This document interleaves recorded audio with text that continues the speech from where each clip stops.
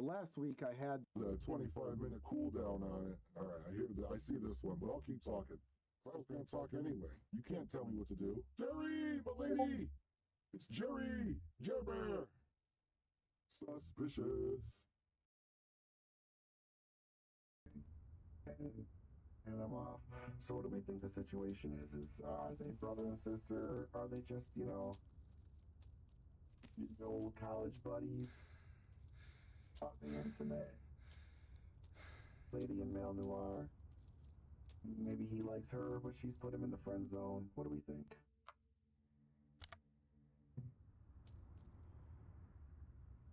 I like the friend zone idea.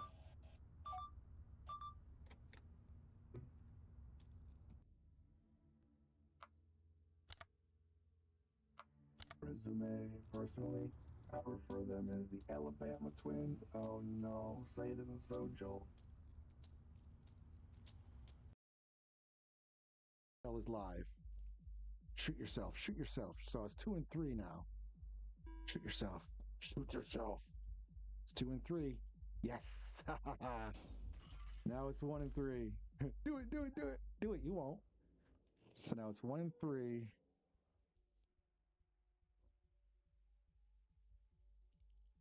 Stupid.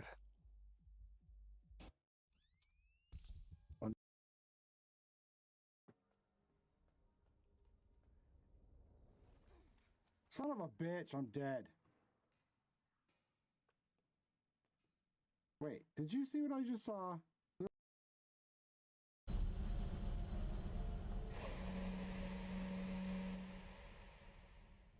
As soon as you said pause, I started hitting escape.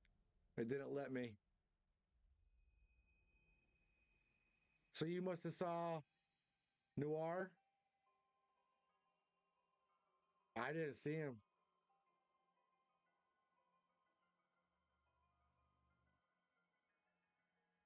Womp womp.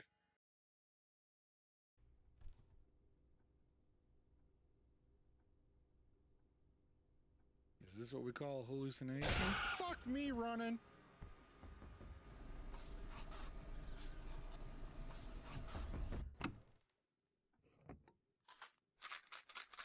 Pardon my language? Scared the shit out of me. Wow. Cramming in the door. But there was a ton of them. Like, there was probably 20 of them out here. All right, let's see what happens. Yep. Yep, same thing. It just happened again. There we go. I came out of the bathroom, touched him, and fell out of the world. And I can just sit here.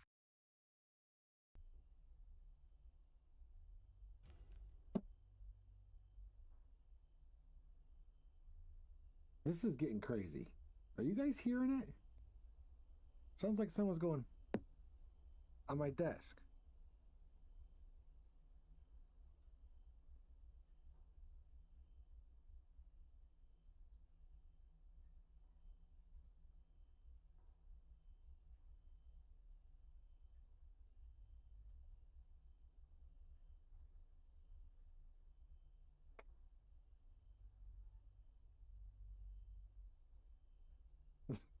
Something in this office.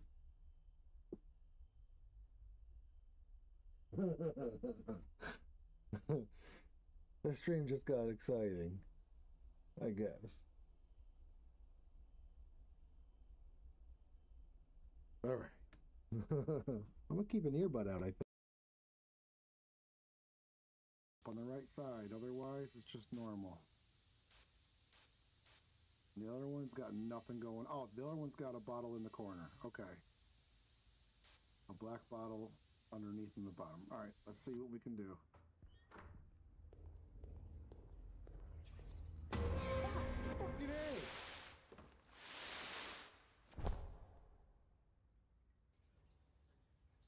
I don't know what to do.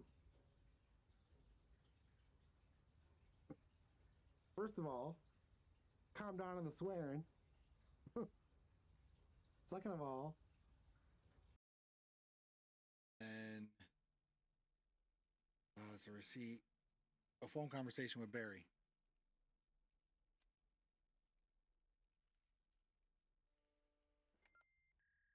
Oh, I see him.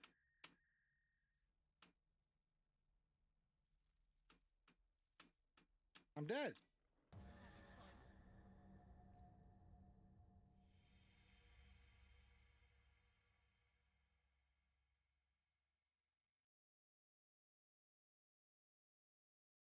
I wish I could remember my senior English teacher's name, because this teacher reminds me of her. Barnes, Mrs. Barnes. This teacher is Mrs. Barnes. Mrs. Barnes, if you're watching, this is what I think of you. This is you, you bitch.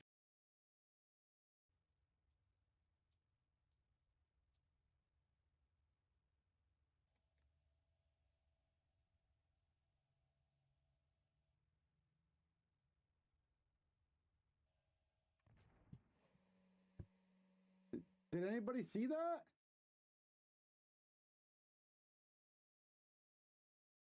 Let me show you the other bedroom now. Huh? Huh?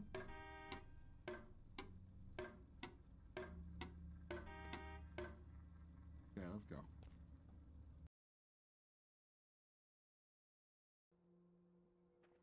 So,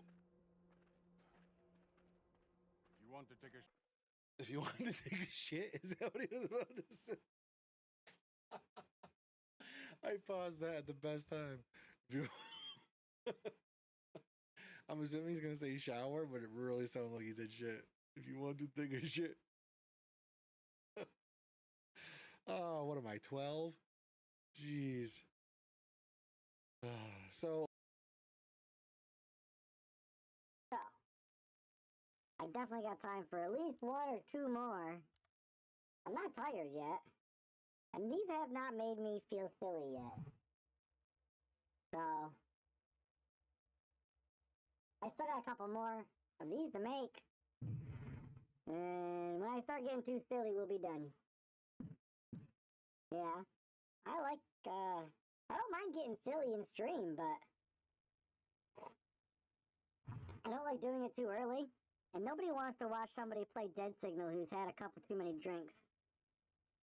But I'm just like, how come the computer's not working? You know what I mean? what just said game over? Too many what?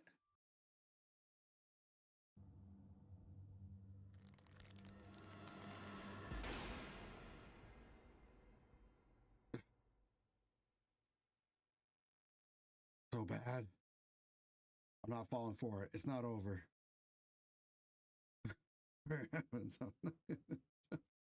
That's cheating. Ah, thing! I knew it! I knew it!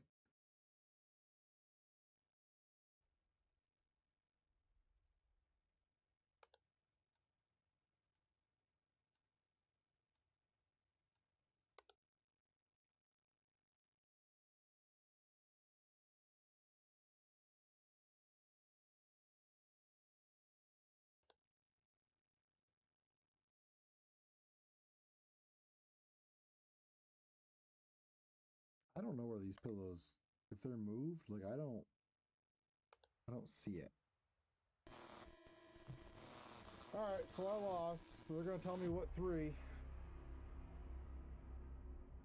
Object movement in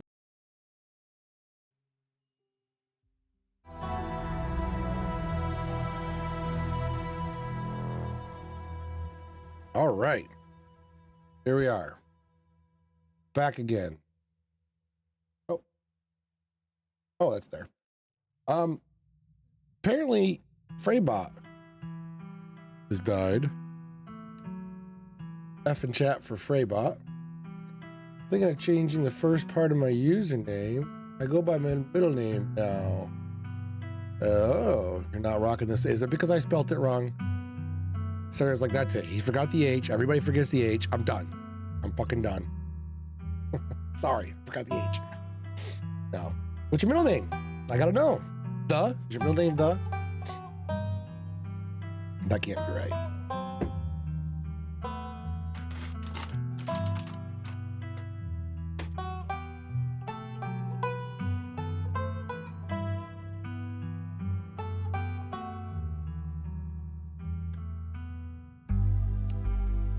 Sarah, I'm so sad we lost Frosty.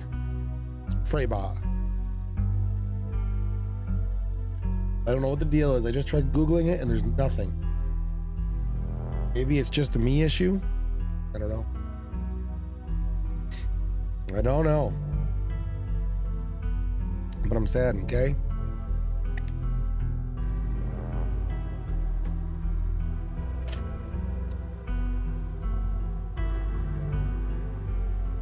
Ooh, start going by Jean? Sarah Jean?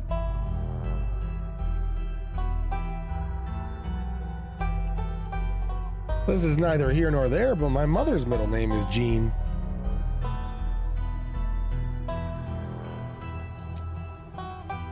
That's pretty cool. I like it. But it's okay, keep calling me Sarah. I'll answer to either.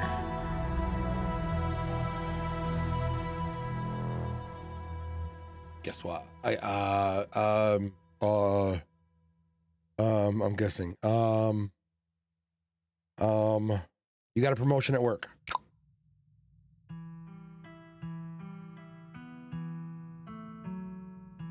Have a date on Sunday. Sarah. That's awesome. That is awesome. Sunday, so a week. More or less. 6 days. Very good. It's awesome. Sunday. What will I be doing Sunday? I work Tuesday, Friday, Saturday, Sunday. Oh, I'll be off, but I won't be streaming. Oh, I'll stream again. Shoot. Probably Friday night. The Joke Redeem is back. It's actually been back for a while, Sarah. Nobody's noticed, and I never announced it. You're the first to notice. It's been back for about 5 streams now.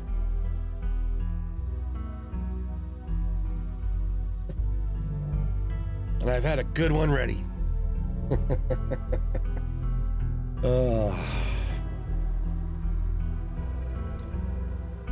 This Scarlet Hollow. This right here. Oh, hold on. Oh, jeez. Oh.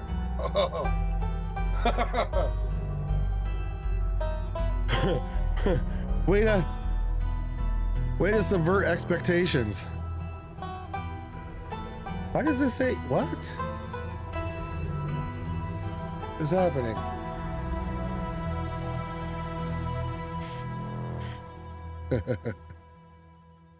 Oh, YouTube says I'm done? I'm not done.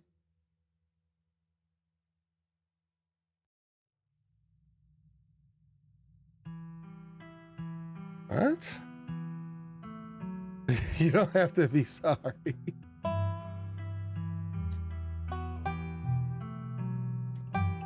YouTube just stopped streaming. Okay, it's back now. You don't gotta be sorry, Sarah. That's what it's there for. I was totally waiting to hear the bum bum bum bum bum bum bum. You're a genius. You're a diabolical genius. You're like, hey, this really cool reward is back. Psych. All right, Scarlet Hollow. This is a Choices Matter game. It's supposed to be one of the best Choices Matters game. It is episodic. I think there's one more episode to go. I have 5. I think there's supposed to be 6. There it is. Sarah, do you know what kind of pants a medium wears? You know, a medium, someone who talks to ghosts. You know what kind of pants they wear?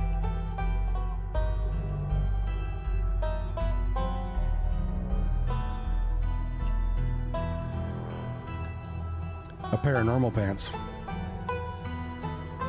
Pair of normal pants.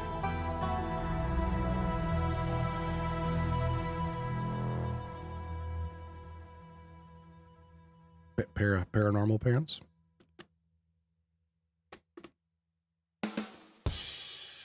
Oh my, what's the oh my? Dakin, how you doing? Been a while, Dakin. Was the bum bum bum bum very loud or something? Why was the oh my? Oh, it's on cooldown now, isn't it? Yeah.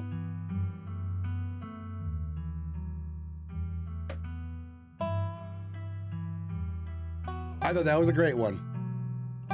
What kind of pants does medium wear? Pair of normal pants. All right. Supposed to be good. I love the Choices Matters games. We're going to get right into it.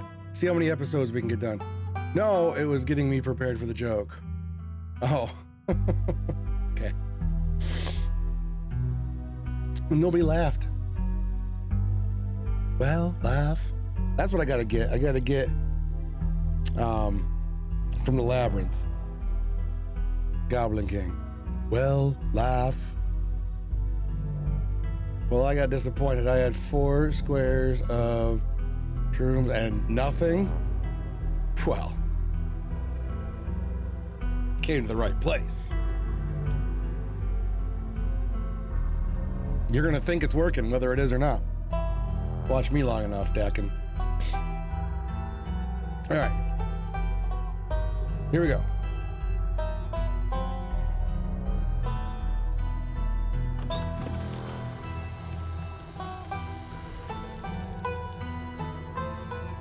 Your name is? Hi, my name is...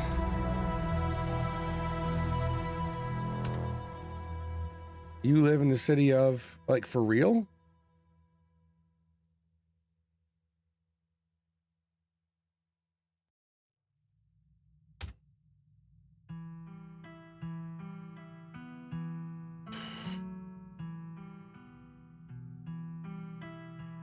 Get this weak shit out of here.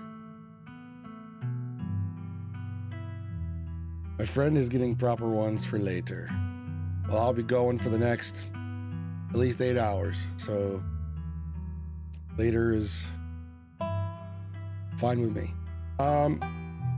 This, oh jeez, we're just gonna say okay. Select 2 traits. Powerful, that's me. Oh, not tonight, like 2 days from now. Oh, well, I won't still be streaming then. You got me there.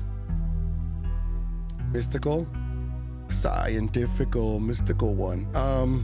Keen eye, observant. I am not observant. My powers of observation are awful. Book smart, hot, extremely good looking. Yeah, probably not.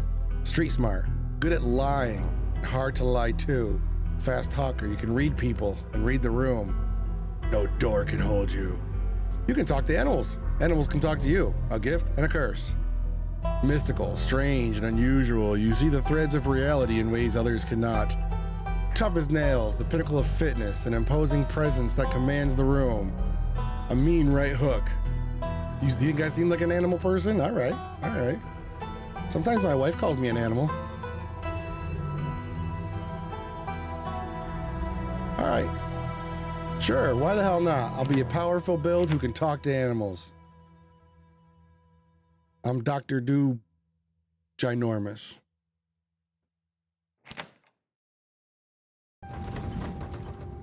You jolt awake as the bus hits a particularly nasty bump. You feel like you only just managed to start drifting off. And now here you are, awake again, still exhausted. For a moment, you're hazy on the details of where exactly here is, confusing this bus with the many others that came before it. But as your mind continues to reassert its existence in the waking world, the past few days come back into focus. The long-lost cousin, the bad news, the 26 hours of bus rides with countless late-night stops and steady depots that would have felt unsafe even in the middle of the day. You wouldn't normally find yourself traveling like this, but your cousin bought the tickets. A druid from D&D. Oh yeah, I'll be a druid from D&D. Oh shit, what's it called? They don't have packs. That's the warlock. It's circles. Circle of the moon. That's it. Circle of the moon all the way, buddy. I can turn into animals all the fucking time. Everybody picks Circle of the Moon, but why wouldn't you? Anyway, the funeral of Pearl Ann Scarlet, your cousin's mother, and your aunt, because that's how it works, seems like something you shouldn't ignore, even considering your own late mother's rocky relationship with this side of the family. Fortunately, the end of your long journey is in sight. You're almost in Scarlet Hollow. So anyway, I was saying, says the stranger. Oh no, he's still here. He's been sitting next to me for the past 5 hours, talking at you without pause.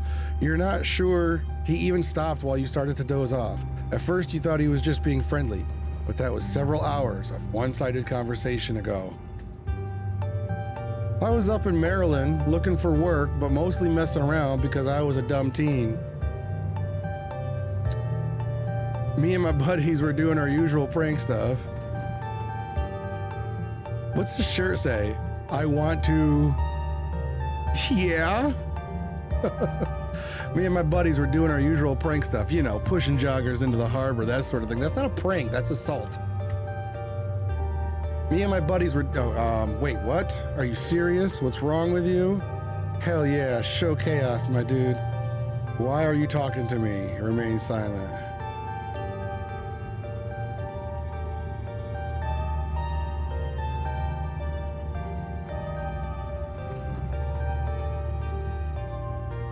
I'm the strong silent type, at least for now. Well, maybe I want to ask what's wrong with him.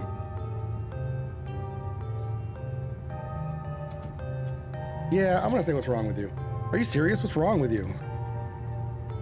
Yeah, I was such a shithead back then. I'm still a bit of a shithead.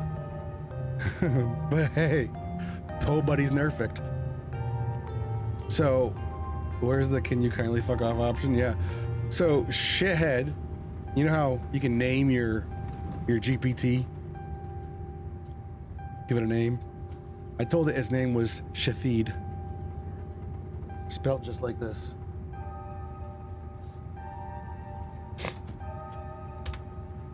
So this girl comes up to us, swinging her purse, yelling about how she was gonna call the cops or whatever. It was hilarious. She actually hit my friend, and he said it hurt a lot, so I guess she really was mad and not just playing.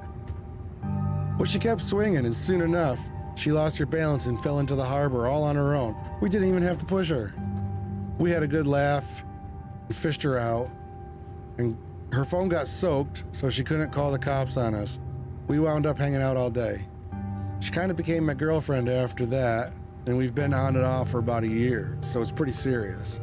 Though about 5 months ago, she tried to break up with me, like for real. And geez, you ever get so mad you just want to like kill somebody? Yeah, I kind of feel like killing someone right now, actually. No, not really.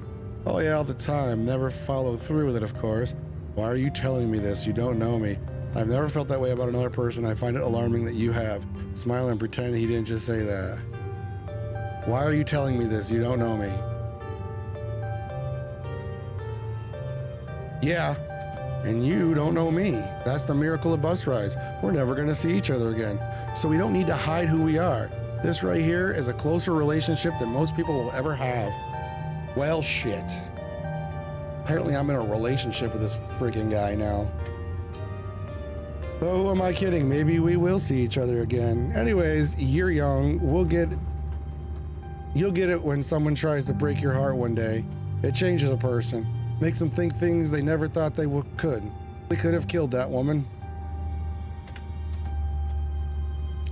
Anyway, she's giving birth to our son right now, so I'm trying to get up to Virginia to be there for it.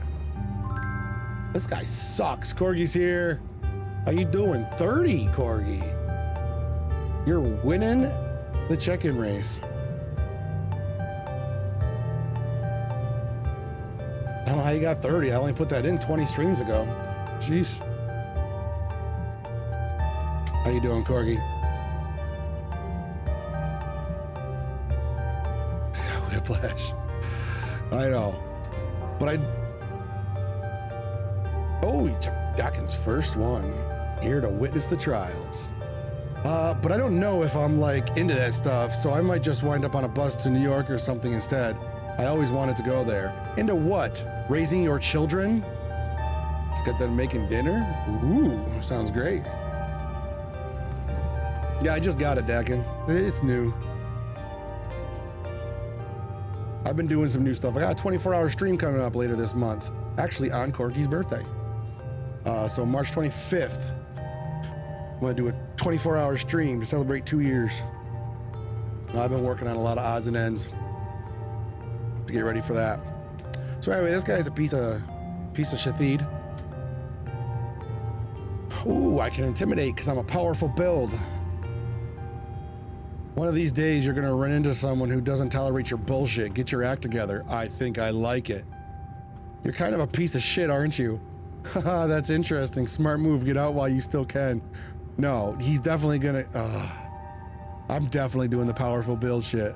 Hell yeah. One of these days, you're gonna run into someone who doesn't tolerate your bullshit. Get your act together. Look at that face. Screenshot that shit. You cross your arms and glare at the young man with menace in your eyes. Huh, all right, maybe you have a point. I guess New York will always be there waiting for me. Anyways, where'd you say you were headed?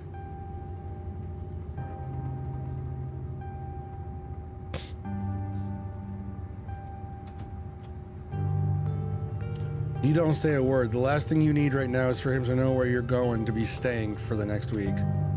If you aren't getting off at my stop, then you must be headed to Scarlet Hollow, right?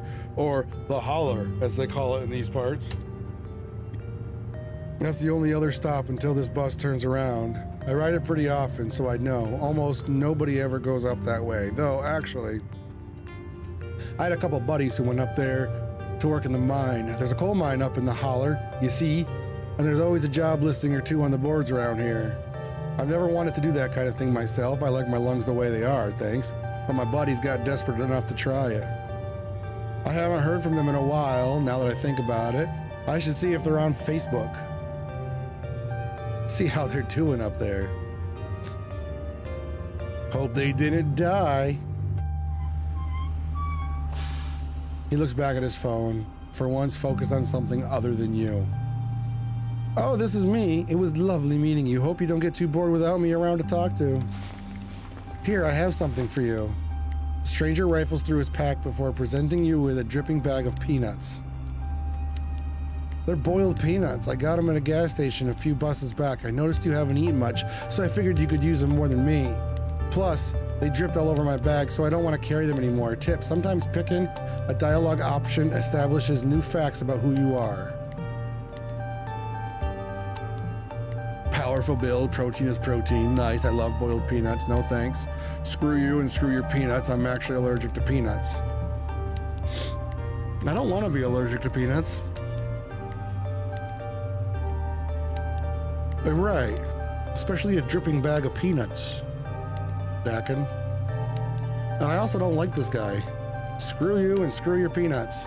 Hey man, I'm just trying to be friendly. Look, there's still a good 45 minutes left in your journey, pal, assuming nothing goes wrong. Best to have them on hand. I'm probably gonna regret that. I'm probably gonna wish I had food later. But screw him and screw his peanuts. The young man sets the peanuts down in the empty seat next to him. The juices dribble out through the bottom of the bag and into the upholstery, instantly soaking it in peanut brine. Ugh. And with that, I leave you. Safe travels, friend. I mean, I can still take the peanuts. Just like that, you're alone. Ooh, man, this game is gonna make me drink a lot.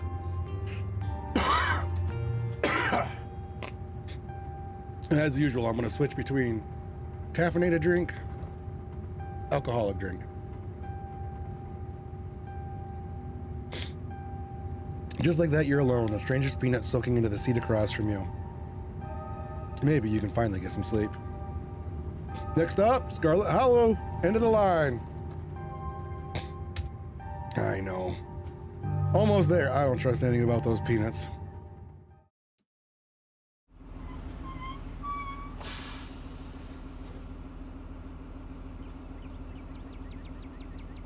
The bus finally comes to a stop. It brakes, squealing as it deposits you from the front of the Scarlet Hollow bus station in front of the hut. The sign at least reads a bus station, but calling it that feels disingenuous. At best, it's a kiosk. Though for a small town like this, you're amazed there's so much as a road, let alone a bus that drives on it every week. Driver quickly shuts the doors behind you and starts the engine, kicking up dust clouds as he pulls away, eager to leave you and this place behind. Hey, Fraeymark.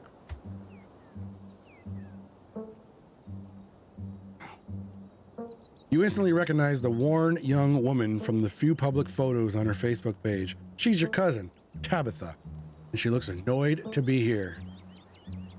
She looks like Squizguard Squigelf from Metalocalypse.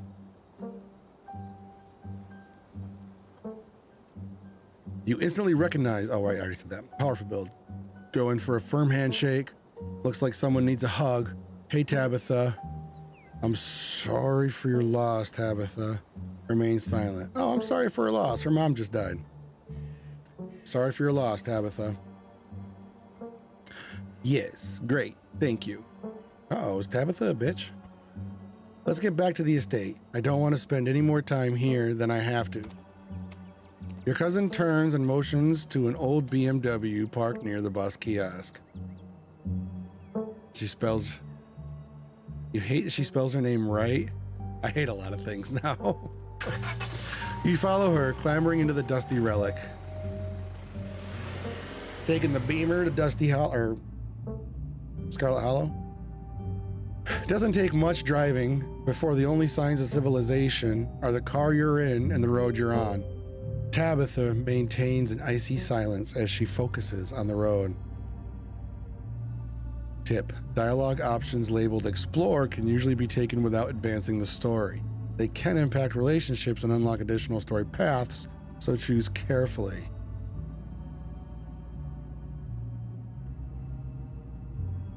That's my dead name, I haven't used it in years. I see. So these are all Explore options. How are you holding up? I guess we're both members of the Dead Moms Club now, huh? Probably a shit way to say that. Can't believe we've never actually met before this. How are you? Probably can't believe we never actually met before this. Good icebreaker, you know? You have your mom to thank for that. Or had, I guess. That's right. My mom and my aunt were kind of estranged. Look, I don't know what my mom did to piss off this side of the family, and I know you're going through a lot right now, but that comment was unnecessary. Is there bad blood between us? You don't know me, and I don't know what my mom's problem was with this side of the family. I don't know why my mom left or what kind of grudge she had against this side of the family, but I'm sorry. I wish I'd known about you. That's the nice diplomatic way to say that shit. Whatever. What's done is done. No matter where you go, there you are. So how are you holding up? Fine. Yeah, I'm trying here, Tabby. I know how you're feeling. I lost my mom too. That's not what I want to say. A few good to hear is not what I want to say either. Okay, but if that ever changes, I'm here for you, all right? Even after I go home. Sure.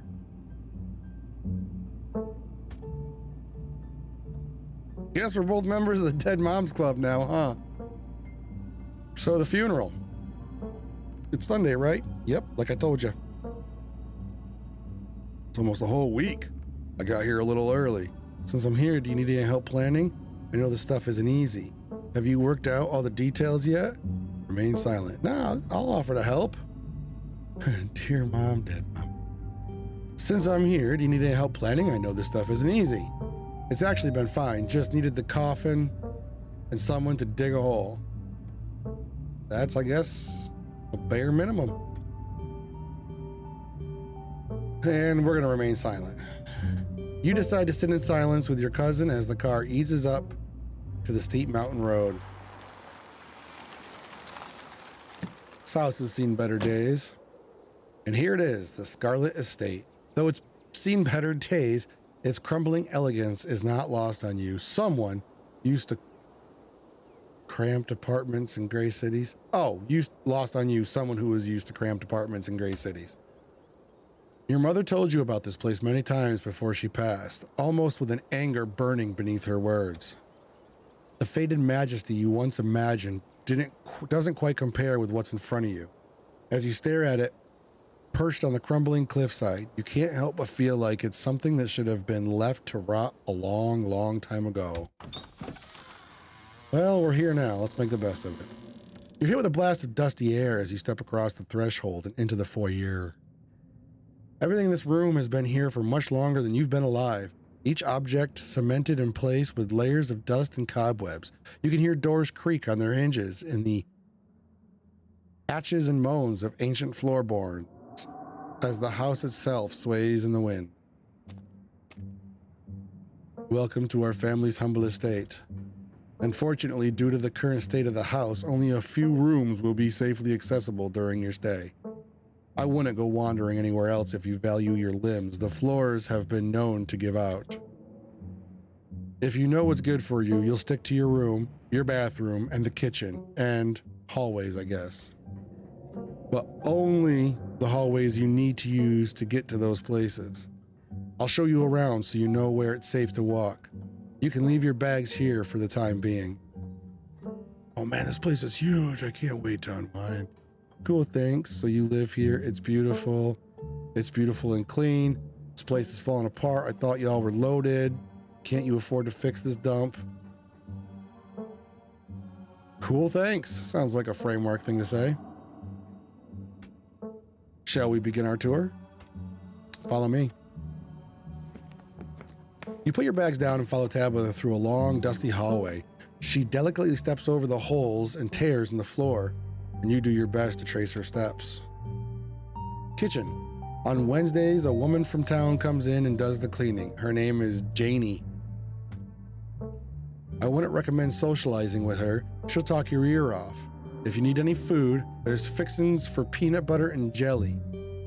So we're eating pretty good is what you're saying. Don't touch my mac and cheese or my ice cream. I am totally eating her mac and cheese and ice cream.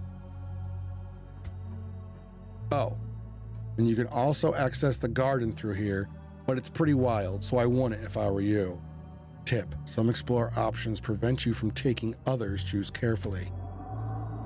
Someone cleans this place? You said someone actually cleans this place? Have you ever actually seen that happen, or does this person just say they didn't leave? This is so nice. It's nice. It's perfect. We're gonna say it's nice. It's a kitchen. PB&J, how'd you know it was one of my favorites? Is there somewhere in town to buy food? What if I want ice cream? What's next? Is there somewhere in town to buy food? I might want to eat something other than PB&J this week. Is there somewhere in town we can get groceries?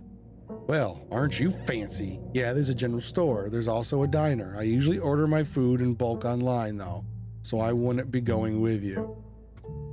Good. Don't really want you to go with me.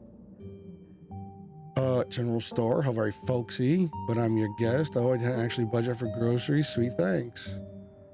Sweet thanks. Cool. Good talk. All right, what's next? Bathroom. Follow me. Great. It's been hours since I've gone. As the two of you leave the kitchen, you pass by a tuxedo cat sitting on the countertop. Top. Talk to animals. Yes, here we go. This is what we've been training for. This is not a drill, folks.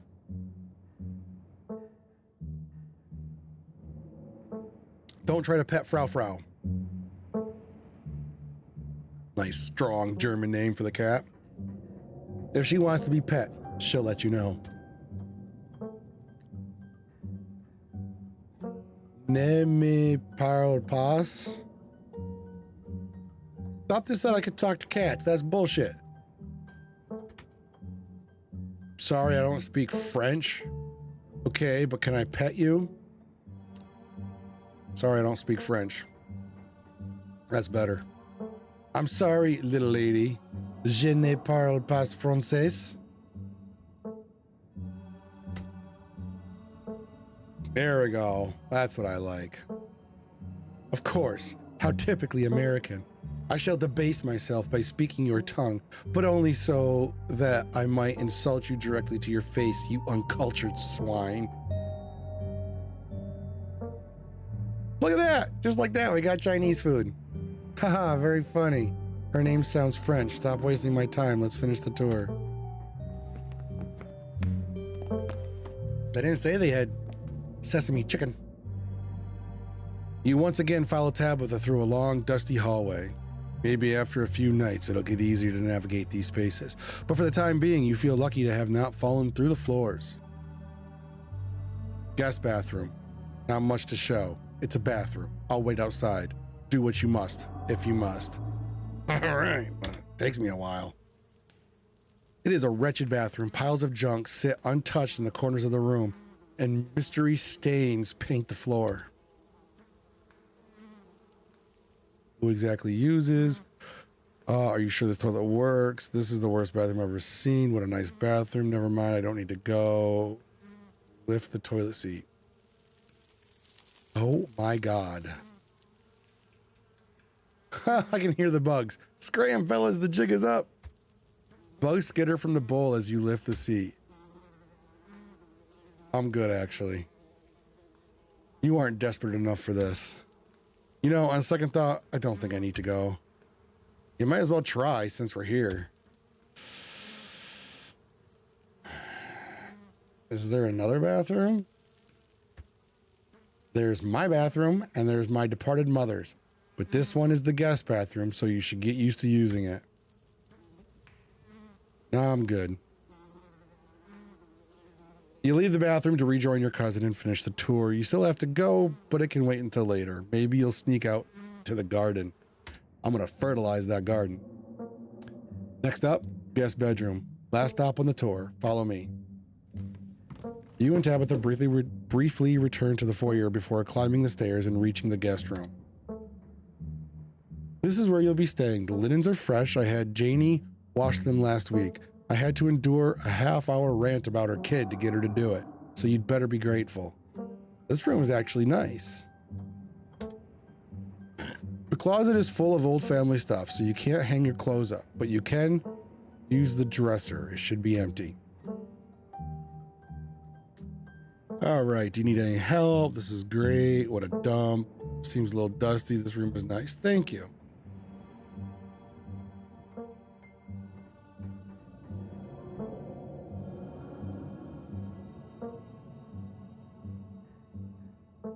There's a lot of boxes and stuff laying around here. I could help you move things around and fix the place up. Look, I appreciate the offer, but Janie already comes in once a week. It's fine. Oh.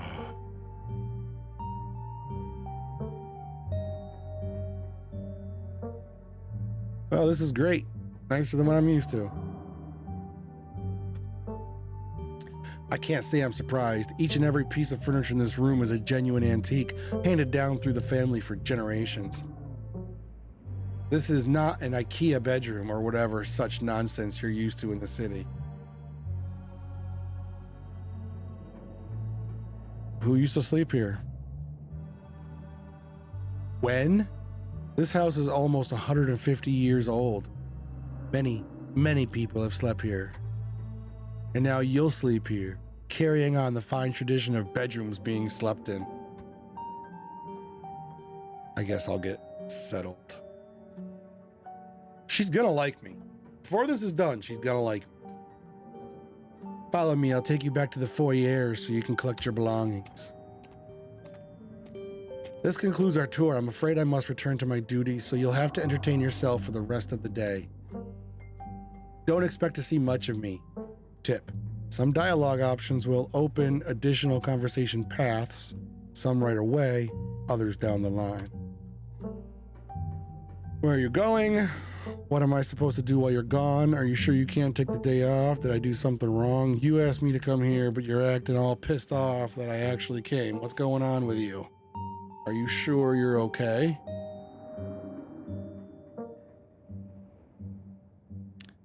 I won't keep you, but we should hang out when you get back.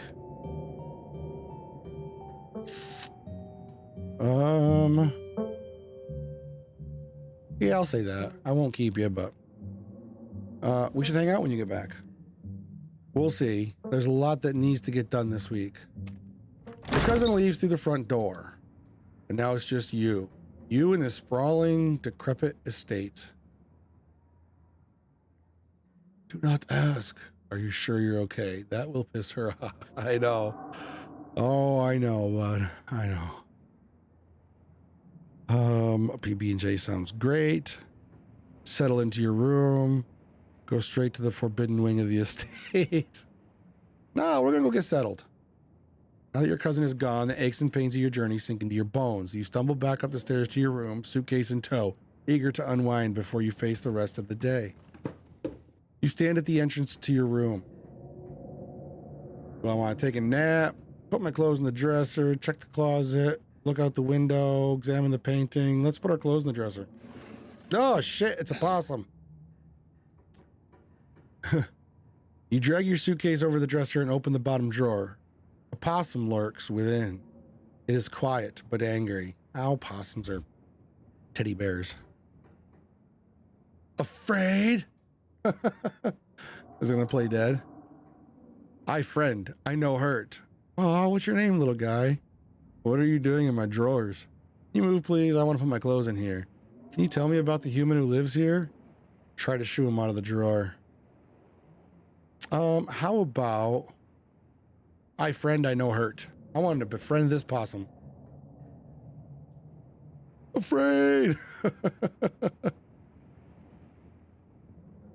What's your name, little guy? I'm Fraeymark. Dustin. Dustin the possum. Oh, yeah.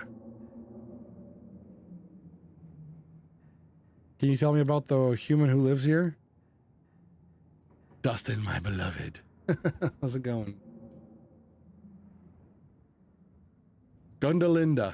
How you doing? Can you tell me about the human who lives here? Which human?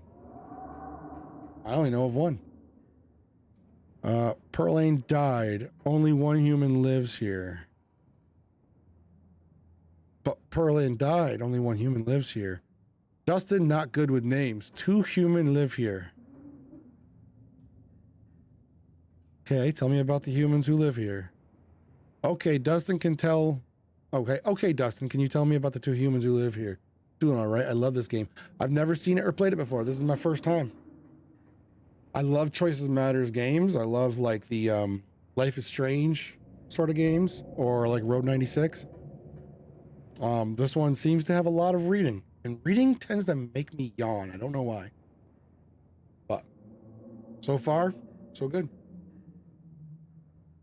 If I end up yawning a lot tonight, guys, I'm sorry. But we're gonna see how far I can get through this. I probably got at least 6 to 8 hours.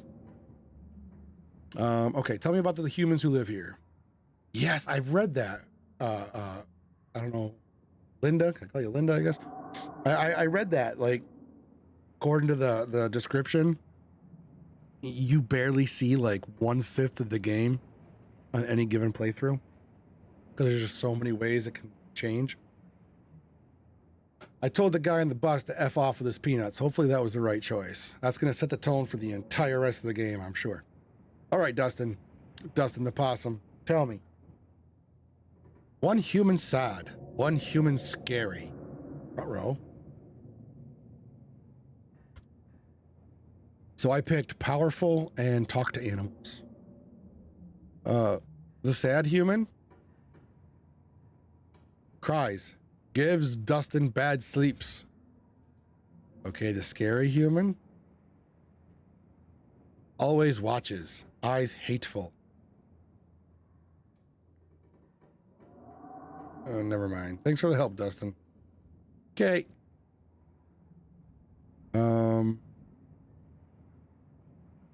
Fashion my clothes into a nest. I am straight druid. Dakin. Oh, sweet. Make a cozy nest for a fuzzy friend. I got an achievement. You poor You poor thing. You look cold in there. Here, cuddle up in my underwear. You gently lay your clothes on top of the creature, arranging them in a little nest. Dustin closes his mouth, somewhat more at ease than before, and looks up at you with his shiny black eyes. I'm gonna Cinderella this place. I am gonna sing. The birds are gonna come fold my laundry.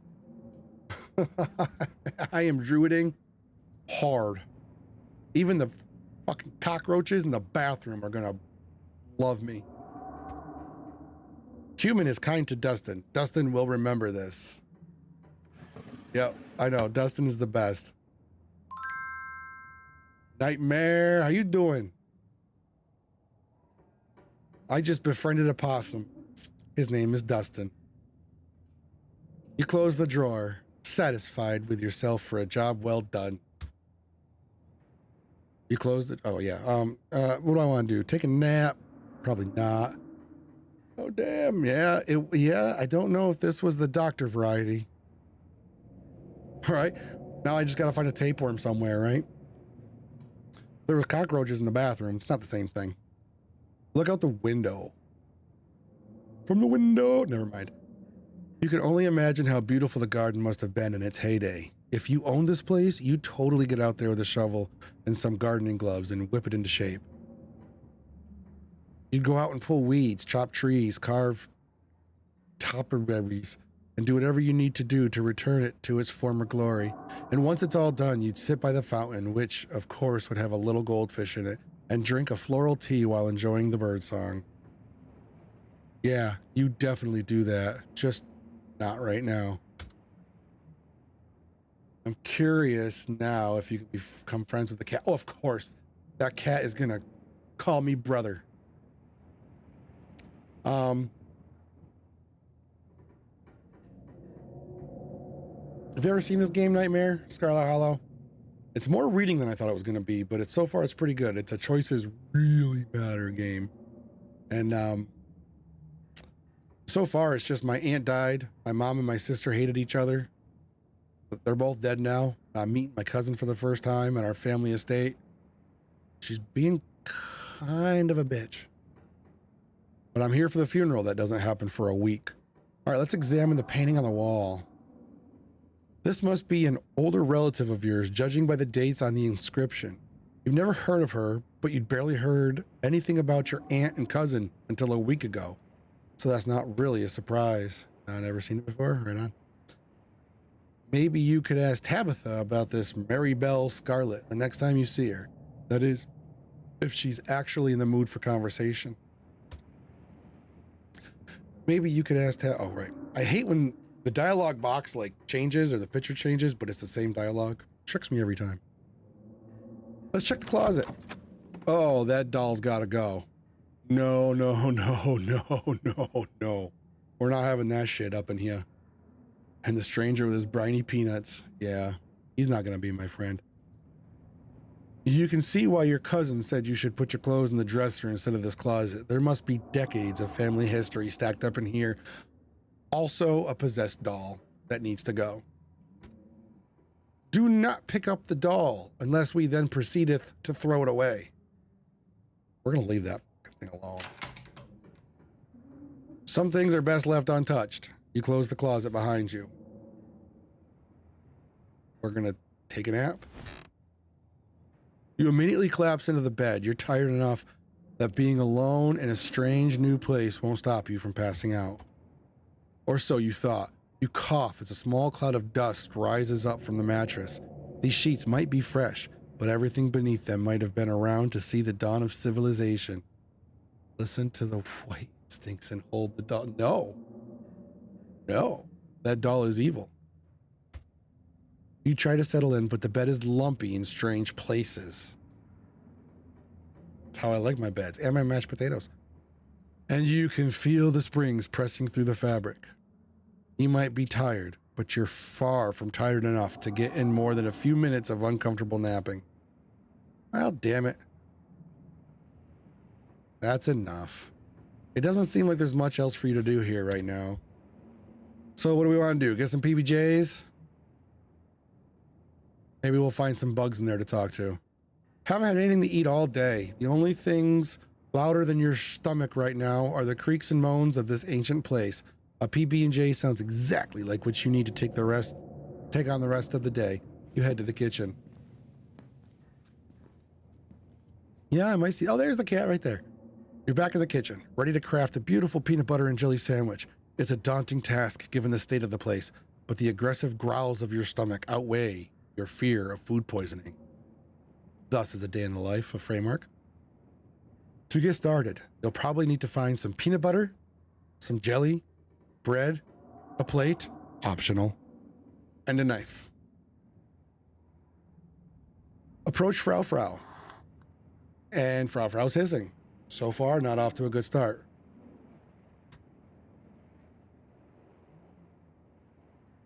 You might want to talk to me, but I don't want to talk to you. Go away.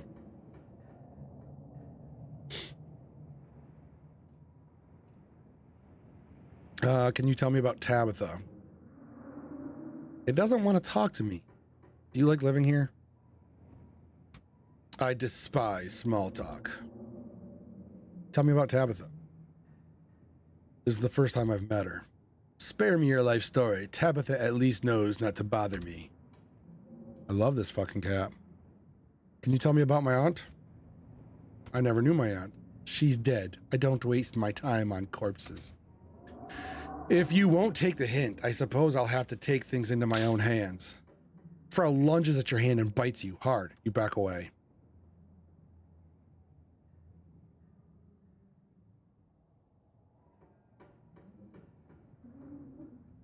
Find the sesame chicken recipe? That's not here. Okay. Search the fridge. I know. All cats are like this. As you approach the fridge, your eyes catch a note taped to the door. Janie, stay out, in all caps. Below it, in separate handwriting, are the words, Okie dokie. You open the fridge.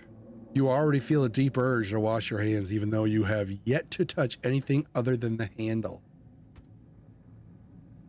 Examine old take. No, we're going to leave that alone. Take the jelly. I ain't touching her ice cream, not yet. You reach from one of the unopened jars of grape jelly, carefully checking its expiration date. You breathe a sigh of relief when you realize it's recent. I gotta check the takeout. All right, I'll check the takeout. This was either purchased specifically for you, or jelly is one of the few things in this kitchen Tabitha actually uses. All you need now is a plate, a knife, bread, and some peanut butter. Better close this fridge and keep looking. Let's check the old takeout. That's fucking disgusting. Why did you do that? What were you expecting? This takeout container is disgusting beyond words. A liquefied mess, wholly congealed in its styrofoam shell.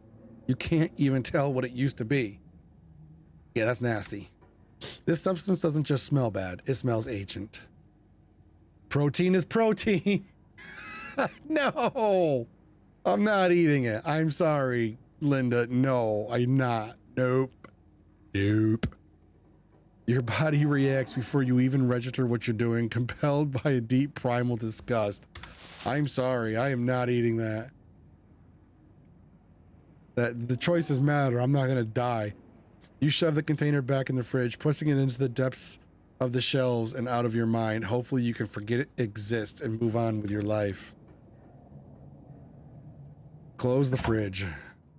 You back in the fridge. Right, exactly. Oh, you return to the kitchen, close the fridge behind you. Search the cabinets. This cabinet must be where Tabitha keeps the dishware, and oddly enough, the utensils. It is odd. Grab a plate and a butter knife. Examine the mug. Examine the... Ooh. Let's examine the mug first, but then we're going to check out that shot glass. It reads, I was blown away at Blowing Rock. And see. So your aunt and cousin actually traveled sometimes, even if it was only a few hours from the estate. Maybe you can route your return trip through Blowing Rock. It might be nice to see the local sights before heading home. Let's check that shot glass. It reads, I survived Deb's 50th. Your aunt's name was Pearl Ann, so this wasn't from her 50th. I should get shot glasses made. My anniversary coming up. From the few stories you've heard from your mom, Pearl Ann wasn't the type to have kitsy friends who gave out themed shot glasses at their birthday parties. Just gonna grab a plate and a butter knife, I guess. All you need now is peanut butter and some bread. You close the cabinet and look back at the rest of the kitchen. Thought the balloons were bugs, yeah. Checking out the rest of the kitchen. We gonna look in the pantry. Ah, yes. Tabitha sure loves her mac and cheese.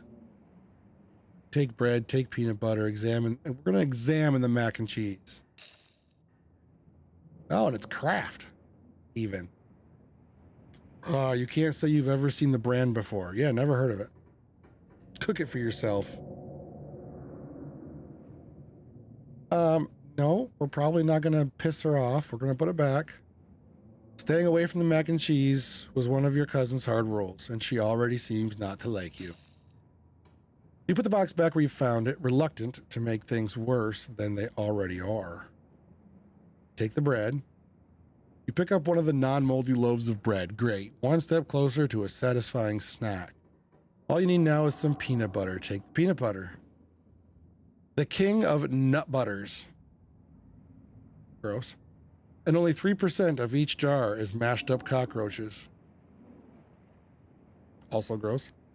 This is the last ingredient you need to make your PB&J. Time to get to work. Close the pantry door as best you can and turn back to the rest of the kitchen.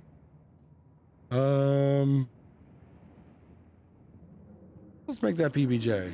Despite the state of this horrendous kitchen, you have successfully combined your 3 ingredients to make a peanut butter and jelly sandwich. Congratulations. Protein awaits. Velveeta shells. Yeah, it's all good. Fits pasta and cheese for cooking. Cook by the book. Follow the recipe. Job well done. All of that hassle, and it took you less than a minute to eat. The rest of the day lies in front of you. Let's check out that garden. Why the hell not?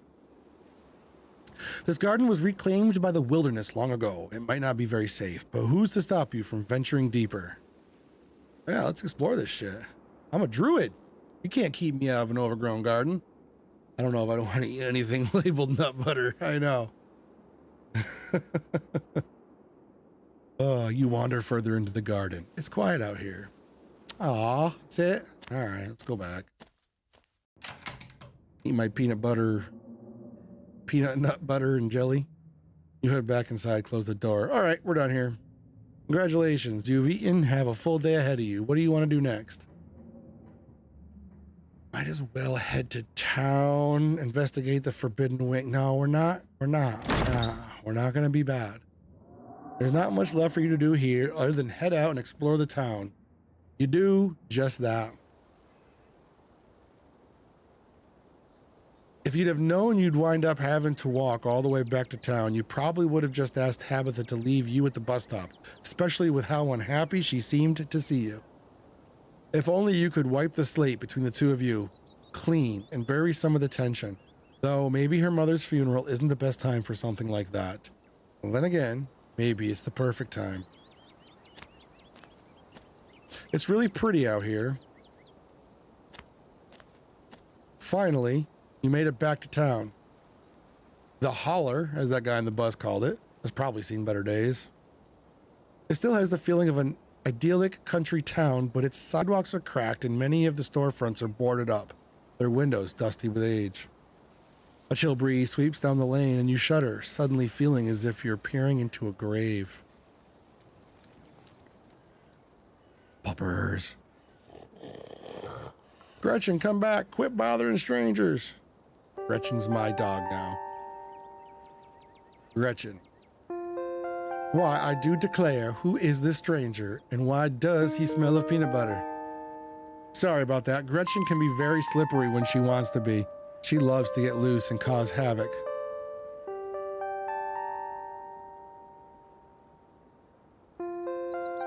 pet the dog. I don't want them to think I'm crazy, do I? Pet the dog. Tell me more about this wonderful creature. Let's pet the dog. Pet the dog. Okay, cool. You reach out and scratch Gretchen behind her ears. Her fur is soft and warm. She wheezes excitedly, digging her little nose into your palm and licking your hand. Oh my, you know all the right places. Follow me for more tips. Oh, I'm so glad you two are getting along. Isn't she just the cutest? With how energetic she gets, you'd never know she's 17. She's 17? That's gotta be really old for a dog, right? These bones might be old, but I'm as spry as I've ever been and more than capable. It sure is. She's about 84 in dog years. I'm hoping she beats the current record holder that makes it to 19. Or better yet, 20. The more time we get together, the better. Isn't that right, Gretch? Oh, I plan to be around much longer than that. I wouldn't dare to leave you all on your own. Lonesome, Stella. Hey, this is Stella. But where are my manners? Talking to you for this long without introducing myself. I'm Stella. It's not often I see a strange face up in the holler. Every now and then there's a new crop of coal folks, but you don't look dusty enough for that. You aren't in town for the funeral, are you? The Scarlet funeral? Introduce yourself.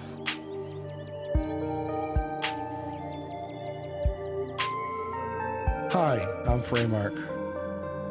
You must be Tabby's cousin, right? Upon mention of your cousin, Gretchen mutters under her breath, one of these days I'll get that Tabitha to pet me. That's the only person I can think of who would come to town for the funeral. How's she holding up? To be honest, I've been a little worried about her, all alone up in that big house. Betamax! Yeah. That's a pug. That's Gretchen.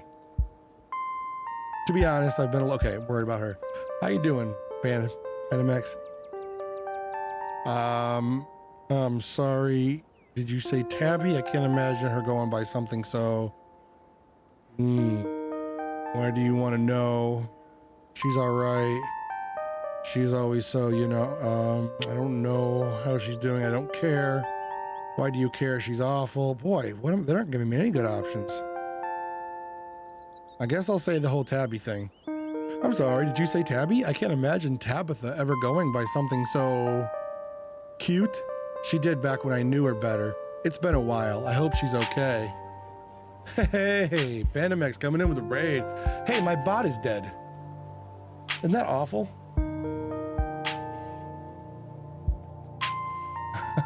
How's it going? There we go. I gotta do those shout outs by myself now. My bot just crapped the bed on me. How you guys doing? Scarlet Hollow. Anybody ever play it?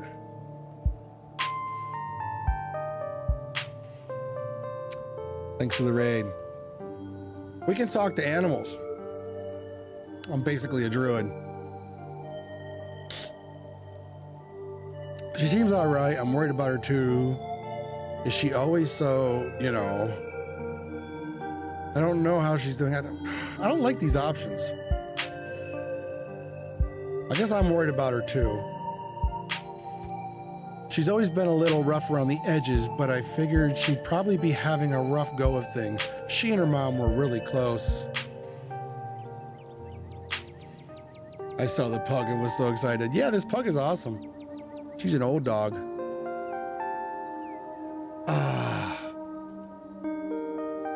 Sorry. They're almost done. To think she's been up in that old mansion all by herself. It'd probably be good for her now that you're staying there, even if she doesn't think so herself. Are you two friends? How long have you known her? Oh, quite a long time. The town's really small, so everybody knows everybody else so far back they can remember. Tabby and I got a little close when we were both in the school's production of A Midsummer Night's Dream. I was Puck and she was Mustard Seed. As you might have expected, she was more than a little prickly, but I managed to soften her up a bit in the end. I eat the rest of my chocolate bar. Enjoy your chocolate. But then she graduated and that was that. I haven't seen that girl on her horrible little cat since I was middle-aged. Oh, that's the puppers talking, Gretchen. Oh, before it slips my mind, if you're staying up in that spooky old mansion, you must have met the Frau. How does that monster fare? Talk to animals. Ugh, Tabitha's cat, unfortunately, yes, I have met her. Yeah, I met her. She might think she's so much better than me, but I will get her to let me pet her, even if it's the last thing I do. Sounds like you and Frau have a history.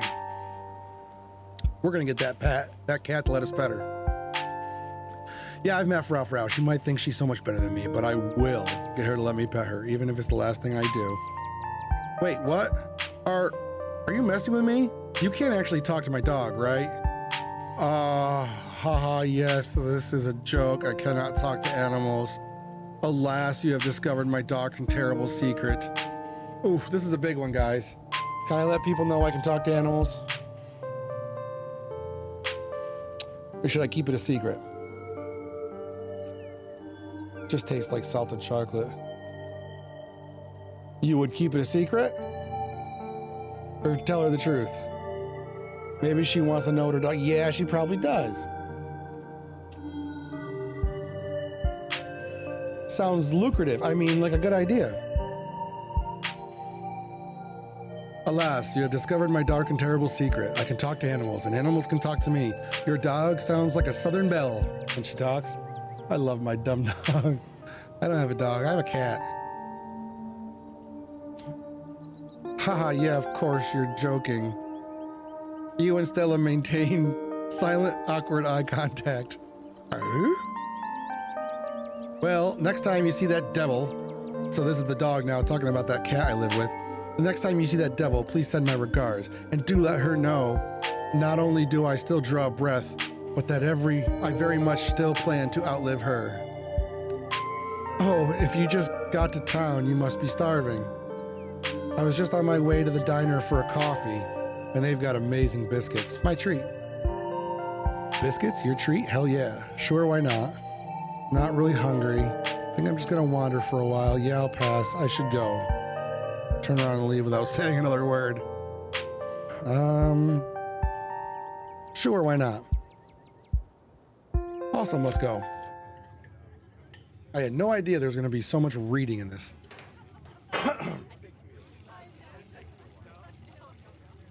Good thing I got a full bag of cough drops and a lot to drink. But it's very good. The pleasant aroma of greasy breakfast food hangs heavy in the air. In contrast with the empty, lifeless atmosphere of the family estate, the diner is filled with the comforting din of human life. All of which grinds to a sudden halt as the patrons realize that a stranger has entered the establishment. Hey everyone, I'm Fraeymark. What are you looking at? Quietly slide into the nearest booth, silently stare at patrons. I'd like to say that I would say, hey everyone, I'm Fraeymark, but what Fraeymark would really do is just quietly slide into the nearest booth. So you pretend you didn't notice everyone in the diner gawking at you like they'd just seen Bigfoot. And then she rips a fart, apparently. No need to be shy. They don't meet many strangers. It's kind of a big deal when someone new wanders into town. Especially since, well, they probably all know what you're here for, and by extension, who you're related to. So they all know I'm here for a funeral. Even if you don't know anybody, it's not easy keeping secrets in a town this size. I used to live in one. True that. Hey, Stella, I went ahead and fixed you up a coffee. They quietly placed a cup of coffee in front of Stella. And here's some bacon for the little lady. Aw, Gretch. For me? For me? Gretchen sniffs the bacon and digs in. Timp, you can hit the H button on your keyboard to hide the next text box at any time. Why would I want to hide the next text box? Oh. Oh, it's just if I want to see the dog. Maybe take a screenshot. There we go. All right, cool.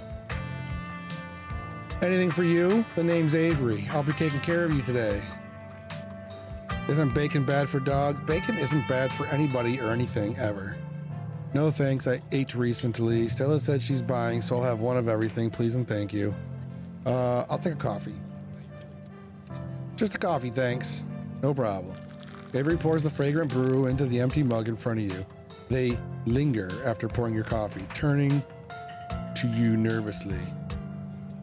Oh, and I'm sorry for your loss.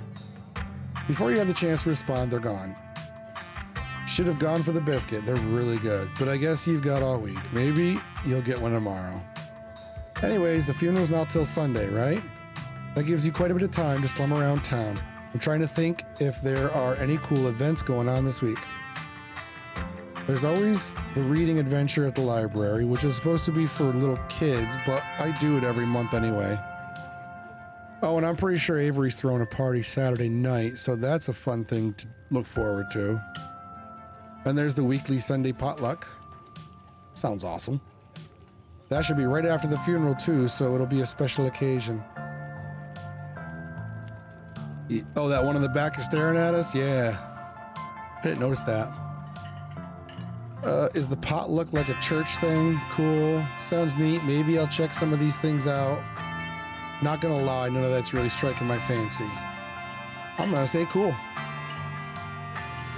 Anyway, those are all the big events I can think of. As for the day-to-day, any idea how you want to kill time for the rest of the week? Powerful build. I'd love to hit some good hiking trails after being cooped up on the bus for so long. These legs gotta move. I'm probably gonna do that. What's it to you? We just met. I don't have to tell you all my plans. Honestly, no clue. I'm sure I'll be able to occupy myself. I probably just do what I can to support Tab.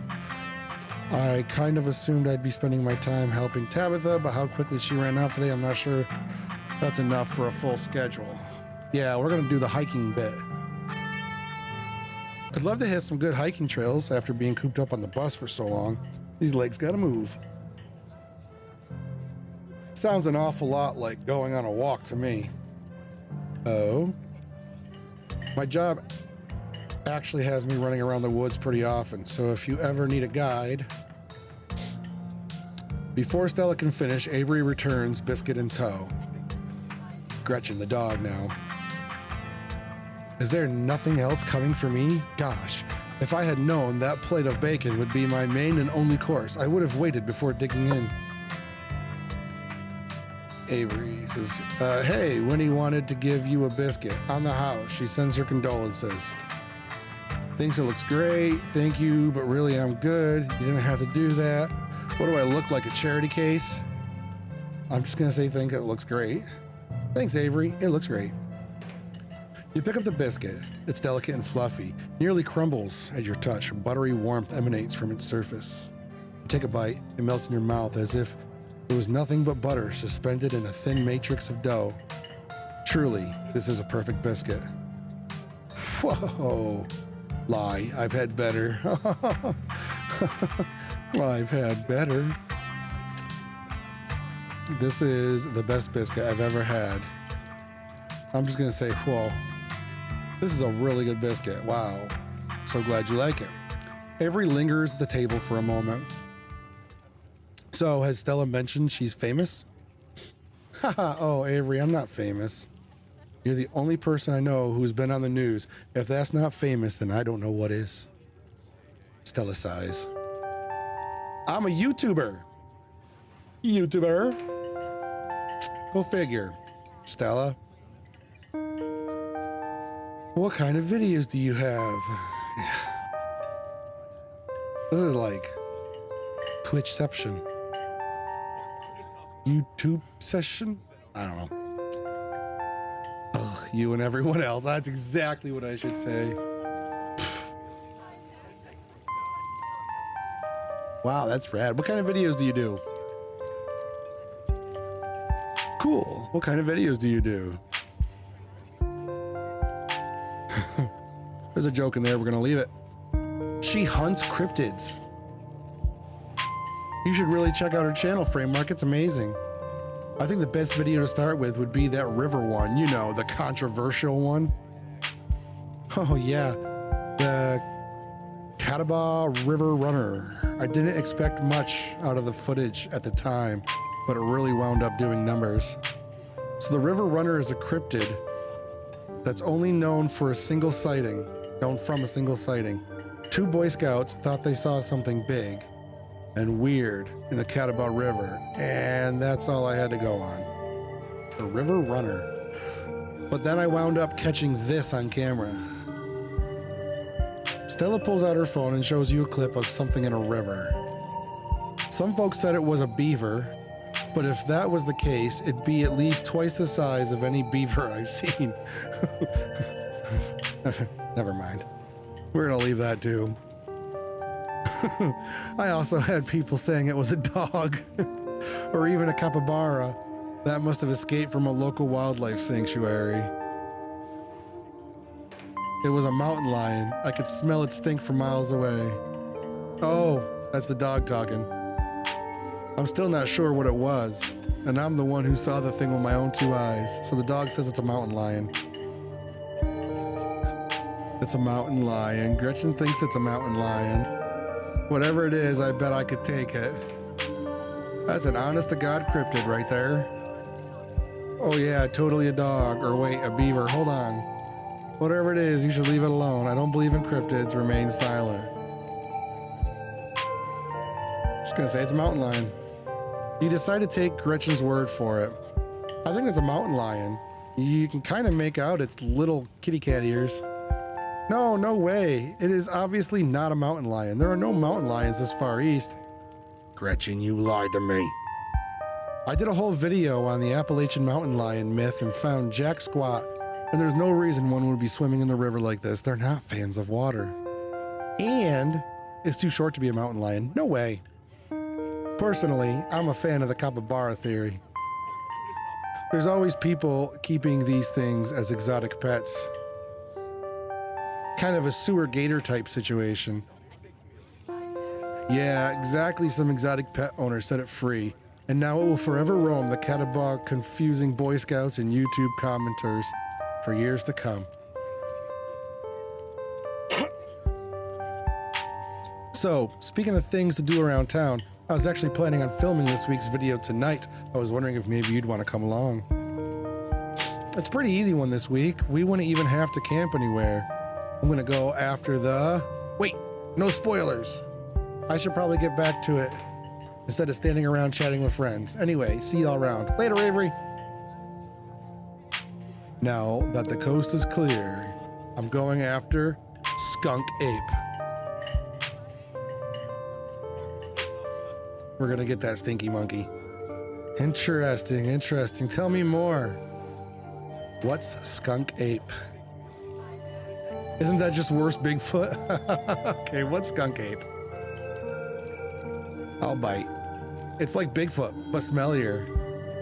Most skunk ape sightings are from Florida, but while I was doing research for last week's video, I came across a report where a lady from a town over claimed to have seen one on her deck playing tug of war with her dog. And as I leave no stone unturned, I decided it was worth investigating. So what do you say? Want to tag along? Hold the camera for me while I narrate against the darkening sky, that sort of thing? That depends. Are you going to be there, Gretchen? Hell yeah. I'd been hoping you'd ask since the moment I heard cryptids. I live for a thrill. Absolutely, against my better judgment, yes. It's not like I have anything else going on. Are you nuts? No. All right, we're gonna do this powerful build. Hell yeah.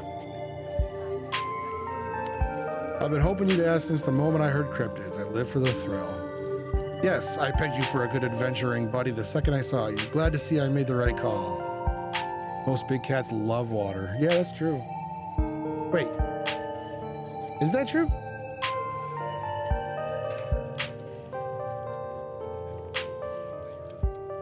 I guess I shouldn't act like I know what I'm talking about. I'm not sure. I mean, I'll take your word for it. I'm not sure.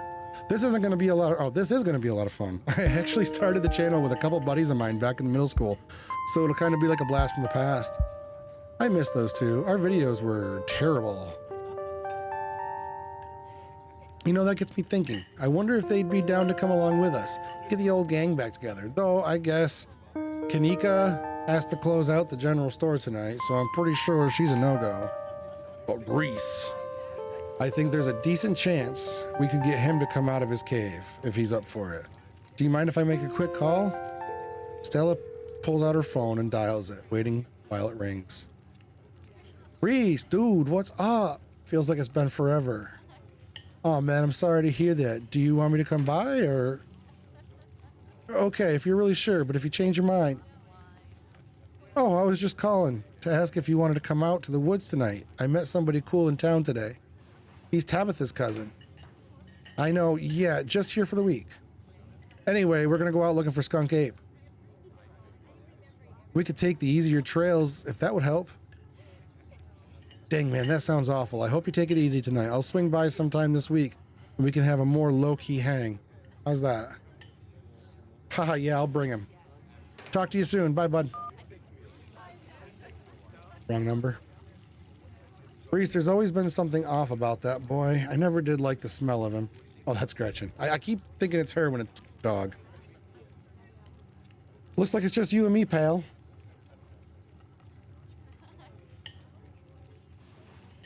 The fuck happened? Did he break his leg? Yeah, I don't know. Maybe we're gonna find out. Is he okay? Is he okay? Deal. I was just gonna say, is he okay? He's not feeling well, that's all. He had a lot going on in the past, gosh, 10 years or so. But I feel like it's gotten a lot worse recently. I can't remember the last time I saw him leave his house. If Reese is a paraplegic, I'm gonna feel so bad. Yeah. It's not all of Reese, it's just Reese's pieces.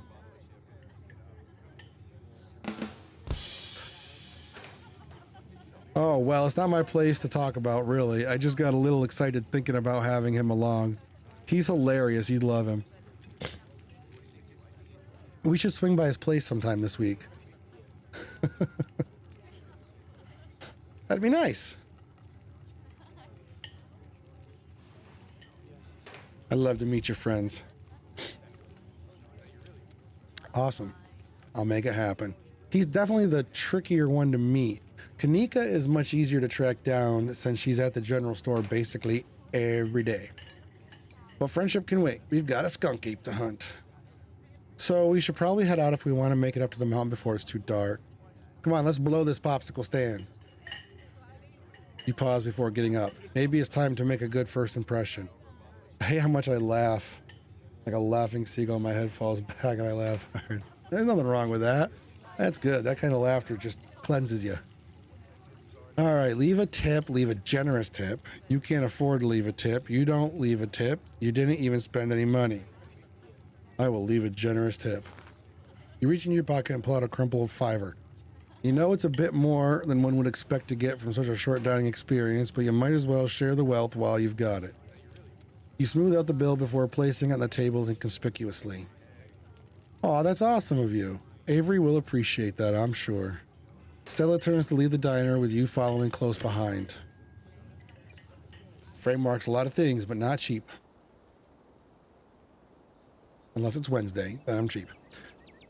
It hadn't been very cold when you first arrived in town, but as the sun dips closer and closer to the horizon, a chill descends upon the hollow, and you see your situation with renewed clarity. Yep, the art is nice. You're in a new place, far from civilization and the people you know, following someone you just met into a dark forest in search of monsters.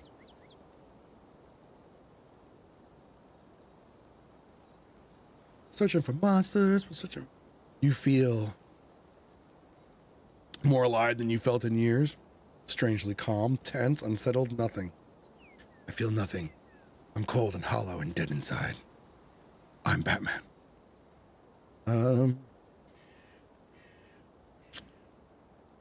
Strangely calm. I like that one.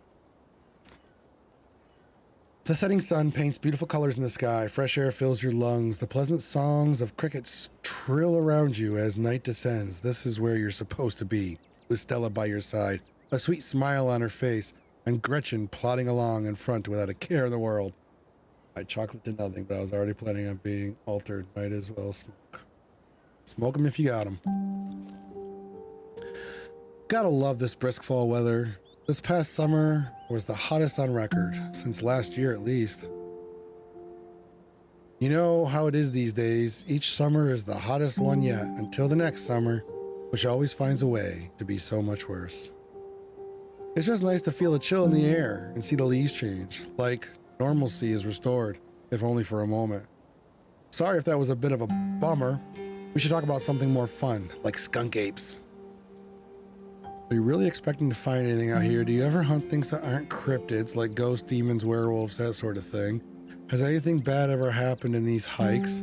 What's the weirdest thing you've seen out here, other than cryptids? Let's move on. Let's see if she hunts anything else. Yeah, for sure. I used to go after all sorts of spooky stuff. I never had much luck though, especially when it came to ghosts. Back when I first started doing solo videos, I'd go into all sorts of old abandoned buildings, hoping I'd stumble across some sort of activity. But nothing ever happened. It was always just me and my camera in an old house, getting worked up over a gust of wind or a creaky floorboard. When all's said and done, I've just been a lot luckier with cryptids.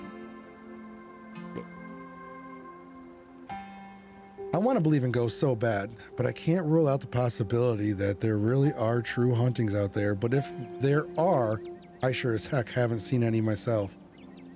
Werewolves, I kind of lump in with cryptids. I'd been shocked if there actually were people out here who turned into animals, but werewolf lore lines up pretty well with the great beast genre of the cryptid. As for demons, I don't know. I honestly don't even want to consider the possibility that they exist, because if they really are out there, a lot of folks are doomed to an eternity of flames. So let's hope all of that's just bunk, am I right? What about aliens? Now we're getting to the real questions. Don't even get me started. Did you see those UFO videos the government declassified? Aliens are definitely real, and they have absolutely visited Earth. Like, I believe in aliens way more than I believe in cryptids. Hell yeah.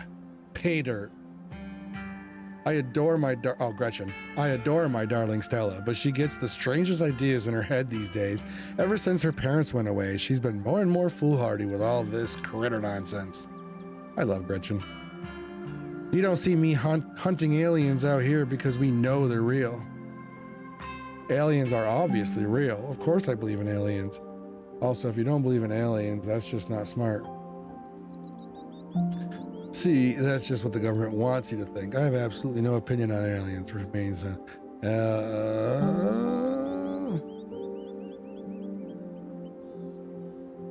I think aliens are fun. I'm not 100% on them. I think it's probably more likely they are than are not. But for the sake of this game, we're just gonna say, of course I believe in aliens. I know somebody who knows somebody who heard a story from this trucker in Fayetteville. His truck stopped in the middle of the road, just shut down completely, even though he had a full tank of gas. And suddenly it looked like daylight outside. He could see cows out in the fields, birds in the sky. Then this metallic, like, egg thing appeared, floating in front of his truck. There's 100% a different life on a different planet, but they probably aren't how we imagine them, you know? Right, and there's always that question of, like, there's bacterial, that's life. So therefore, that's alien life. Versus intelligent beings, or like you said, like, who knows, right? Who knows what the heck we're looking at? I will say, I watch a lot of Mr. Ballin.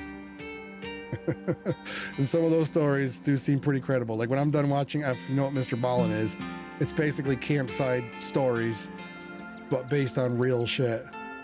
And if I'm done watching one of his episodes, a lot of times I'll start Googling it and looking into the actual story. It's pretty awesome. He passed out when he woke up. He was missing one of his pinkies. I've never heard of the pinky snatchers. It was like it had never been there. It was just smooth skin where the pinky should be. Maybe that's what they used to probe the next guy. I don't know. We'll stop. I know it's a secondhand source, but there's plenty more like it. And if they are true, I'm convinced. What if he just lied? Maybe it was sleep paralysis. Could have been the government. Could have been the government. But the government? I learned my favorite phenomenons because alien rabbit hole. Yeah. Yeah, those rabbit holes are fun. I'll just say I'm convinced. Makes sense to me. What's your problem? For sure. And even if this one's hogwash, there's a lot of evidence out there.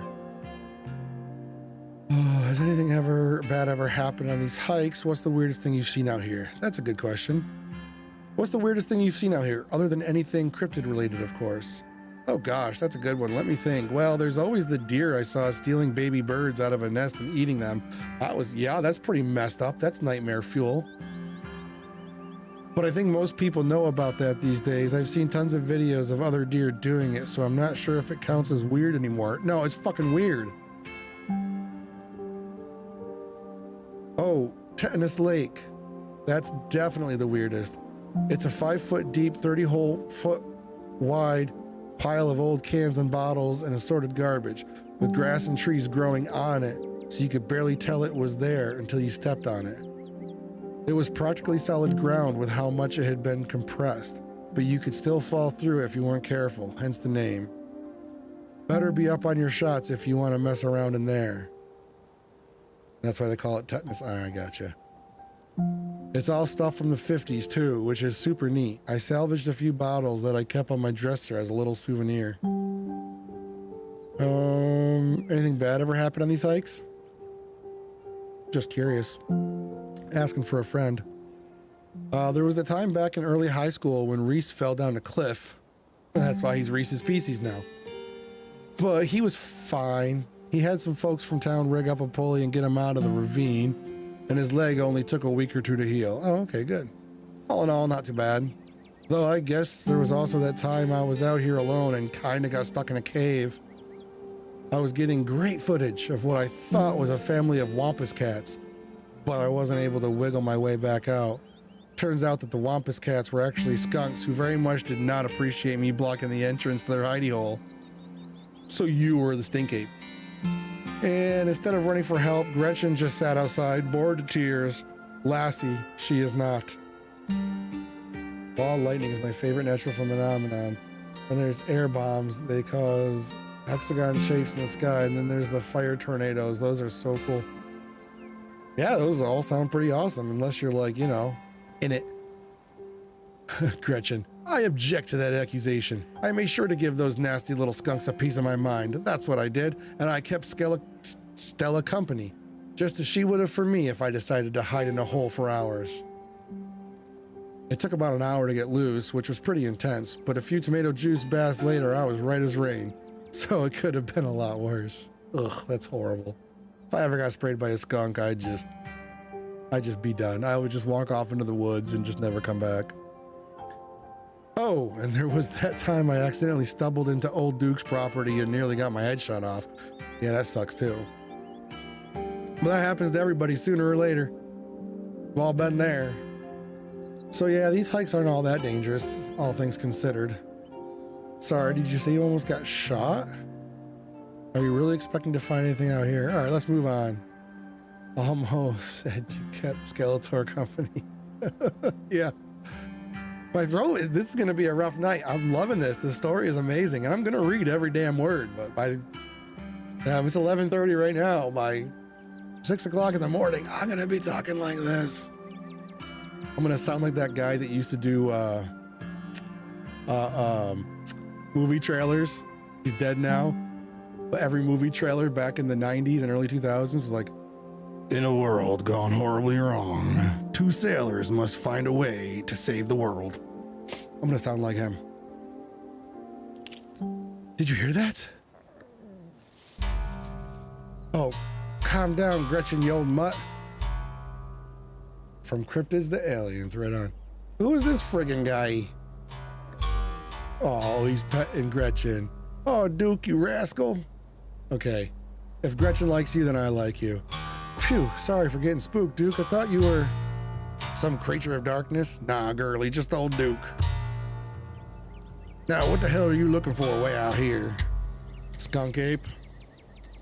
Sorry I asked. And who's this you've suckered into coming with you? Wait a tick, you aren't... Is that... Yep. I see. Welcome to the holler. My condolences. I'll keep you in my prayers. Now, both of you head back to town. You hear? It's best you steer well clear of this area tonight. I'm out dealing with my own critter and won't be too appreciative if a couple fools with a camera scare away the more sensitive wildlife. What are you hunting tonight? Something tall and hairy? Something musky? You see anything like that recently? What do you like to know? Anyway, we're gonna leave it. It's just too many jokes. They're just piling up in my head. You never could stay in your business, Stella Richmond. Put the damn camera down. Oh, come on, Duke. Maybe I could help out. I'm pretty good at tracking. You know, I learned from the best. That you did. But I have yet to see a shred of proof that you listened to any of it. The way you tromp around the woods at night yelling about chunkabunkas or whatever have you. Something's been getting at my chickens. I've lost 3 this week and I can't afford to lose many more than that. Being shot at is an unfortunate normal thing in small towns. Yeah, true that. Usually it's by siblings. Huh, I wonder if Skunk Ape has a taste for chicken. Now, see, this is why I don't come to you about these things. It ain't no Skunk Ape, whatever the hell that is. I know exactly what this is, but I know you won't believe me if I tell you. Oh, Duke, you don't think it's... I do, actually. It's those damn mountain lions. They're out there, Stella. I don't care what your little investigation turned up. You haven't been out in these woods as long as I have. These sons of bitches are sneaky. Of course, you wouldn't find one night of tracking. Hey, Gretchen said it was a mountain lion. Trust Gretchen. And I know for a fact that what's been getting at my chickens, it couldn't be anything else. I'm telling you, man, mountain lions are extinct in these parts. There hasn't been an actual sighting since the 1990s, and even those were iffy. It's true, this is the dog. It's true, there are mountain lions out there, sure as sin. They pee on all the best trees. I can't believe you go out there on your YouTube saying some river monster spotted by a couple school-age Boy Scouts has been 100% confirmed, yet Appalachian Cougars are some kind of far-fetched fantasy made up by geezers like me. You made me look like a fool. I read those comments people were posting on your video. I'm sorry, Duke. I didn't mean to sick anybody on you. I just don't think it's plausible. You'll eat those words when I come carrying a mountain lion corpse out of these woods at dawn. And if you two don't want a face full of buckshot, I suggest you run home and stay out of the woods tonight. Try to bond over sports. So you're a Duke man. I've met some pretty passionate sports fans, but I never met someone named after a team. Are you threatening us? We were here first. What if you find a mountain lion? Don't kill it. Right on, Duke. Kill that mountain lion. Kind of want to say that. No, I'm a druid. I love the animals. Can't you just buy more chickens? Okay, let's go. Don't butt in. This is between Duke and Stella. I'm gonna not butt in. This man lived as long. Yeah, he didn't know. Floodlights. We're just gonna stay out of this. Let these two fight it out. You stand awkwardly by as the two continue to argue. Duke, you're just wasting your time. Give us just one night out here to see what we can find, and I'm sure we can get to the bottom of this. Yeah, right. You'll get some shaky footage of a raccoon and claim it's heretofore unknown creature that has heat ray vision and some such nonsense. I know what I'm looking for, and there's no way I'm backing down. But I've got to film tonight. The video needs to be out by tomorrow evening so I can keep on schedule. If I miss an update, I might lose my new sponsor, and who knows what that'll mean for my career. Well, I can just imagine being worried about losing a sponsor. You ain't the only one on a schedule. As you well know, my boy Bo and me are headed down to the state fair to show off Big Betty. We'll be gone near a whole week, so our chicken coop might as well have a big ol' all-you-can-eat sign on it. You know how I feel about my chickens. I couldn't take it if I lost any more of my poor little ladies. Let's just go, Stella. I don't see why I need to be involved in this. I'm out. This is too much pressure. Ugh, they're making me make a decision.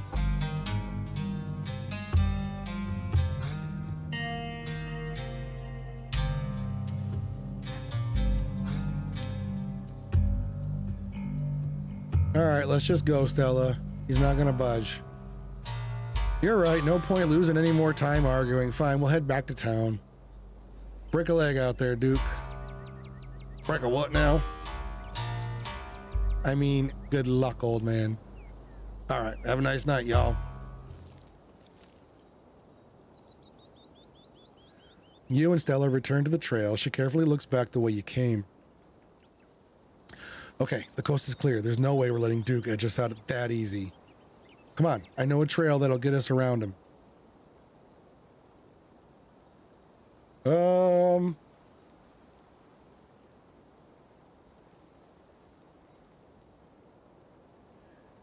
I'm just gonna say lead the way.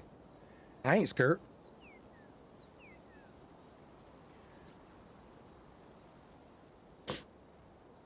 Yes, trust me, we don't have anything to worry about from old Duke or his shotgun. I've gone out hunting with him before. The old man sounds like a truck crashing through the trees when he walks. Even if we do cross paths, we'll hear him long before he catches wind of us. The trail's just up this way. Let's go. A path in the woods. Go on an adventure with your new friend. All right, this looks like a good shot. Mind holding the camera? She hands you the camera. Takes position. 1 second. I gotta grab another drink. This one's empty. Boy, does my throat need it.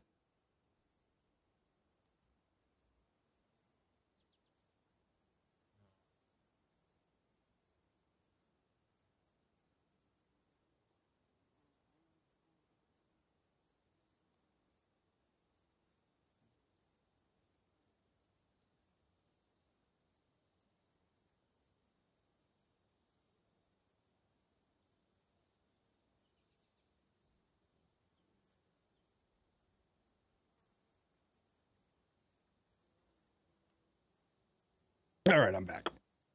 All right, so she hands you the camera, takes position. Ahem. As night falls, my new assistant, the mysterious Fraeymark, and I find ourselves on a high hill in the Blue Ridge Mountains, where we'll begin our hunt for the elusive, yet pungent, skunk ape. Though mostly encountered in Florida, this possible relative of Bigfoot has been spotted all along the southeastern edge of the United States, including right in this very county. Here's hoping we get a glimpse tonight. We'll check back once we're on the trail. Until then, stay searching, Stellars. And keep digging, Gretches. That's Gretchen. I can take that camera off your hands for now. We'll be able to start the tracking scenes once the sun sets all the way. In the meantime, we get to take in all of this gorgeous scenery. It's been a long time since I've had a good hiking buddy, breathtaking, hard to take in all with all the danger. Being this far from civilization stresses me out. I've seen better, not a fan of the bugs, quietly looking into Stella's eyes. Should I just stare into the dog's eyes? No, we're gonna powerful build it. It's been a long time since I've had a good hiking buddy. Oh, this is the start of a friendly rivalry I'm sensing. I'll have to know this is my casual hiking pace. Gotta watch out for Gretchen's poor little bones. The real test will come once it's time to run after the skunk ape. But in all seriousness, I haven't had this much fun on a hike in a long time. Thanks for coming with me. Right.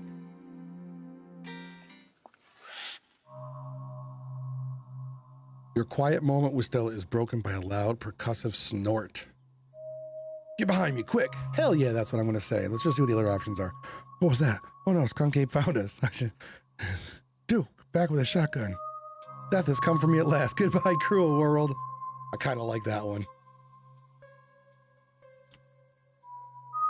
Acting all tough and macho, and then all of a sudden, well, we had a good run. I heard a noise. We're all dead. But no, we're going to get behind me quick. Haha, you don't have to jump in to protect me. Come on, let's check it out. I'm sure it's nothing. You and Stella hear the footfalls of animals retreating into the woods. She reaches for her flashlight. Can you hear the sweet whispers of new growth? What the fuck? Okay.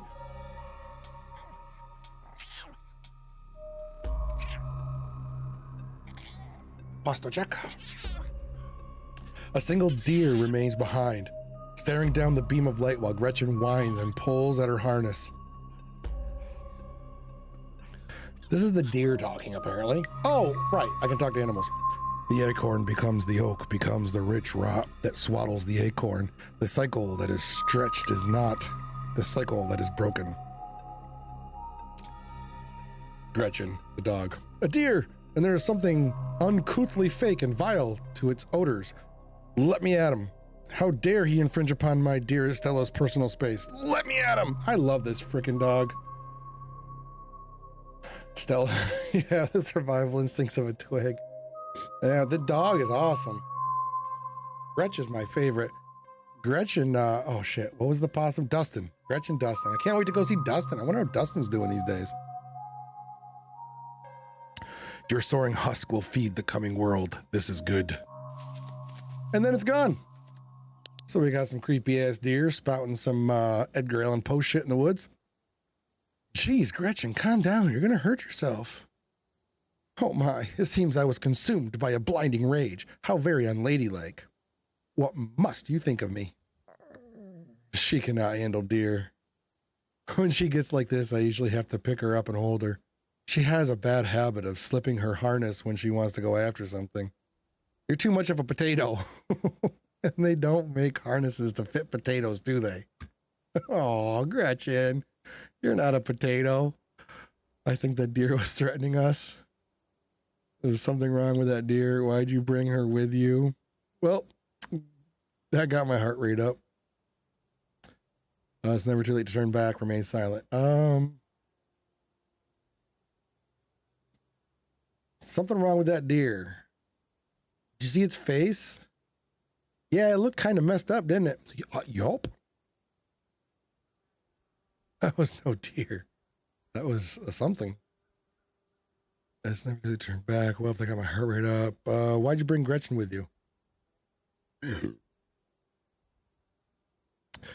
She doesn't seem like the safest choice for a hiking companion. Gretchen. Excuse you. Though after that outburst came over me, well, I suppose I can see the merit of your concern. I actually find her to be quite the opposite. Sure, she wants to chase stuff, but I usually let her when I'm not on one of my cryptid hunts, so I can't hold that against her. I'm just happy she's still so feisty, even at her age. Pugs aren't exactly known for their good health, but here she is, running around in the woods at 17. And I feel like the fresh mountain air and exercise have helped a lot with that regard. Oh. You defy the laws of nature, don't you, Gretch? Well, I got my heart rate up. It's never too late to turn. We're going to remain silent. Hey, are you hungry? Now seems like a great time to take a snack break.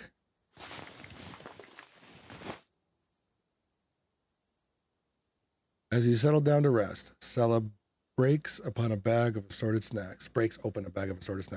It's Gorp. Oh, Skinwalker. I hate mentioning them. Mr. Ballin talks about them sometimes too. Take one of everything. Take trail mix, extra M&Ms, snack bar, dried apricots, sesame. I'm going to take one of everything. Gorp is my favorite.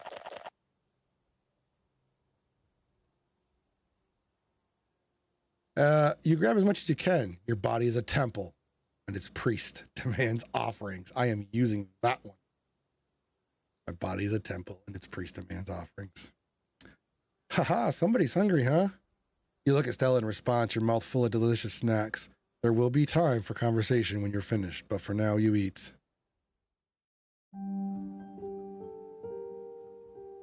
You and Stella settle down on an overlook, snacks in hand, as the quiet sounds of evening wildlife wash over you. Gretchen gnaws a stick, distracted for the time being. I don't like saying their name because I very much believe in the paranormal and cryptids. So, tell me what it's like in Freytopia. Yeah. Do you have a house? An apartment? Do you live with family, roommates, pets? Tell me what it's like to be Fraeymark. What do you want to know? I live alone in a dingy studio apartment. I live in a closet in a house with 10 roommates. I live in a doorless basement that floods whenever it rains. I live in an apartment with a difficult roommate. I live in a 12 by 12 shed in someone's yard. I live in an internet cafe. I'd rather not say, shrug and remain silent. Where do I live?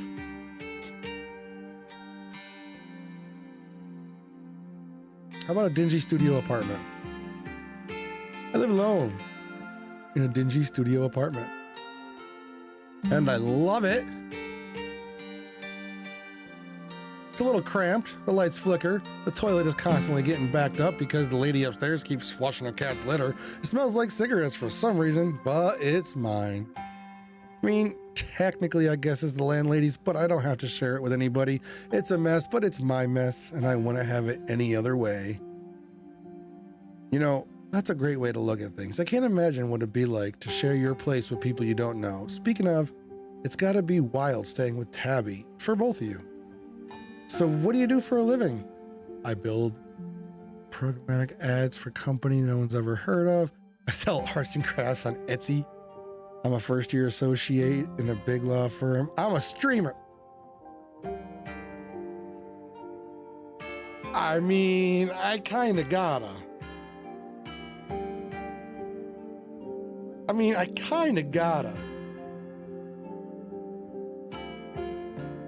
I'm actually a streamer. Oh, no way, a fellow content creator? I guess we've got a lot in common, Fraeymark. What are the odds? Yes, what are the odds? What sort of streams do you do? Fuck. You know, it's kind of sad because it's like the lowest form of content creation ever, but I mean, no offense to everybody else who does it too, but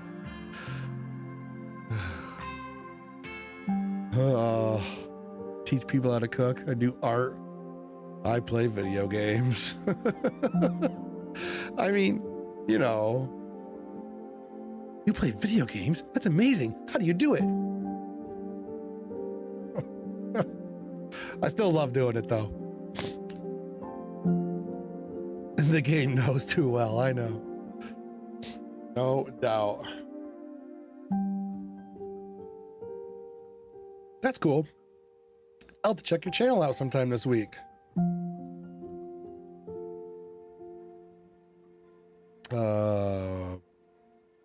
Twitch.tv/Fraeymark. Also YouTube. Check us out. How do you like it? I wouldn't trade it for the world. I used to like it, but now I don't know. Well, I wouldn't trade it for the world, except for I also have that other full-time job. I work 60 hours a week, you know, to pay the bills. Most people I meet tend to raise their eyebrows when I tell them what I do, but I love it. I do love it. It might not be much, but it makes me feel like I'm taking control of my own destiny. And also that other job. Believe me, I can relate. I don't think I'd give up what I do for anything. A crisp breeze passes over you. What about you? What's your story? Gretchen and I live in a little house just outside of town. It's actually the house I grew up in, so it has a lot of pleasant memories attached to it, and I'm glad I could keep it in the family. My great-great-grandfather built that house, and he must have done a great job because it's just as sturdy as it's ever been. Oh, you live with your parents? Let me just say, do you live alone? Yeah, the place used to belong to my parents, but they're not around anymore. And the holler's a small enough place that other folks don't need roommates. Oh, did they move? Oh, geez, I'm so sorry. Oh, because they're dead? I guess I'll see if they moved. Haha, no, they died. What do you mean, haha, no, they died? Sensitive. It's okay, it's okay. I've done my morning. You don't have to watch your words around me or anything like that. Life goes on. Yeah, a lot of them are like that, Dakin. A lot of them don't give me really what I want to say. What were they like? Oh my God, I'm so sorry. I'm such an idiot. Sorry for your loss. I don't know what else to say. It's just so sorry. My mom died recently, so no, don't ever bring it in about yourself. I mean, unless you really, really need it, but I guess we're both members of the They keep wanting me to say that to people. No need to overshare. Remain silent. I'm gonna say, what were they like? Did you get along? They were amazing. Two of the nicest people you'd ever meet. Interesting too. My dad was a bit of a regional legend among hunters and trappers. He was always out in the woods on the trail of something, and we certainly had some interesting dinners because of him. He had to learn how to fend for himself since his family didn't have much growing up. He always made sure I had food and that I knew how to get it if I ever found myself too far from a grocery store. I could make us a pretty good salad with just what's in this clearing if I had to, though it wouldn't exactly taste great. Well, then why call it a pretty good salad? Call it a shitty salad. Call it we would live, but we would maybe question if we wanted to. I mean, I'm not eating a bowl of dandelion greens.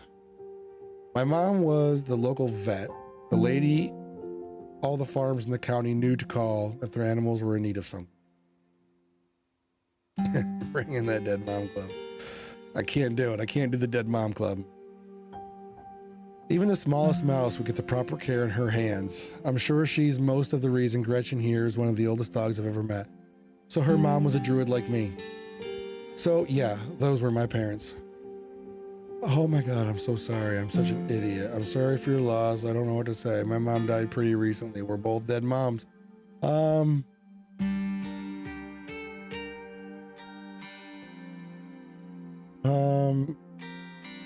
Maybe I should say this. It's not about my mom. I don't want to bring it back to me though. But then to say if you ever need to talk about things, I guess. Yeah, my mom died recently. I get it. It's all right if you ever want to talk about things. Aw, thanks, Fraeymark. That's really sweet of you. How are you holding up? I was glad to see her go. Oh, come on. This is rough.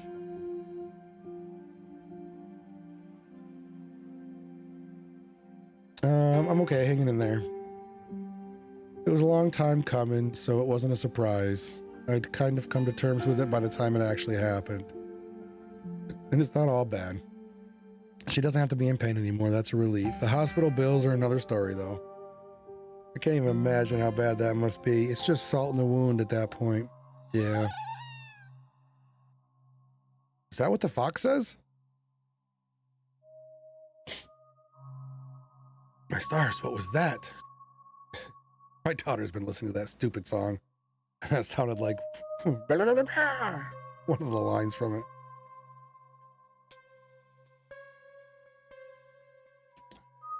There's eyes? Ooh, I didn't even notice. Dakin, I did not notice that. Did they just pop in? Were they not there? Ooh, that is creepy. It's showtime.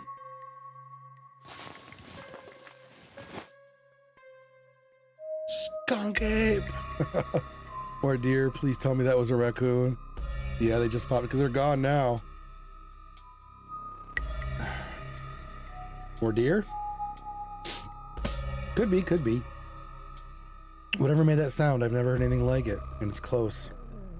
Here, watch Gretchen for a moment while I check this out. You and Stella inch towards the tree line as she shines her flashlight into the woods. Do stay close, Fraeymark. I wouldn't want any harm to befall you. Chicken? Question mark. I see it. I see it. It's sweet and kind. A bed of flowers. A nice wind. A gentle gardener. Maybe Duke's birds weren't eaten after all. What the hell is happening? What the hell was that? Hold on, I gotta play that back. Holy shit. I'm guessing it must be maybe 2-3 foot tall. Doesn't look hairy either, so I think we can rule out Skunk Ape. But whatever it is, it has one of Duke's chickens. It looks like it's headed north. Let's go after it. Right behind you. I was on board with this whole thing, but now that we found something, what have you got me into? Do we have to follow Stella? Right behind you. You follow Stella as she sprints into the unknown, Gretchen excitedly pulling you along by her leash. Uh-oh. Gretchen goes, Stella, Stella! Oh. Are you okay? Monsters got you. Monsters will get you first. Ha! Oh, good. The monsters will get you first. Here, I thought you were supposed to be Hard Mountain Girl. I gotta be nice. Are you okay? Haha, yeah, I'm all right. I just tripped on something weird. That's a chicken? Gretchen says, just like my Stella to get overexcited and lose track of herself.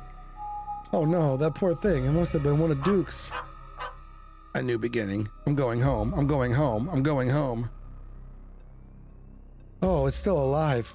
I guess we have to roll the camera. It seems we found one of Duke's chickens, folks, and she's not looking good. I'm hesitant to speculate, but she definitely seems to have some sort of growth under her skin. Could be a tumor, could be something else. Either way, I don't think there's much that can be done for her at this point. Jeez, I hope I don't get demonetized for this one. Wait, do you hear that? I know that smell. That's old Duke. Uh-oh. Uh-oh, Gretchen smells old Duke. Aw, frickin' ads. We're gonna wait a second.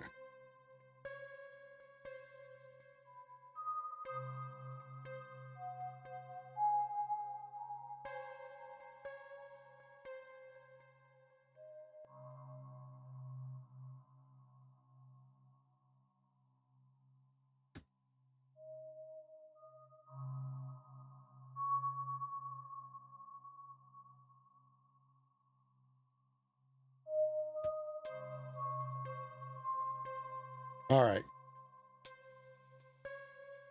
Gretch says that's old Duke. What are the chances it is old Duke, but maybe he ain't doing so good? What if he's like strung up like the Predator movies?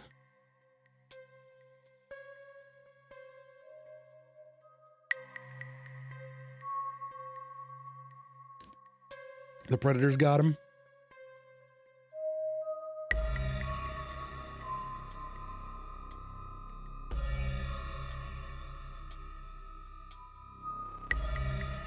It'd be pretty cool if this game's turned into the Predator, just out of nowhere. I'd enjoy that.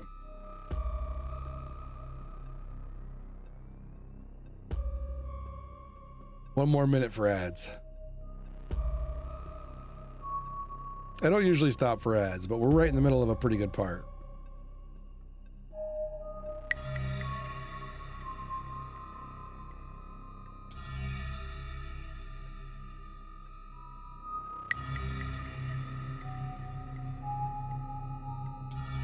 Man, sometimes these ads come at the worst time. What are these over here? Oh, this is save. I see. Save and load, probably.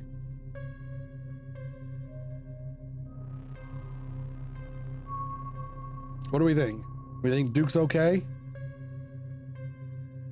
I got a feeling he's not.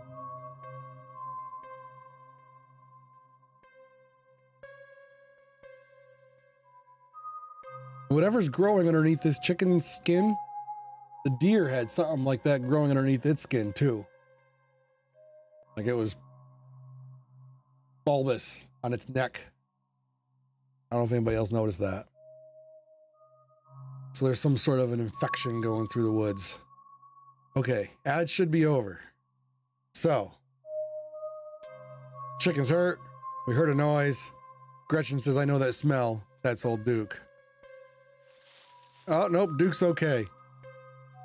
Stella, I swear to God, didn't I tell you to go on home? But Birdie. His chicken's name is Birdie. Birdie, oh no, what's happened to you, sweetheart? Duke, we just found her like this. I think there's something seriously wrong with her. You think? Gretchen says, she smells terrible. Nothing like an animal at all. Just like that deer. I can barely even smell the woods anymore. It's all that uncanny plastic stench. The animals tonight have been saying some really weird things to me. There's something really wrong with all the animals we've seen tonight. Yeah, it's almost like Last of Us.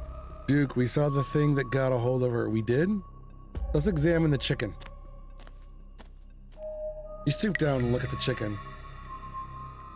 Don't let Gretchen get too close. She'll try to take a bite if you don't stop her. Gretchen, I would never. Something about this bird doesn't smell right. You hold Gretchen's leash close to your chest. She squirms against her harness. Examine the head. Its poor little chicken eyes look up at you glazed over, but still rolling around in their sockets with unfortunate life. Can't hide from me.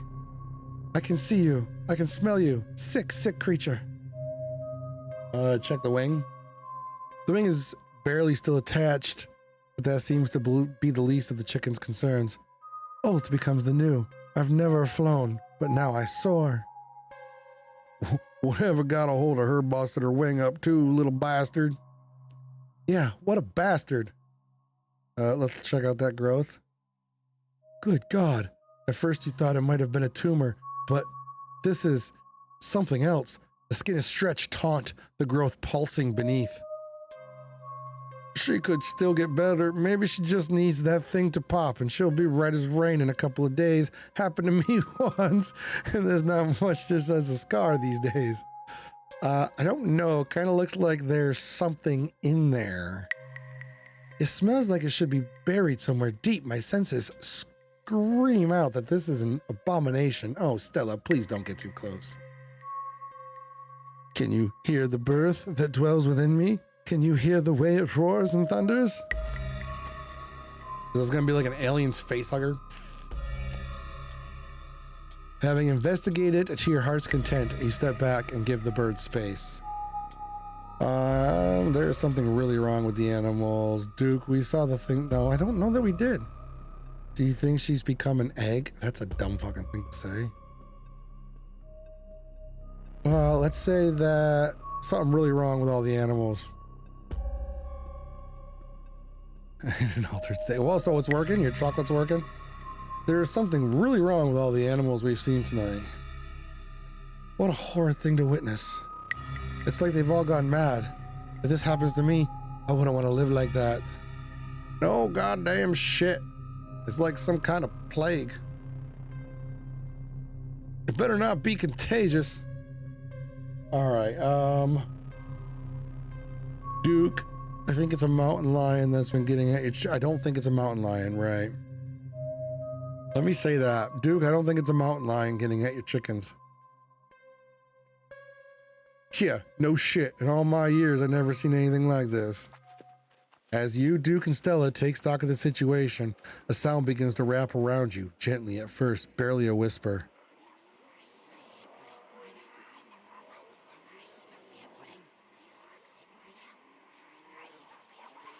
But then a guttural moan, then another and another, until suddenly you find yourself surrounded by a chorus of groaning misery. There's something out there, all around us. I can smell it. There are so many of them. What the hell is going on? Do you guys hear that? I think we should get out of here. I think we should get out of here.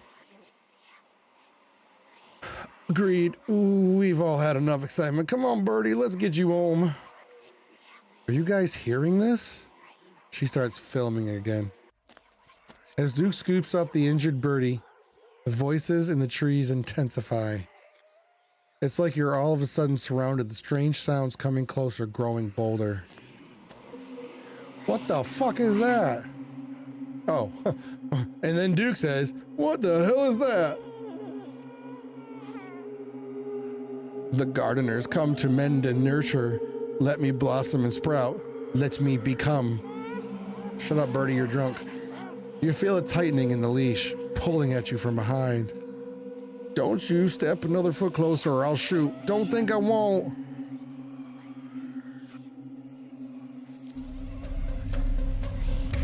Well, there's Dr. Tapeworm, Nightmare. The man hesitates and the thing steps forward, fixing what seem to be its eyes on Birdie, tucked under Duke's arm. Stella, there's another one. The leash is drawn fully taut, and then there's a sudden looseness. Oh no. If it got Gretch, oh no. No. You and Stella turn just in time to see another of the creatures slithering out from the bush. Oh my god! What is going on over there?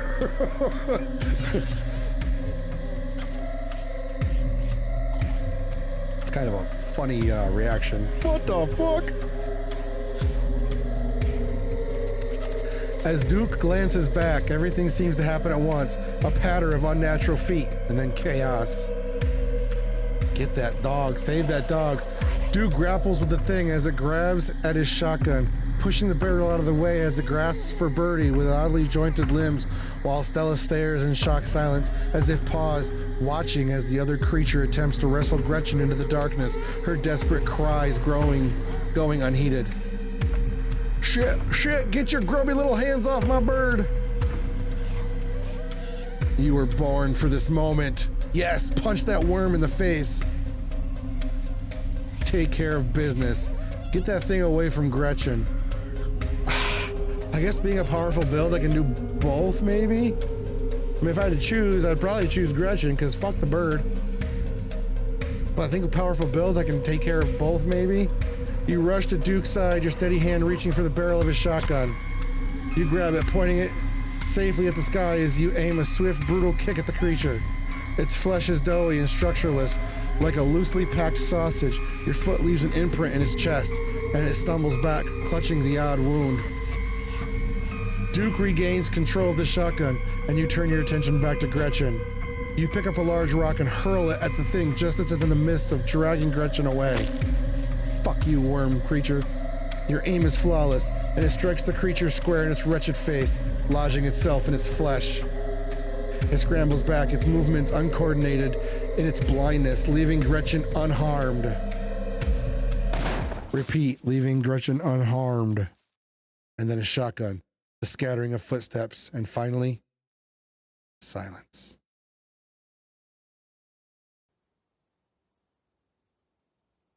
You turn just in time to see the creature you've knocked off of Duke disappear. What? You turn just in time to see the creature you knocked off of Duke disappear, bleeding into the tree line. ¿Por qué no los dos? Okay. Gretchen says, my God, that thing almost had me. Oh, Fraeymark, you truly are a hero. What I like to hear.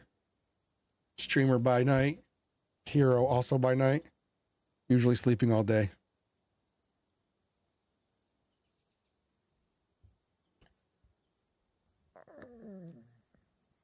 Holy shit, Gretchen, I almost lost you. Thank you, Fraeymark. Better buy me another biscuit. And Birdie's safe on the ground until we get our bearings.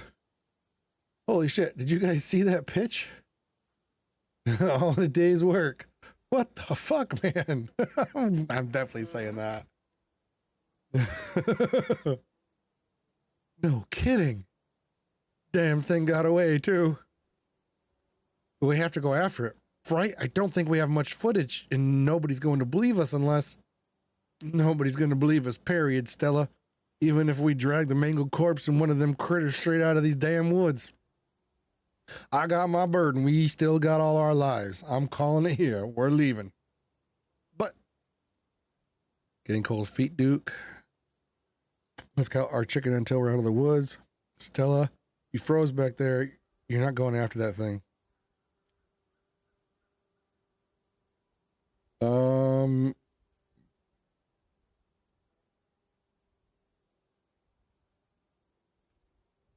Either let's not count our chicken until we're out of the woods, or Stella, you froze back there. I don't really want to piss Stella off. Right, I agree, Dakin. Should we try to be tactful? Just act like we're, you know, it's everybody's idea, or should I actually tell Stella, like, hey, look, you were fucking no help back there? Probably should be tactful, right? Although, I don't know if this option will lead to more arguing. Make her see her weakness? Okay. Yeah, because the last thing I want to do is just more arguing. I think this one at least will be quick and decisive. Stella, you froze back there. You're not going after that thing. I have spoken. I am the powerful build. I know. Okay, let's leave. All right. You follow Stella and Duke in a mad dash through the woods. And as you follow them, something follows you. The unearthly whispers and moans of the creatures have returned.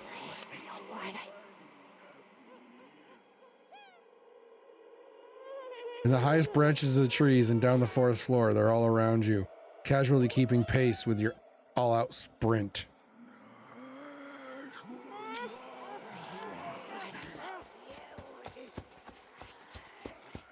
Quick, my truck's down this way. You know, I'm trying to do a little bit of a southern drawl for Duke. It just ends up sounding like Bill Clinton. You make it to the road, where three of the creatures stand between you and Duke's truck. Please, please, you damn me. Let me go home. Let me go home. Clear a path with the truck. That's what I was put on Earth for. What are you waiting for, Duke? Shoot them. Duke, you have to give them birdie. No, let's clear a path. Fraeymark says, stay back. Come with me if you want to live. Do you trust me?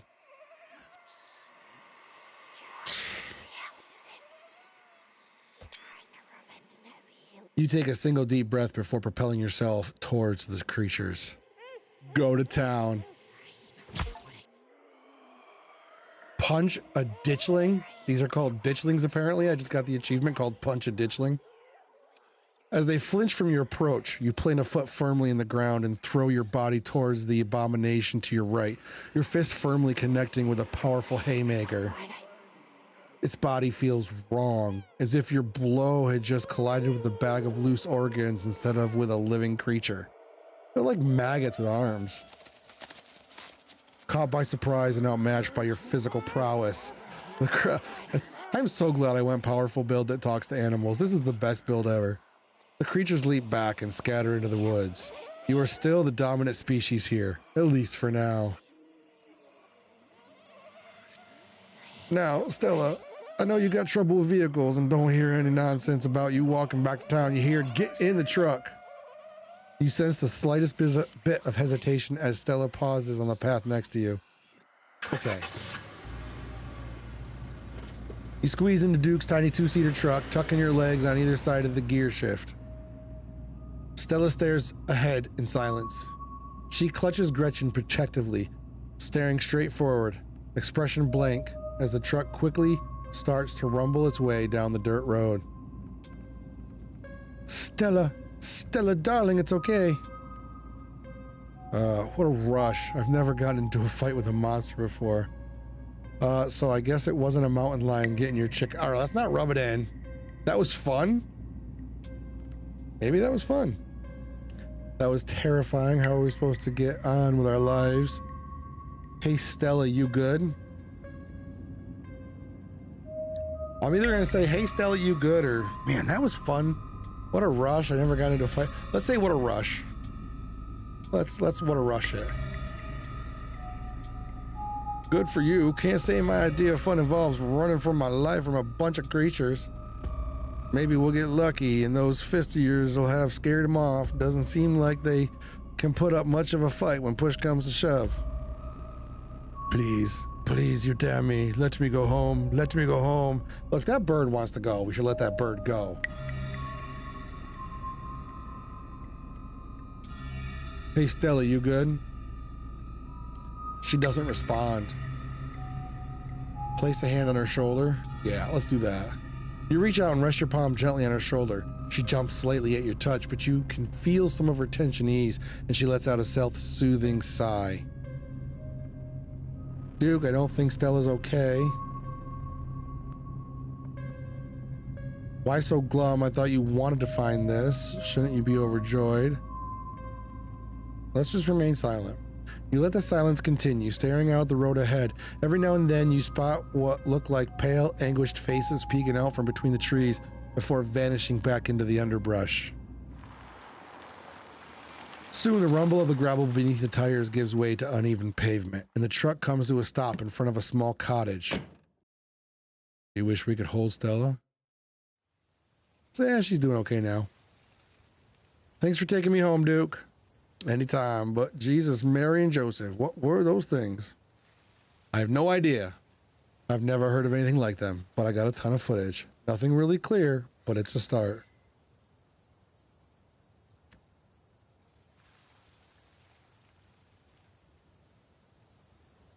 Let me know if anything happens with Bernie, all right? She's gonna be fine, you hear? I'd better go check in with Bo. He'll be worrying about me. You and your friend stay safe. Looks like those things didn't follow us, but, well, no point talking about the butts. Just look out for yourselves. Take care, Duke. Can you take me home? But I don't live here. No, I think I'm going to stay here. I'd rather be here with Stella and Gretchen than back home with my cousin and that fucking Frau. Take care, Duke. Mm-hmm.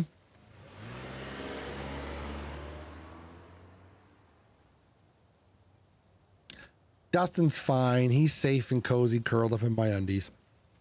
And here you are, back in town, away from the woods, with no one but Stella in sight. Your phone buzzes in your pocket. Now that you're back in town, you must finally be getting reception again. 6 missed calls from Tabitha. Let's read some of these. Tabitha cousin, Tabitha cousin. Where are you? Tabitha cousin, Tabitha cousin, Tabitha cousin. Where the hell did you go? Oh, what else can I see? Oh, missed call. And 13 text messages. Call her, text her that you're okay, text her that she needs to calm down. Tabitha seems worried. Let's call her. Go straight to voicemail. Text her that you're okay. Your message sits unread. Oh. Tabitha is blowing up my phone. I guess she must be worried about you. God, what a mess this night's been. I can't believe you punched one of those things. It felt like hitting a bag of organs. We should call the cops, right? It felt like hitting a bag of organs. And I'm going to say it. I'm not scared. Not that that's something I've done, but it was just like meat suspended in jelly. It was barely held together in a stretched out bag. I don't think it had bones. Dang, and here I thought skunk ape sounded gross. What do you make of it? I don't know. I haven't seen or read anything like this, although maybe we've got to find out more about those things. The library doesn't open for a while, so any real research will have to wait until the morning. That being said, there is someone in town who might have some useful information. My friend's mom. Her place isn't far. We should head over now before it gets any later. Sounds like changelings. Well, it told me what it was. I forget now. Ditchlings. Ditchlings. I don't know what ditchlings are, but the achievement said punch a ditchling.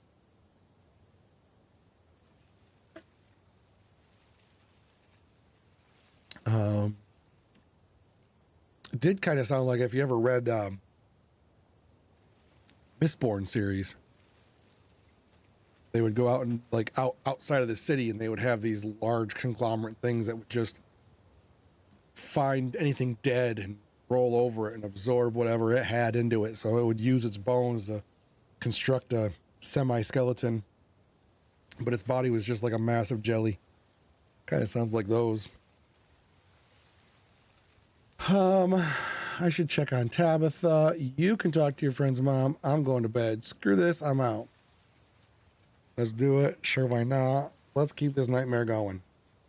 Okay, sure, why not? Let's keep this nightmare going. I feel you, Fraeymark. I really do. Tonight's been something else. But Miss Forsyth is good people, and if she can help us understand what we're dealing with, it might give us some peace of mind. Let's go. Gretchen says, I'm glad you're sticking it out with us. It's always so nice to have an extra companion. You know, that dog is near and dear to my heart. I hope she's still awake. There's something foul creeping up behind us. Oh, shit, really? Fraeymark. What the fuck is saying my name like that? Jesus. Is it the Peanuts guy? You and Stella turned to see a shadowy figure staring at you from across the road. You didn't hear it approach. Welcome home. Before you can respond, the door behind you swings open. An older woman stands in the entryway. Go home, Wayne. I can't help you tonight. Mr. Flynn. You look back and the figure is already gone, disappeared into the shadows of the night. I'm sorry about that, Stella. Some people just can't be helped. So she knows who that is? Well, how the hell did that person know my name? WTF indeed. Brings you out here so late. And who is this? Hi, Miss Forsyth. This is Fraeymark. Is it okay if we come in? Mrs. Forsyth says, of course, you're in luck. I just put on water for hibiscus tea. Sybil? Who's Sybil? And for goodness sake, oh, that's her name. You can call me Sybil. You're an adult now, after all. Welcome to my little nook. It's nice to finally meet you, Fraeymark. I was so sorry to hear about your mother. Vivian was such a lovely soul, and she's been sorely missed here in the holler. And now poor Pearl Ann is gone as well. She's a green witch. Okay. Do let me know if there's anything you need while you're in town. What was that outside? Just a very sick man. You don't need to be worried about him. You knew my mom? Of course, dear. She was a good friend of mine for many years. She was such a lovely woman. You should come by sometime. I can delight you with unsavory tales of her youth. How did you know that she died? Oh, Pearl Ann was a chatty woman. Not much went on that I want to get an earful of, bless her heart. I've never met Pearl Ann. I don't have to pass on your condolences to me. I have no feelings about the woman. I'm not going to say that. We need your help. Ah, yes, I suppose pleasantries can wait for another time. What's got you here so late? You seem troubled. Stella says, you know about weird stuff, right? Unexplainable stuff? Type of witch that closely works with nature, mostly pagan, Wiccan, and some Norse mythology.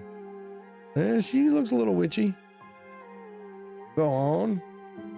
We ran into some creatures in the woods. These things, I don't know how to describe them. Here, I can show you.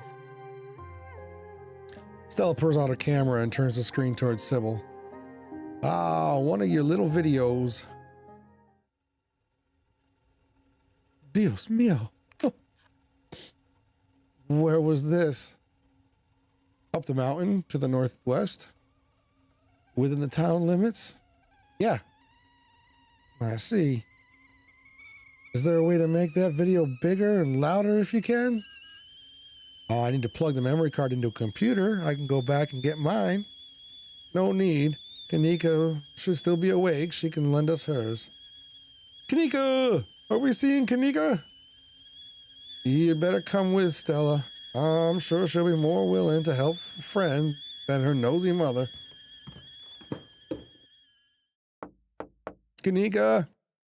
Come on out. We could use a little help. What, Mom? Bitch. Oh, hey, Stella. And Gretchen.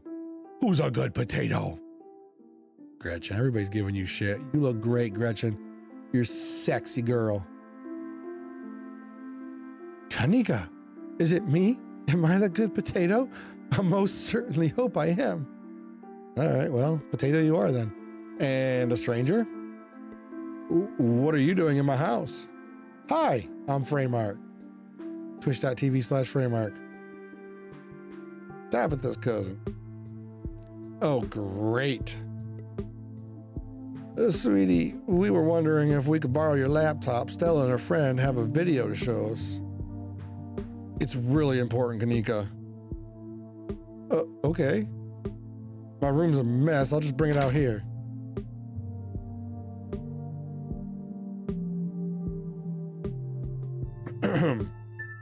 We can watch this without you, Kanika. I'm pressing play. Silence washes over the room as the video plays. Holy shit, Fraeymark. I took care of business. What can I say? Not gonna lie, this feels like the highlight of my life. Like everything's just gonna be downhill from here. Sorry, is that good holy shit? Admiring my handiwork? Oh, I'm saying that. Yeah, admiring my handiwork? Yeah, you could say that. The footage continues.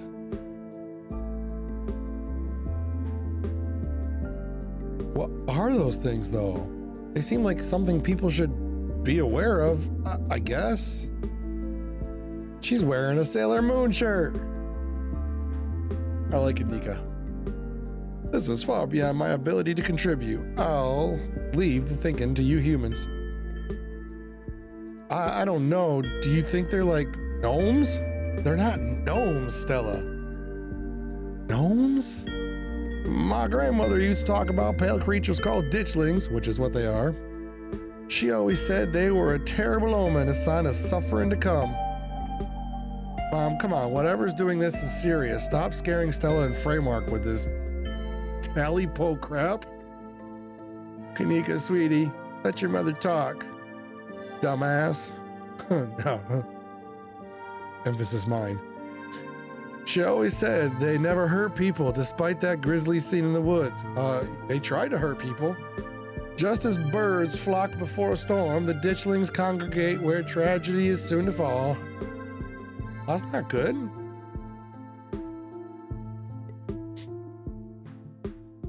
Jeez, Mom, haven't they already been through enough? Do we really need the spooky window dressing? What if it's important window dressing? Okay, I know when I'm outnumbered. They really aren't that tough. I don't think we have to worry too much about them. I punched one of them in the face. It's like totally off topic, but did y'all see the one I punched in the face? Like, we're pretty sure they have faces. And I totally put my fist in one of them. The animals called them gardeners, not ditchlings. That's gonna make me look weird though. All of the infected animals we met felt like they were going insane. I'm gonna say that. Not gonna lie, if I had something like that growing in me, I'd probably lose it too. Or maybe they're like big mosquitoes and the growths you saw were severe allergic reactions, or maybe they're parasites using local wildlife to incubate. That seems more likely. Honestly, that would be worse than them being supernatural. Oh dear, I forgot entirely about the tea I'd put on. Let me fix you a couple of cups. It'll help soothe the nerves. I don't know, it's getting late. I should let Fraeymark get some rest. I ran him ragged today. Oh boy, howdy. With all the hiking and running through the woods and terror and punching ditchlings in the face. Words are hard. I can keep going. I'm still wired. I think that's the answer I'm going to pick. Yeah, I'm ready to pass out. It's nice meeting you. I can stay up. This is important. I just want to go home. Thank God this is a miserable night finally, and I'm tired as shit. No, I'm wired. Let's do this. So, tarantula hawk. Oh, that's creepy shit, dude. Tarantula hawks. Oh, I've never felt so bad for a spider in my life. Ha, okay. Maybe it's that I'm eager to get home and start doing some research. I'll ask around on my usual forums and see if anyone has information on ditchlings. Is that what you called them? Well, that's right. You go on home now and do try to get some rest. Don't stay up all night on that online. Let me get you some of my house-made peppermint tea to go. It really does wonders to soothe the soul. It would probably help my throat right now, too. This is going to be a rough, long night.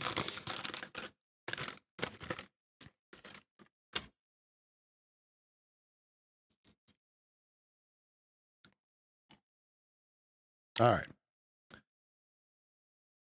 Bye, Stella. I'll see you tomorrow, okay? And call me if you need to talk. Thanks, Kanika. I'll see ya. Bye, Fraeymark. It's excellent iced or warm. Though with the nights getting chiller, warm will probably be best. Helps wake up the bones. Be careful out there, both of you. Sybil turns and closes the door behind her. Gretchen says, "What an unfortunately short visit." Stella, "All right, let's call it a night. Mind walking me home?"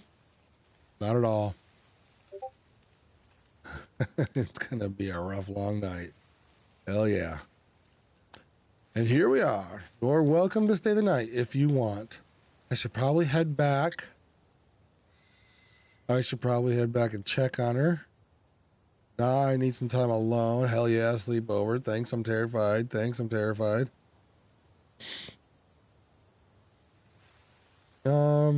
Let me head back and check on Tabitha. Oh, that's sweet of you. Are you sure you're okay heading back up that mountain alone? I'm more terrified of Tabitha than those things in the woods. Sybil said those things were harmless. Yeah, I'm sure. Well, I won't stop you if you really want to go. Here's my number. Call me when you get there, okay? And good luck. She scribbles her number on a piece of paper before handing it to you. I'll see you tomorrow. Yeah, we're in this together.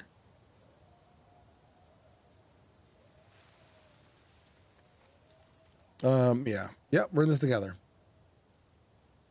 Yes, we are. Stay safe, buddy. Good luck, Fraeymark. Bye, Gretchen. Freaking love you. As far as you know, those creatures from the woods have infested these trails as well, but it's too late for you to turn around. You'll either make it back to the estate or you won't. Continue down the path. Almost home.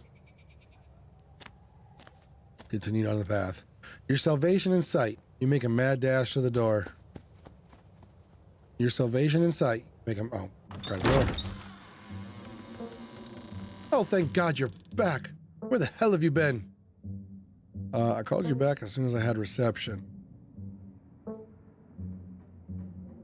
Did you? I didn't notice.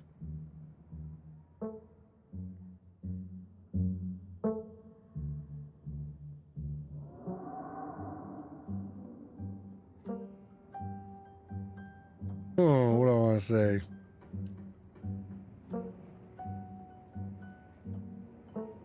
Do you know anyone named Wayne? That's weird. Oh, is that what she called the guy outside? It is, isn't it? You know anybody named Wayne? I employ over 100 people. I'm sure I know a Wayne.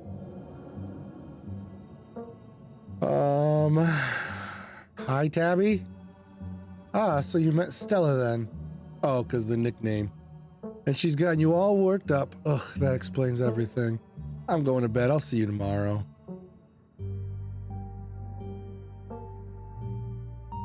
Can you tuck me in?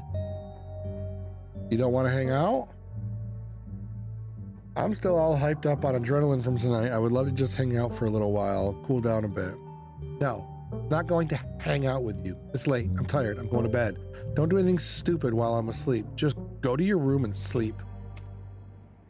You're alone in the estate. The sound of wind whistling through the house gives you an uneasy feeling in your gut. It's probably best to turn in and try to leave the night behind you. As you collapse into your mattress, you remember that Stella asked you to call her once you got back. Let's just go straight to bed. No, of course we're going to call her. You pull out your phone and call. Hey, how are you? Did you make it back all right? No, I made it back half left. All good, yeah, how are you? You okay? I died, actually. Yeah, I'm all right, how are you?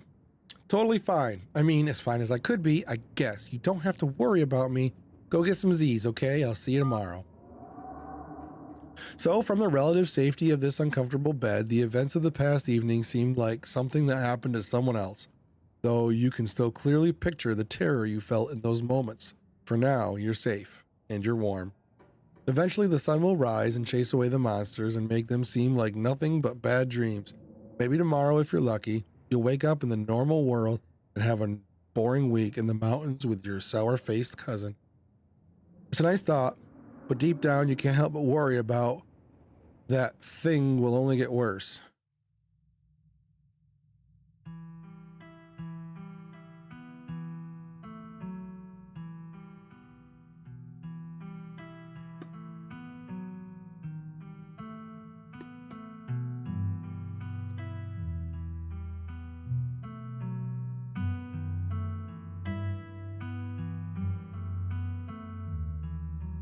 It was a lot of eyes. I think this is going to be the end of episode 1.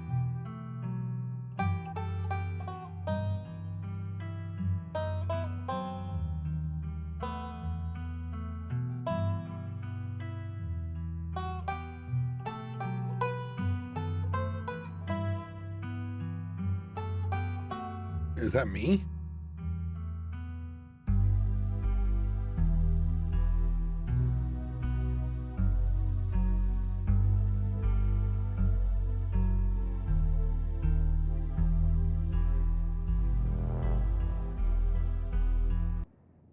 Oh. Shit, I didn't mean to click that. This is the end of episode 1, episode 208. Aw, I feel like I missed out. If you'd like to continue with this world state in episode 2, please save your game now.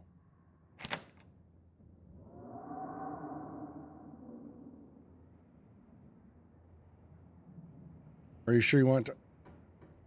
Okay.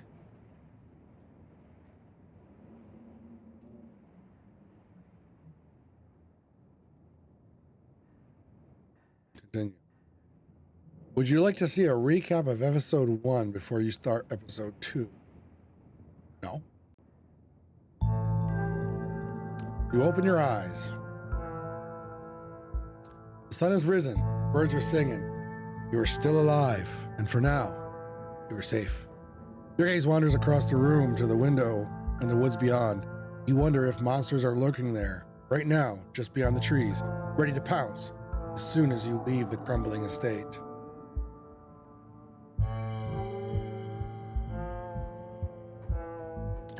A familiar unease settles into your gut, tangling into a knot of anxiety, wriggling as the events of last night play out in your head.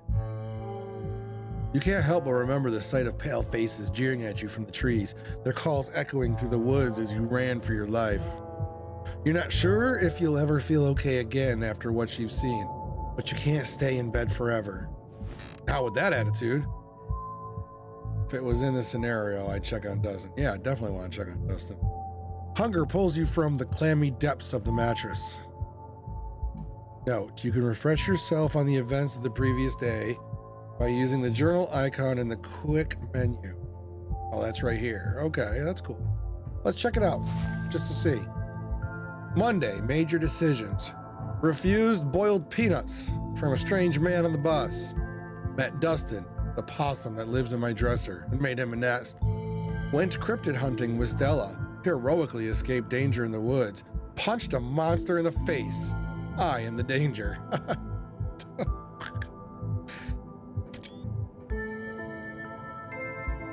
Met Stella's friend Kanika and her mother, Sybil, and learned about ditchlings.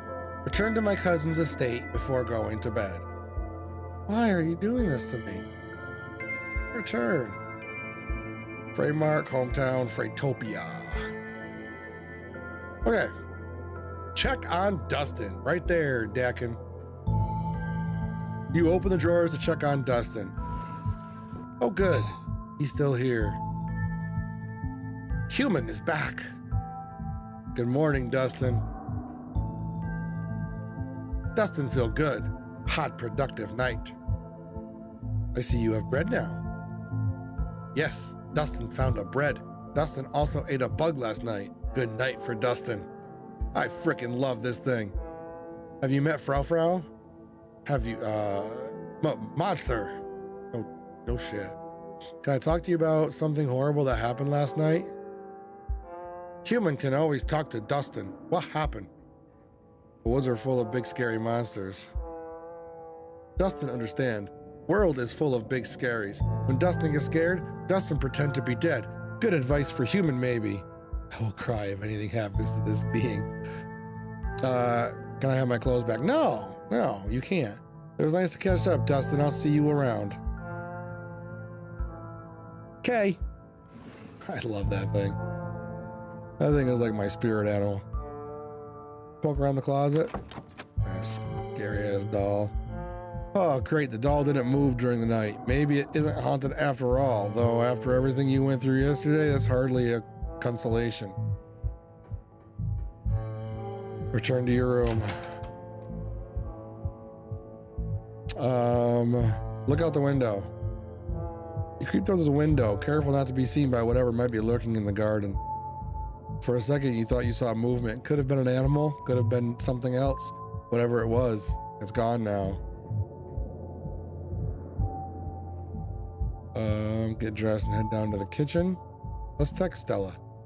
It's probably a good idea to check in with your new friend. You can't imagine she's holding up very well.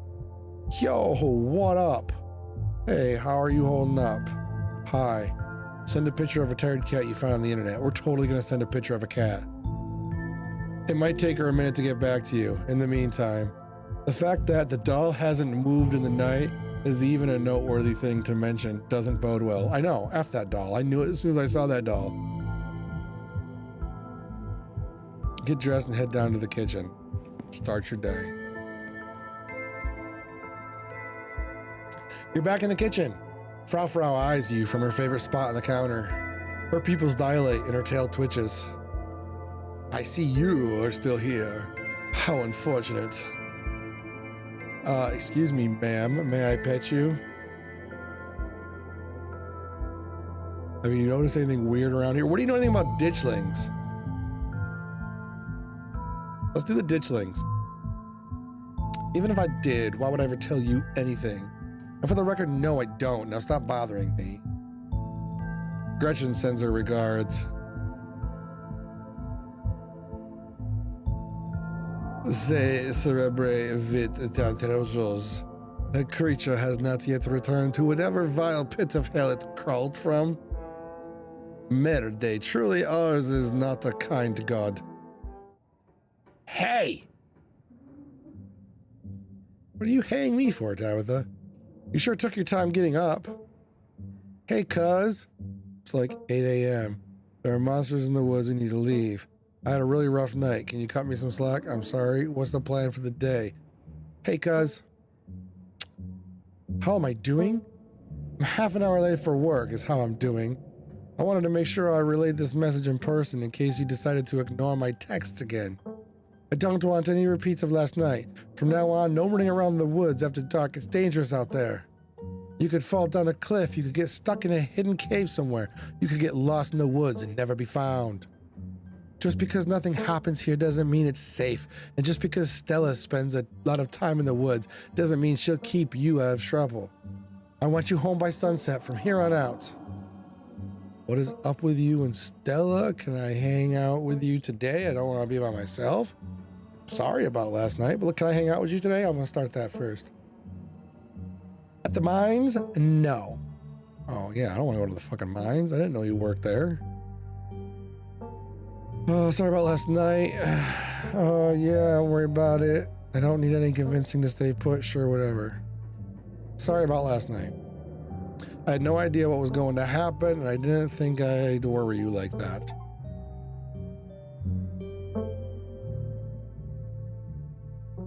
Oh, she smiles. That's an achievement. Get her to smile. Good. Glad we're on the same page. I'm late enough as it is. I'm going to work, and I expect to see you here at sunset. We're gonna have to remember that, guys. It's gonna be important. Tabitha takes a few steps towards the door. Sunset. She starts speaking in tongues. Sunset.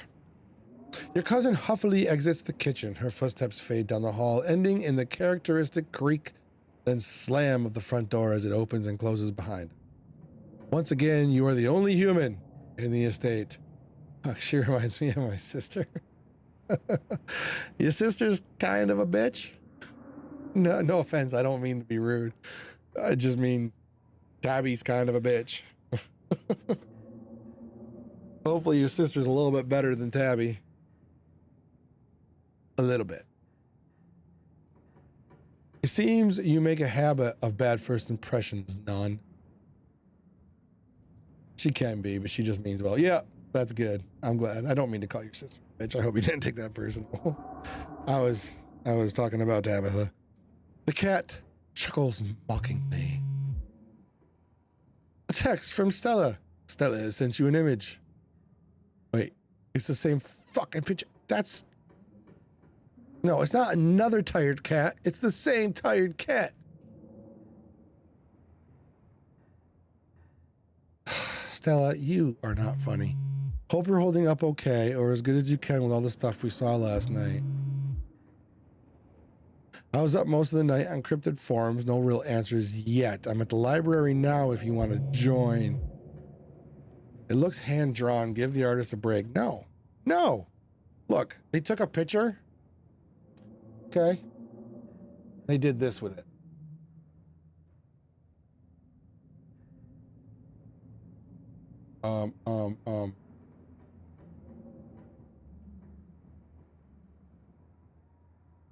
They did that.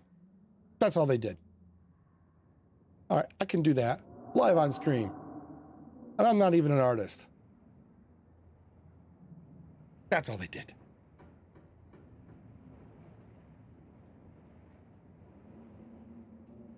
I have scones. Oh, scones. Say no more. Be still my heart. Scones. They drew the first one, but they def copied it and flipped the other one. Right. I mean, my mom took 9 months making this, and then I took 42 years perfecting it. But then I just flipped it. Can't call it something new. That's that. Time to start your day. Do I want to make another PBJ? No. We're gonna go get some scones. Head to town. Let's investigate the garden, though. Remembering your brief glimpse of something you saw from the upstairs window. It's probably just a raccoon, but the uncertainty of what you saw gnaws at you and compels you to investigate, if only to prove that it was nothing. At the very least, you don't see anything now. Investigate further. You wander further into the garden, trying to pinpoint the spot where that thing had been lurking, if indeed there had been a thing to begin with. Take it all in. It's peaceful, undeniably eerie though. Here, more than anywhere else, you're surrounded by the ghost of what this place used to be. A greenhouse sits in the midst of the overwhelming greenery, unreachable from years of neglect. Its glass clouded and cracked. Statues reach out from within seas of weeds as if begging to be rescued. And most strikingly, behind a pair of rusted metal gates, at the very peak of the mountain, sits a graveyard. You can just make out a few of the headstones, the Scarlet name carved deep and proud into their faces. There's a graveyard up there. You notice what a good view someone would have of your window if they stood where you're standing right now. Creepy. Check the ground for clues. What was that? I wonder what that is. You crouch down, pushing aside the greenery to examine the soft earth. A boot print. Oh, it's a boot print. I'm looking at this and this. I didn't even notice the damn boot print. A big boot print and what looks like some kind of viscera. Your thoughts turn to the specter from the night before. You snap a quick photo just in case it comes in handy later. Text it to Stella. You send the photo to Stella. Look what I found in the garden across from my window. No way, that's Tabitha-sized. Fuck! Jeez.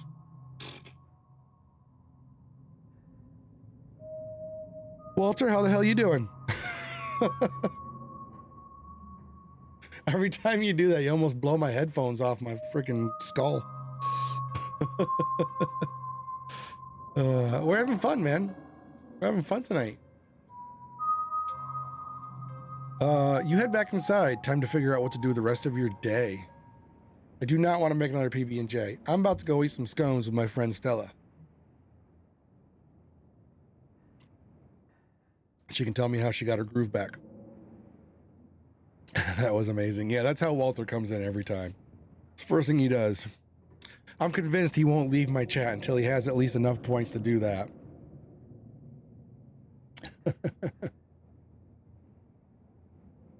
I'm still in school. Well, that's right. You're in Australia. I'll be like, damn, it's 1 o'clock in the morning. Your school sucks. But you're like, what, 6 hours ahead of me? Is it 7? No. Yeah, it just ended. Oh, yeah. Okay, I don't know. You must be more than 6 then. I don't keep track of that shit. I mean, I got one friend in Scotland who's 4 hours ahead of me. Then I got a friend in New Zealand. Oh, so you're close to New Zealand. She's 17 hours.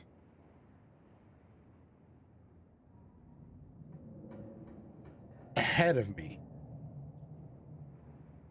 So it's always tomorrow where she is. Oof. All right, after last night, you should make things up to your cousin. Screw going to town. Try to clean the guest room. No, fuck that. Tabby is right. After last night, last thing you need to be stuck. No, we're adventuring. Head to town. Tabitha isn't here to stop you now. You head outside, back to the mountain path that leads to town. The walk back to town is much less pleasant today than it was yesterday, when you didn't yet know that the woods were full of monsters and strange men who know your name. You stare anxiously into the darkness between the trees, searching for any signs of movement, but the woods are still, at least for now. Continue down the path. The autumn-tinged mountains, sprawling for miles in every direction, now feel less like beautiful scenery and more like the walls of a cage. Despite all my rage, I'm still just a rat in a cage. Uh-oh. Uh-oh. What's this?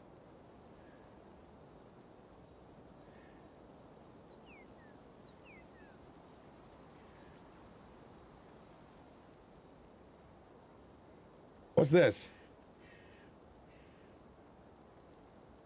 What did you do, Dakin? The photo to Stella. Look what I found in the garden across from my window. No way, that's Tabitha sized.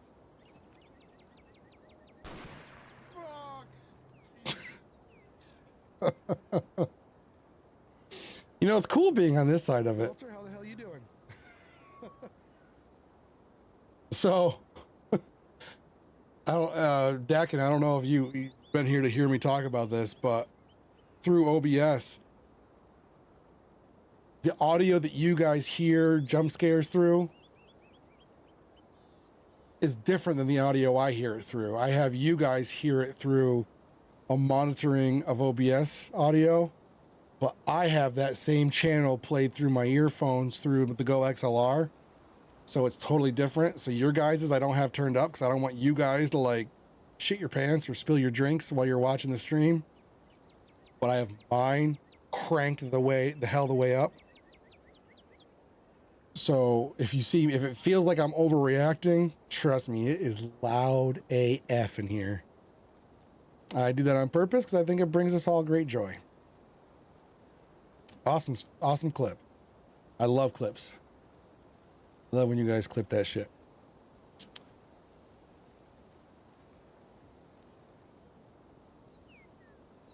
All right. The autumn tinge mountain. Oh, right. We're walls of a cage. We're walking back to town. Your phone buzzes in your pocket. This game is pretty awesome. I like this. I like this a lot. I mean, Dak, you seem to be right into it. I had somebody who was in chat earlier, so they love this game. They're gone now. Jeez, that's creepy. All the more reason to come to the library.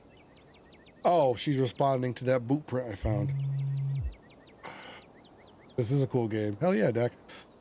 Look who I found at library. Said she was up all night thinking about the video. Adding you to a group text.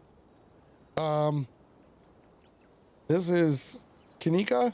Kanichiwa? Or whatever her name is. Kanika, that's it. I'm only here because it's quieter than the store. Or was, lol. And I'm trying to figure out what animal that could be. I don't buy into this harbinger of doom stuff. Well, I freaking do, okay? We know what animals they are. They're ditchlings, and they are harbingers of doom. Tell her, Stella. Sounds like they're having fun. Dang, I need those scones. On my way. Lol, let's not get ahead of ourselves. I'll be there soon. I love how they use no capitalization. That's exactly how I send messages. Anybody who's in my Discord understands. This is exactly how I send messages. I mean, exactly. It's uncanny how well this game knows me. Ditchlings aren't real. Start a heart emoji. Send a heart emoji.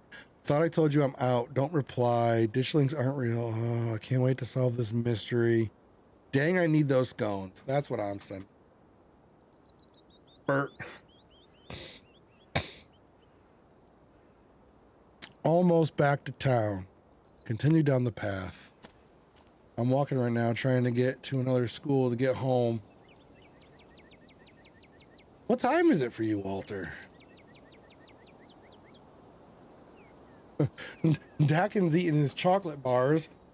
I'm drinking my unenergy drinks. And you're still walking around getting on buses and shit. Feel bad for you.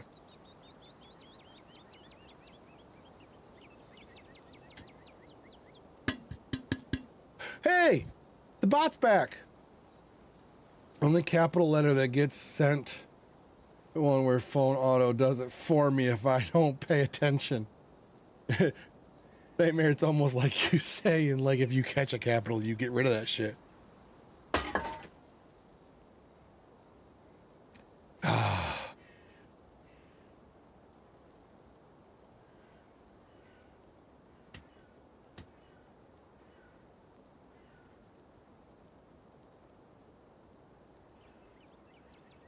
Oh, all right. All right, you make it to town in one piece. No creatures jumped out at you. No scary men blocked your path. The sight of other people is comforting, helping you forget the things you've witnessed, as if they happened to someone else. No, I try to capitalize letters. Me too, Nightmare. Me too. In fact, a lot of my stuff in Discord will almost always have the edited shit at the end. Because I type it quick and then I send it, but then I always like fix it. I couldn't care less about the One Piece live action movie. I don't think about a One Piece live action movie, but Dakin, I abso-freaking-lutely love, and I mean love, the One Piece live action show. And my wife, who doesn't like that kind of shit, is even into it. I couldn't believe it. I think they're doing a great job on the show. Oh, I will say though, I haven't watched the animes for One Piece, so maybe I'm not the best judge. However, same thing with Avatar: The Last Airbender. I was a huge fan of the animated Last Airbender, and they also did a great freaking job with that show. It's 3:04 p.m. for me. Man, Walter. I don't know. Have a safe trip home. All right. Sight of other people is comforting, helping you forget the things you've witnessed as if they happened to somebody else. Avery. Oh, hey, Fraeymark. Oh, I forgot about Avery. Hey, we're going to get some scones from Avery? The fuck is this ad? What is this Zillow World of Warcraft crossover? I wish I could see. I don't know. Over 1100. I don't blame you. I want to watch the anime, but it's a lot of time. Right, Nightmare. Right. Right.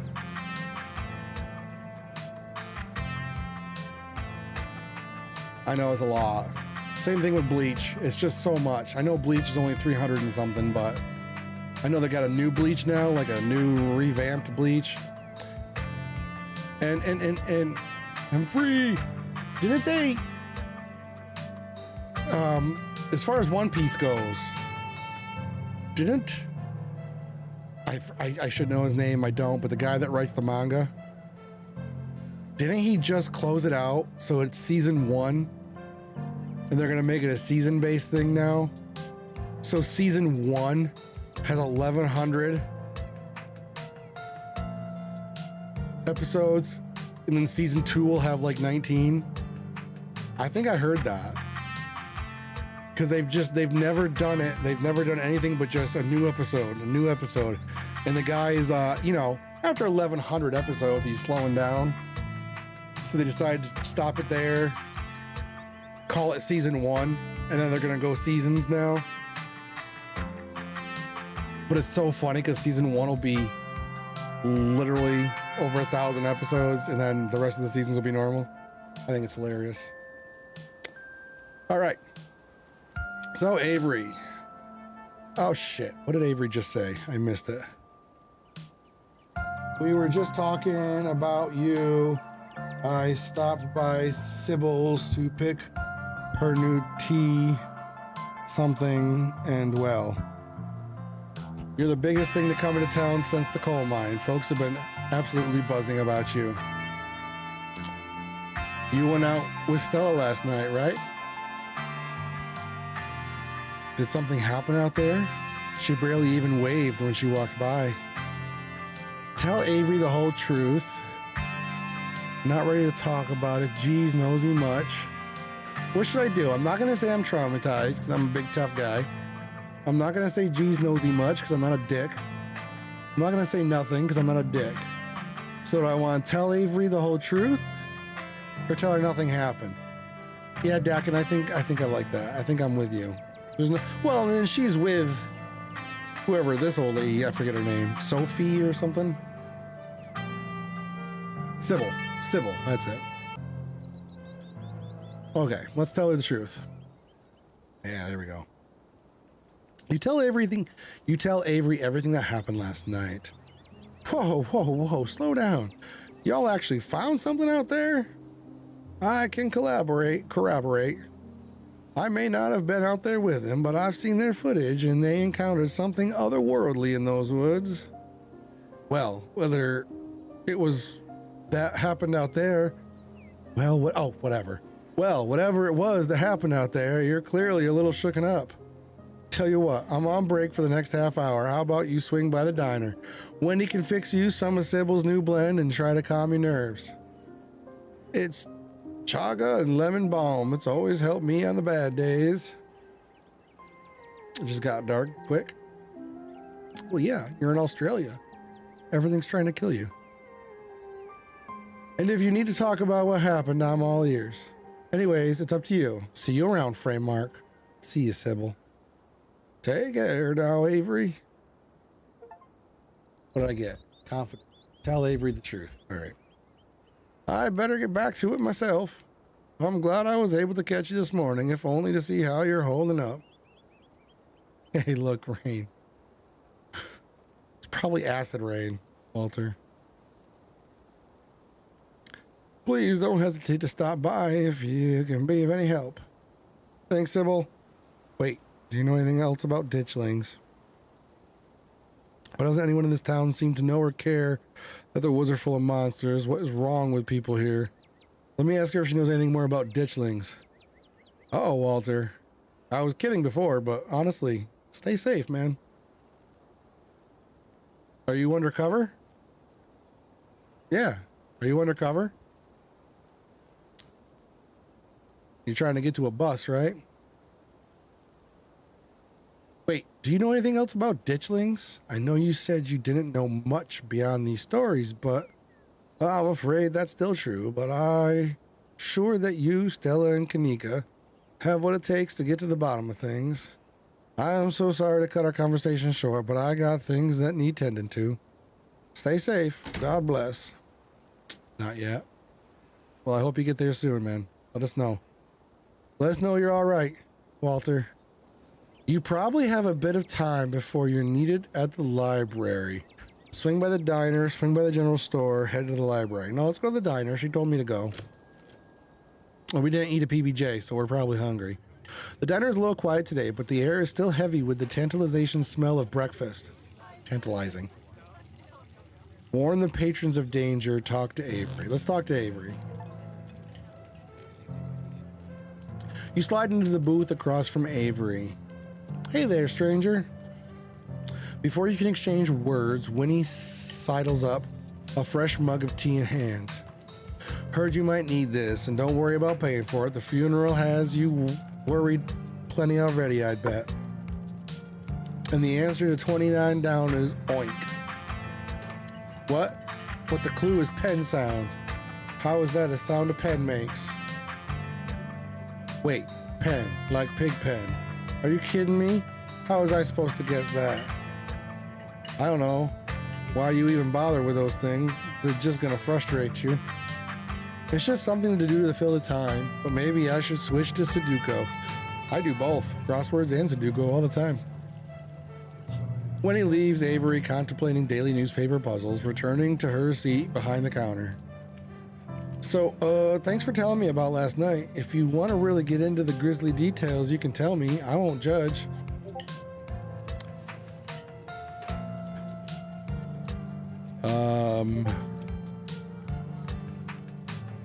I'll look at that in a second, Walter. That's interesting.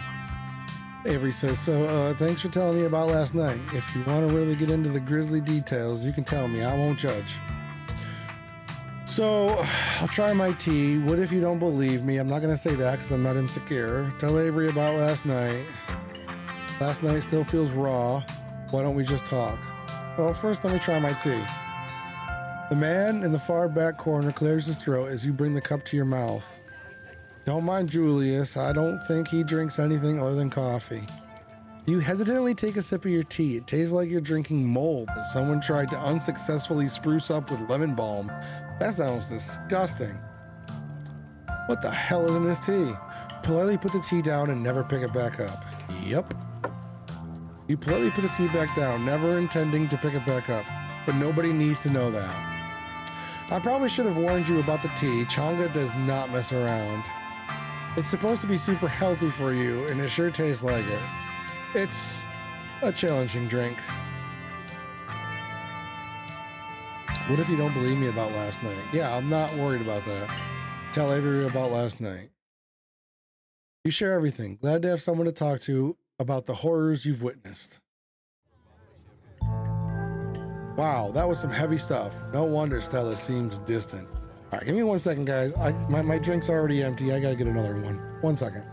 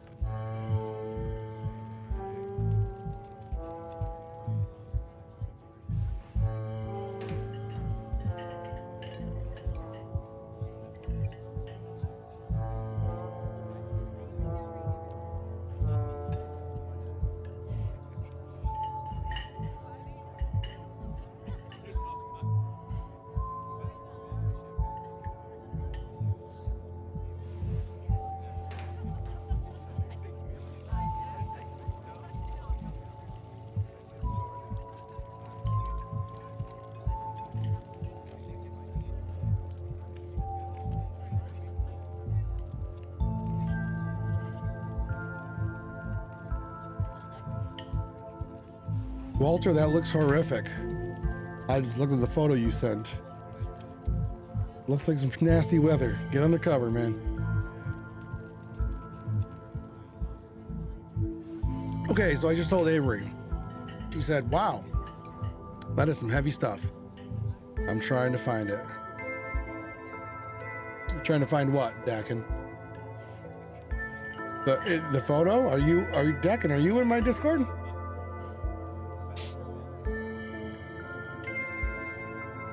If you're in my Discord, I am drenched, was undercover as well. All right, well, I mean, it's my Fraeymark logo, Block F and Block M, and he posted it under IRL.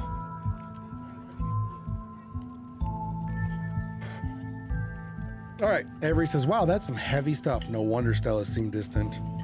Monsters in the woods? I've never heard of anything like that around here. I mean, I know I haven't been around that long, but I feel, what's bullshit? Oh, the weather? Yeah. The wind also? I haven't been around that long, but I feel like that's the kind of thing people would talk about. How exciting. The weather. Indeed. Indeed, that's bullshit. I hadn't pegged you as a transplant. Where are you from? What the fuck? Why would I say that? Do you regret moving here? Oh, right, because she's not from around here. All of this is kind of exciting, isn't it? You should get out of here before things get any worse. Should I be excited about this, or should I now just like... Should my character stop being excited? Maybe I should stop being happy about all this shit. But I like playing into the powerful build. I think I like it.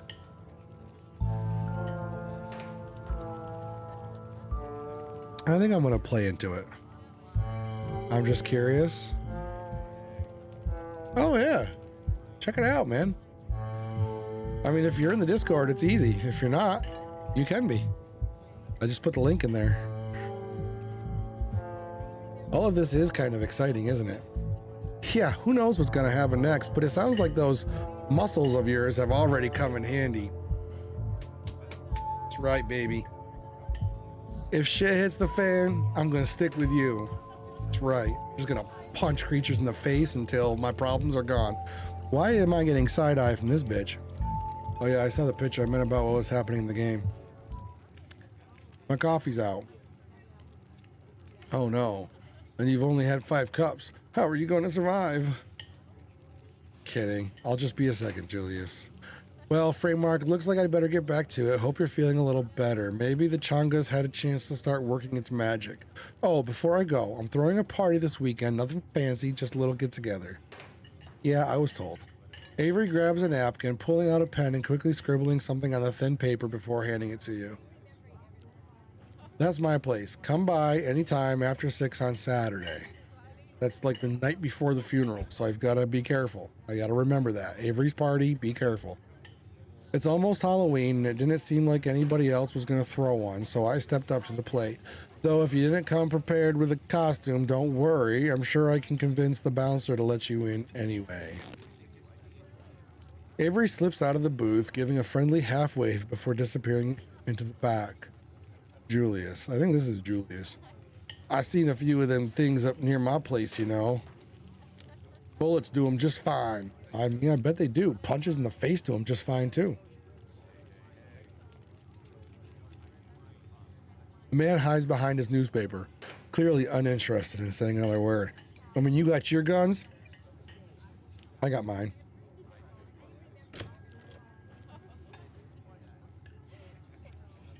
You leave the diner, ready to continue your day. Let's swing by the general store. Maybe they sell maggot repellent. Who is this? Looks like one of my son's friends. This is your first time seeing the general store in the light of day. A young man sits at the table by the register, too preoccupied with his phone to care what you stepped in. You should leave town. There are monsters in the woods. Hi, I'm Fraeymark. Do you know how to get to the mines? If I wanted to buy chips or something, do I talk to you or what you doing on your phone? Totally gonna be what you doing on your phone. I'm gonna be that guy. Games? You probably haven't heard of them. So if I want chips or something, do I talk to you or what? He sighs. I guess, yeah, Kanika decided to skip work today, so of course whatever plans I had didn't matter.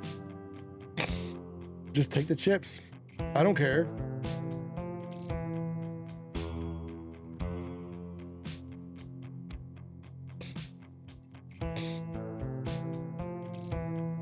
I'm not gonna steal the chips. As much as I want to, teach this kid a lesson. I don't want people pissed off at me. Kanika get mad. Well, she shouldn't have left me in charge while she's off doing whatever. If Kanika cares about running this place right, she can hire someone else and let me live my life. We make most of our money on bulk orders anyways. A bag of chips doesn't make a difference.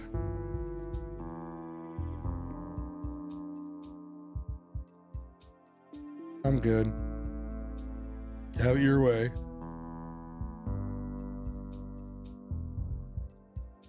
You should leave town. There's monsters in the woods.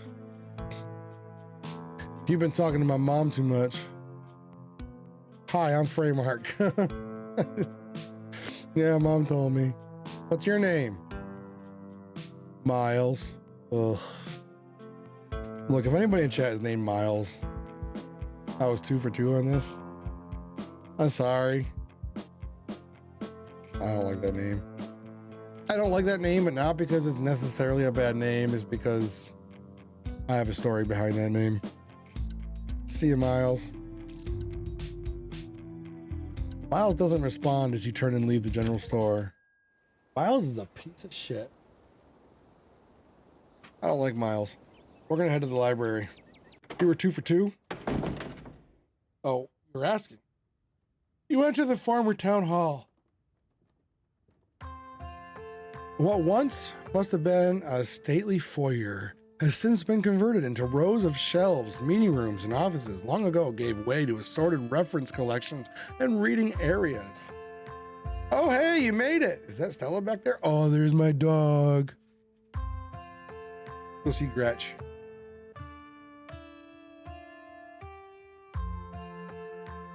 You head over to Stella's table and settle in. You made it. Glad you could join us. Indeed, I am elated that you're back. I love that fucking dog. Did you send my regards to that foul feline? I sure did. Don't worry, Gretchen. I told Frau all about our little adventure last night. Wink at Gretchen and give a subtle thumbs up. That's what I'm gonna do. Wonderful. I hope she stews on that for a long, long time. Grace and Kanika are black names, so I thought they were both black. I was right with Kanika. Yeah? Have we seen Reese yet? Reese might still be pieces. Morning, Fraeymark. You look tired. My goodness. Whatever happened to common decency? You can't go around telling someone they look unwell. You look marvelous, Fraeymark. I love this fucking dog. Snitch on Miles? Oh, I'm totally gonna snitch on Miles. Screw that asshole. Oh, before I forget, I met your brother Miles. When I went to buy some chips, he tried to make me steal them. Fraeymark, you can't just snitch on someone like that. The fuck I can't. I asked him to come to the store for 1 day and he can't even be bothered to do that. Typical. I'm paying him, you know. It's no wonder he's chronically unemployed. Anyways, I guess we should get started. Tell me I can't fucking rat on people? Not with that attitude. Oh, before I forget, we've got to talk about that photo you sent me this morning. It was a cat photo. It was no innuendo or anything. Oh, the boot print. Oh, right. I thought she meant the cat photo. That's what I get for drinking. Kanika, check this out. Fraeymark found it in Tabby's garden this morning, right in line of sight of his room. What is that liquid around it? It looks like pus. I'll drink to that. The opossum that lives in my dresser says that 2 people live at the estate. Guys, should I... They're gonna think I'm crazy. Do you think it's Wayne? I kind of want to say this. You know, the opossum that lives in my dresser. But probably not a good idea. Those boots are too big to be Tabitha's. Do you think it's Wayne?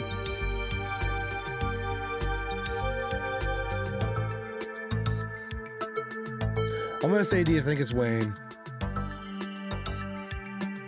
That creep who keeps coming around my mom's tea room? He snuck up on us last night and called out Fraeymark by name. Those boot prints match up with the mining getup. I'm glad the 2 of you had me there to protect you. Oh, Gretchen, you good job protecting us, honey. You're the best. Whoa, apparently I missed a lot last night, huh? I wonder if there's any connection between that guy and what happened in the woods last night. Like what? I mean, I don't have anything specific, but we do have that whole prophecy of impending doom angle to explore. And this photo is weird. From Ditchlings. Yeah, I guess that's true. That's a good point. Touche, Dakin. You're right. I can't stop thinking about those splatters on the ground. If he's sick, maybe it's from the creatures you encountered. Who is this guy? Hey there, strangers. And literal stranger? Hey, I'm Fraeymark, Tabitha's cousin. I'm in town for the funeral. Oh, I should have known you were a Scarlet. You look so much like Vivian. Not that I knew her very well.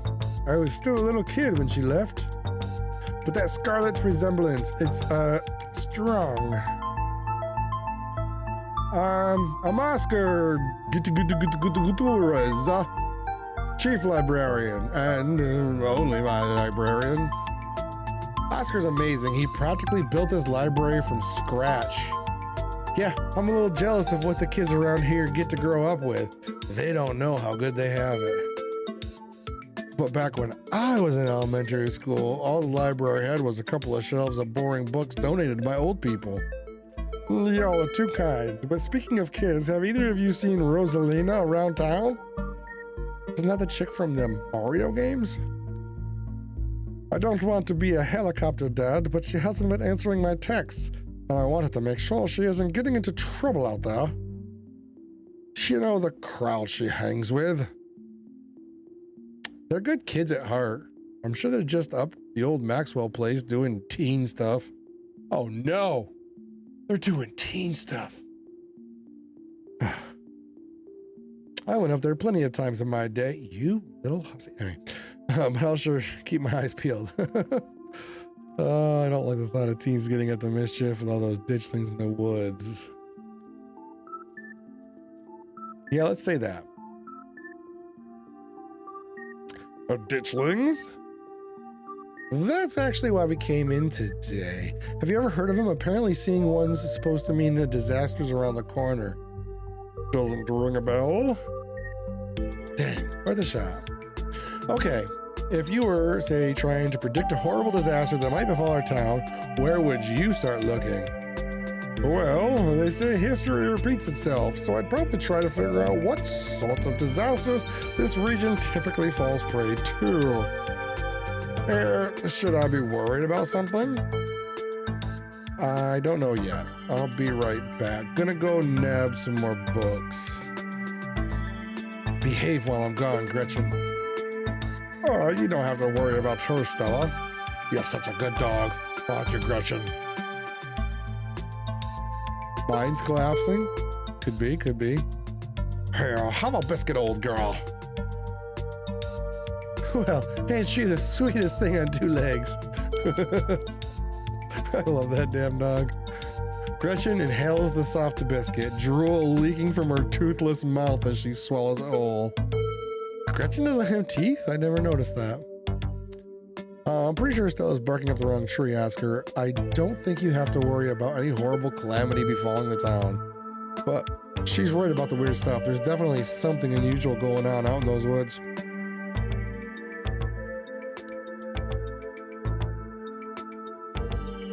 Whatever's out there has been brutalizing the local wildlife. I'm going with that.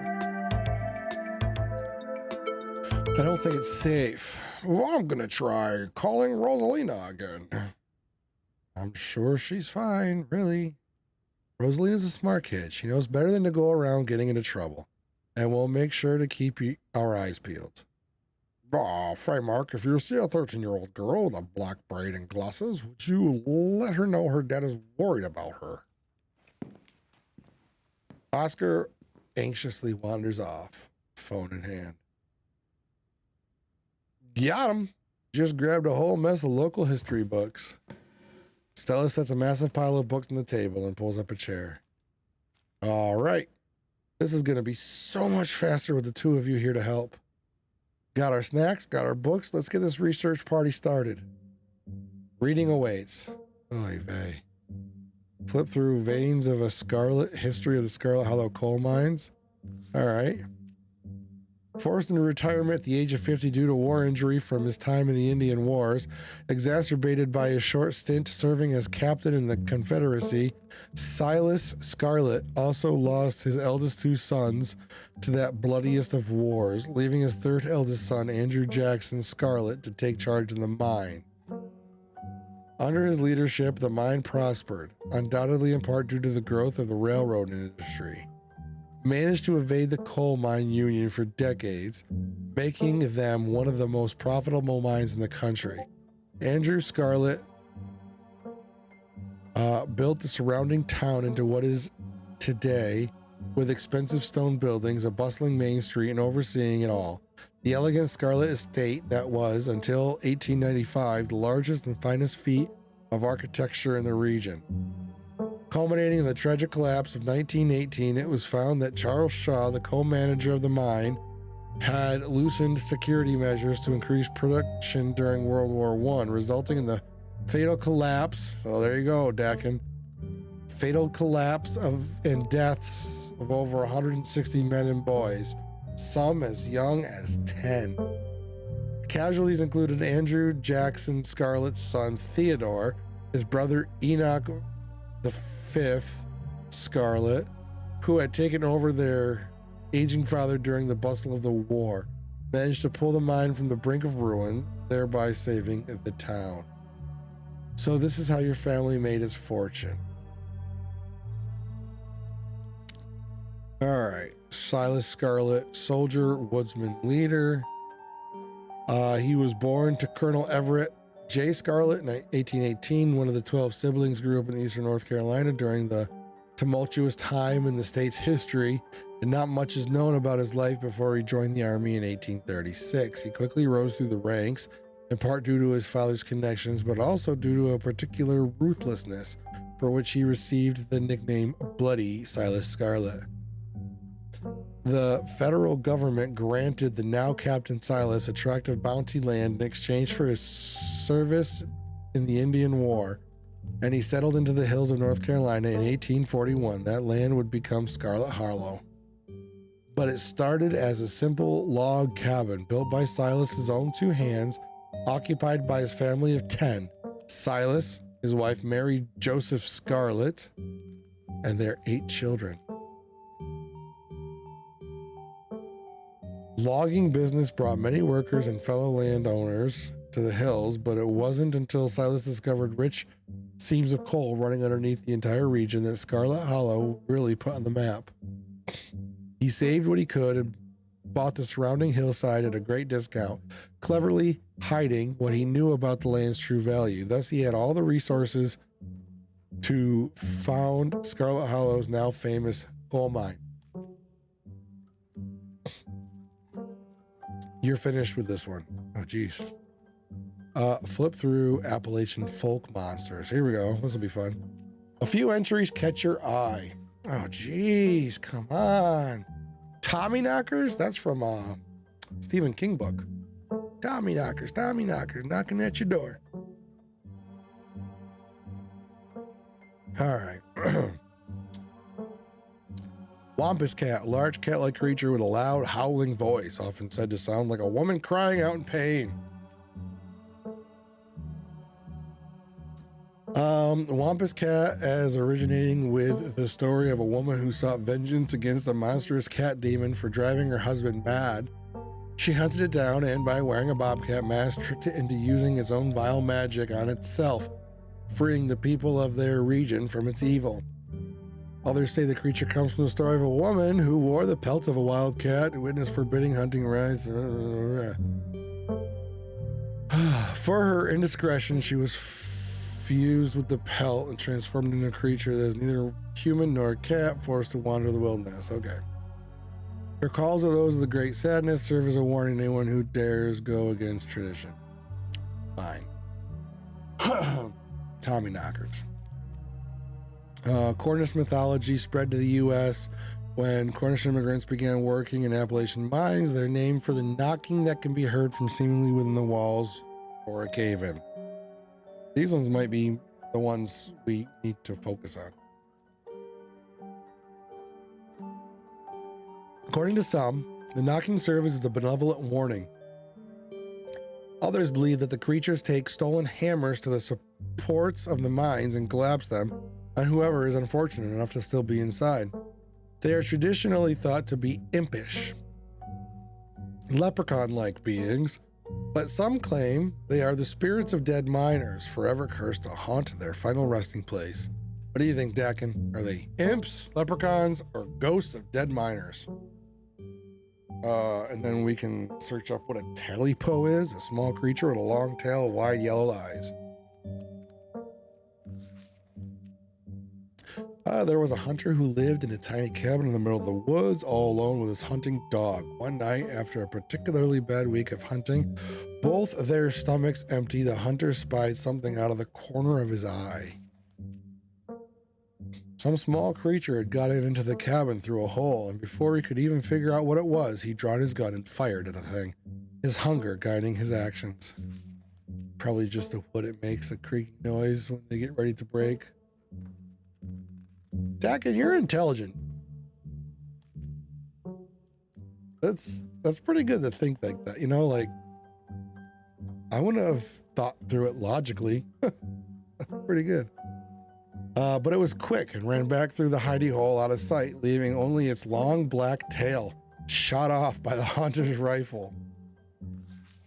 Excuse me.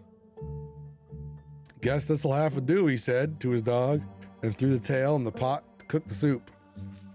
Ew. He and his dog ate well that night, the tail filling them both. The hunter crawled into the bed satisfied, his dog curled up at his feet. He woke to the sound of long nails scrabbling across wood. His dog was nowhere in sight, only a rumpled spot where the covers had been. In the gloom, he saw two big yellow eyes staring at him. Two sides of the same. Yeah? I want my talipo.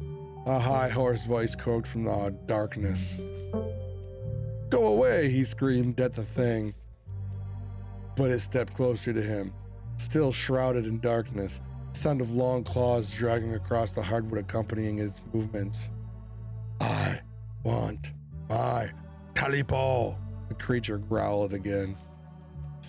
I'll get my dog after you, the hunter squealed, his voice catching in his throat with fear, but there was no dog to be seen. I want my talipo. Before the hunter could so much as scream, the creature leapt from the darkness, long claws stretched out towards the hunter. You know the talipo story? I'd never heard of it before. This is cool. No one is sure what the creature did to him that night, but the next morning, all that remained of the hunter, his dog, and his cabin was a chimney, standing alone in the woods. That's some creepy shit, and also, so is that. Yeah, done here. He closed the book and put it back. I think I'm all done. Let's check in. I've seen that. Have you, Dagon? Where? Just normal shit you look up? That's awesome. I mean, I've heard of Tommy knockers before. I've never heard of talipo before. All right. If we're going with what Kanika's mom told us last night, I think we can rule out any natural disasters as what brought the ditchlings here.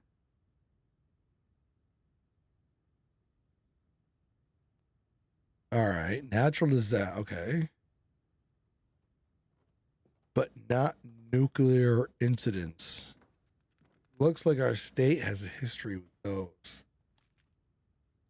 What about y'all? Find anything? Before you can respond, a handsome black cat leaps into the table, almost on instinct. Stella slams her book shut. Aw, hey, Pixel. Cat's name is Pixel.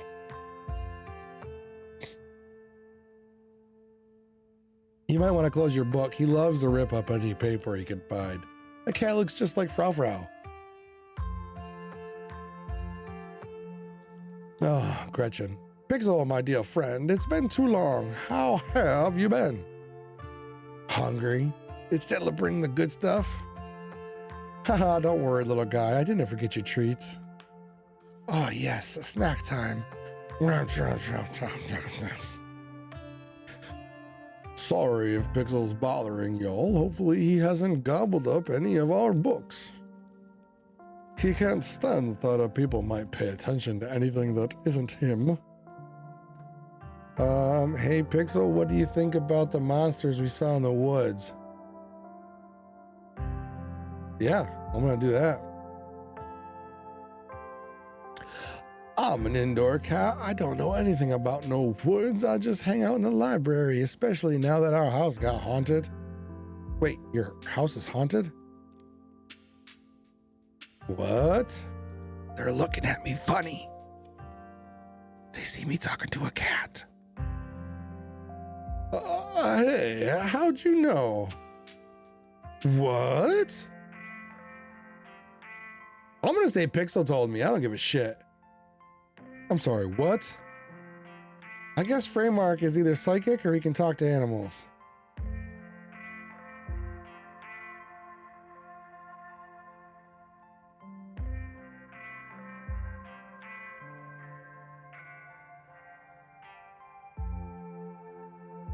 I was in my woods. I was walking around my property when I looked up, standing on a cement marble slab. There was a house and I saw the fireplace. I went back a couple days later. It was gone. Hello, we got a Lulu sighting straight from the future. How you doing, Lulu? Dakin, that's crazy. You got a lot of property? Kind of hoping you have like acres and acres and acres and this wasn't just like behind your house. Lulu, this game is amazing, but it's so much reading. My poor throat. The story is amazing, but I've got so much to read. Hey, I'm good. Just finished my skating training and now I'm waiting for my bus. Nope, it was very close. Well, Dakin, that sounds scary as shit. Oh no, are you doing voices too? I'm doing a few voices. A few, yeah. Like Oscar, he says, we've been in the library for a little bit. He's got that deep side. They're all just different adaptations of Southern drawl. It's been great. Way more snacks, way more scritches. As the cat. I can talk to animals. People think I'm a little crazy. You know, it wasn't until you pointed it out. Strike that from the record, Dakin. I do apologize. Cat's name is Pixel, which I love. Except sometimes there's too much scritches. Too late. Well, Dakin, you said it disappeared, so you're all set. You're good. Hold up. What kind of haunting are we talking about here? Unexplained noises, objects appearing in strange and unfamiliar places? Oh, Oscar, don't get her hopes up like that. Nothing like that. Sorry. The floor in Rosalina's bedrooms just keeps seeping blood, and I've seen a strange figure in the hallway a couple of times. Oh, yeah. That's nothing. Floor seeping blood. We've all been there. Strange figure in the hallway. Practically mandatory. Wait. You've seen a full body apparition? Can I see it?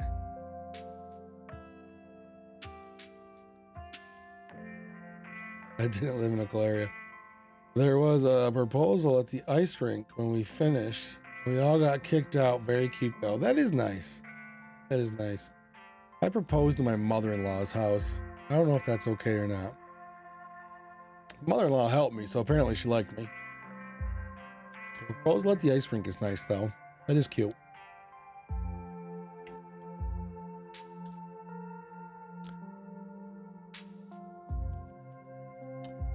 Stella, how many times have you gone on ghost hunts and been tricked by shadows? You know what it's going to be. But what if it's an actual ghost? It's totally a ghost. Let's go bust it. It's worth looking into. I'm with Kanika. There's probably a very normal and boring explanation. No. It's worth looking into. Y'all are more than welcome to check it out. Maybe tomorrow night? Okay, but my cousin's gonna be pissed if I'm not home by sundown. You know what? Screw Tabitha. I don't even care what she thinks. Yes, we'll be there. Yeah, that sounds like a fun way to spend an evening. Can't wait to get spooked by some creaky floorboards. Why do you let a paper shredder freely wander a library? Leave Pixel B. I will leave Pixel B. I like that cat.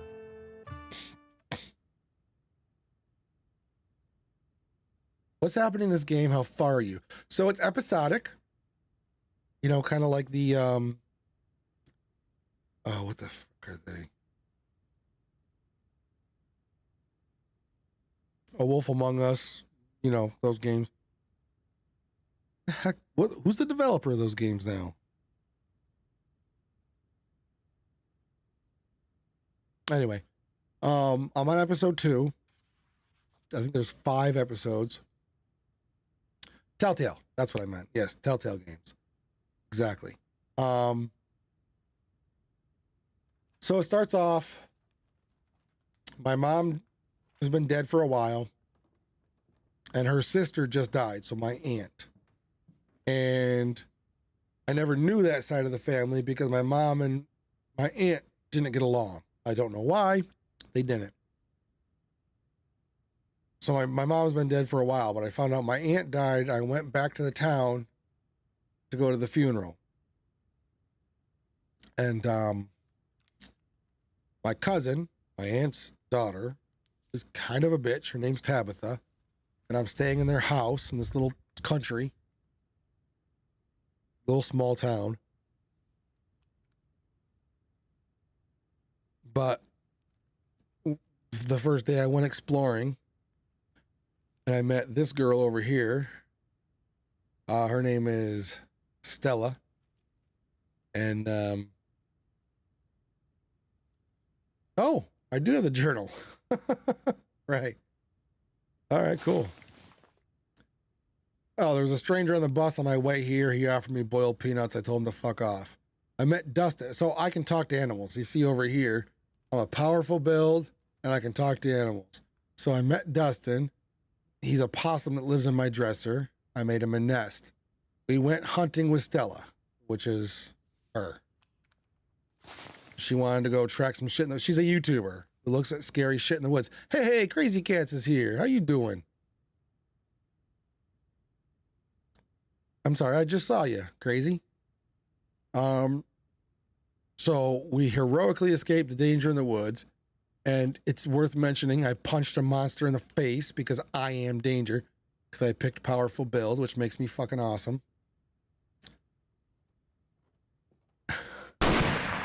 Hey, Corgi. I froze in terror there for a second. Thank Corgi. Keeping me alert. Doing good, Crazy. Doing great. So punched a monster in the face. I met Stella's friend Kanika, who is this chick here. And her mother, Sybil, and we learned about ditchlings. So we found these monsters in the woods, and apparently they're called ditchlings. I returned to the estate with my cousin before going to bed. And now the next day, it's episode 2, we went into town and we're hitting the library trying to figure out what we can figure out about ditchlings. So, all right, I better get back to shelving. Let me know if y'all need anything. Oh, that was Oscar. I was supposed to say, all right, I better get back to shelving. Let me know if y'all need anything. So, his daughter is Rosalina. She's kind of missing. Stella, what was that you were saying about nuclear incidences? I can whisper, do you think there's a cult here? Talk about Veins of Scarlet. Talk about Silas Scarlet. Talk about Appalachian folk monsters. I want to talk about Silas. So Silas Scarlet, rich guy in the cell. So this part is actually a little boring. We're at the library. We're doing a bunch of research. To be honest, this is a little boring.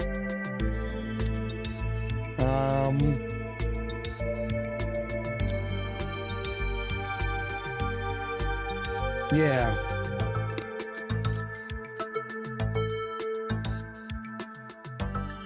So this, I don't even know Silas that well. It's the Scarlet, so he was part of the family.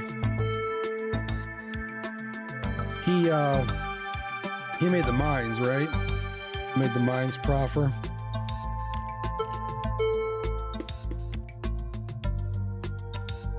So I guess he was a product of a different time. Who knows what future generations will think when they look back on us. Sure, but the dude was still a monster. Sorry, you're related to him. Do you think the Darklings are here for retribution? That seems tenuous, assuming Kanika's mom is right. They're here as an omen, not because they're going to do something themselves. So yeah, these ditchlings are supposed to be an omen of something bad to come. And I think we know how I feel on the matter. All right, what are you talking about nuclear incidents? You were talking about the Goldsboro thing, right? Stella says, yeah, apparently in the 60s, a B-52 carrying a live warhead broke up midair and dropped a couple of bombs. Oh, fascinating bit of history there. The first of the 2 bombs landed upright after its parachute got caught in a tree. Thankfully, it didn't go off. At the time, the government claimed that the bomb was unarmed, but it later came out that the only thing preventing the detonation was a single electrical switch, which failed to trigger on the descent. And 60 years later, the second bomb still hasn't been recovered. So there's a fucking bomb out there somewhere? Right, its conventional explosive integration is in midair, but most of the nuclear material was made unrecoverable by flooding. If I remember correctly, they just buried it and sealed it up. Oh, okay, we got a buried nuclear warhead, no problem. Gretchen, this is the dog. I'm the only one that can hear the dog. I'm sorry, did you say they buried it? Do y'all need something dug up? Because if so, I'm your gal. I don't think disarming nuclear bombs is part of your skill set. So the nuke made the ditchlings. If the bomb is somewhere else, why would there be so many ditchlings here? Oh God, we're screwed. Say nothing. I'm going to tell Gretchen that it's not part of your skill set. I don't think disarming nuclear bombs is part of our skill set. Absolutely not, and there's no way a nuclear bomb made these things. I'm just saying, you never know. With radiation, we actually know quite a bit. It just melts you. It doesn't make monsters. And a 60-year-old bomb isn't going to explode on its own hundreds of miles away and kill us here. You never know. There could always be a whole underground society of bomb-worshipping mutants just waiting to blow it up. True that. I've missed this. Do you think there's a call here? Eileen quietly whispered to Stella and Kanika. You guys think there's a cult here? Yes. Bella and Gretchen, friends for life. Maybe the ditchlings were actually nudists doing some sort of ritual? That's just stupid. They were summoned. A lot of folks here feel tense and closed off. All right, let's say summoned. Maybe they were summoned as a part of a ritual or something like that. Seems unlikely. Yeah, it does. Let's just remain silent. Maybe we should go to the mines. There was that collapse a while back and a lot of people died. Maybe the ditchlings are here to warn us about something like that happening again. Yes, that's what I think. I think Dakin's with me. Okay, good. Right, Dakin? That's what we're thinking. We're waiting for a mine collapse. Okay, good. And hopefully we can find out what happened to Wayne while we're at it. What the fuck is up with Wayne? For the record, this wasn't my idea. Do what we have to. This seems like a lot of work. Maybe Tabitha can help us out. That's a good way to go. Maybe Tabitha can help us out. Finally, the opportunity I've been looking for to get to know Tabitha. I'm sure Tabitha is going to love we're snooping around. All right, but let's try to stay under the radar. Oh, maybe we should stay under the radar too. Awesome, let's roll. What do we think? Should we have Tabitha help us out? Or should we stay under the radar? What do you think, Dakin? Because this Silas guy that did the mines, it was her family. Like, she knows them. She knows the mines. All right, see if we can have her help us out. Maybe Tabitha can help us out.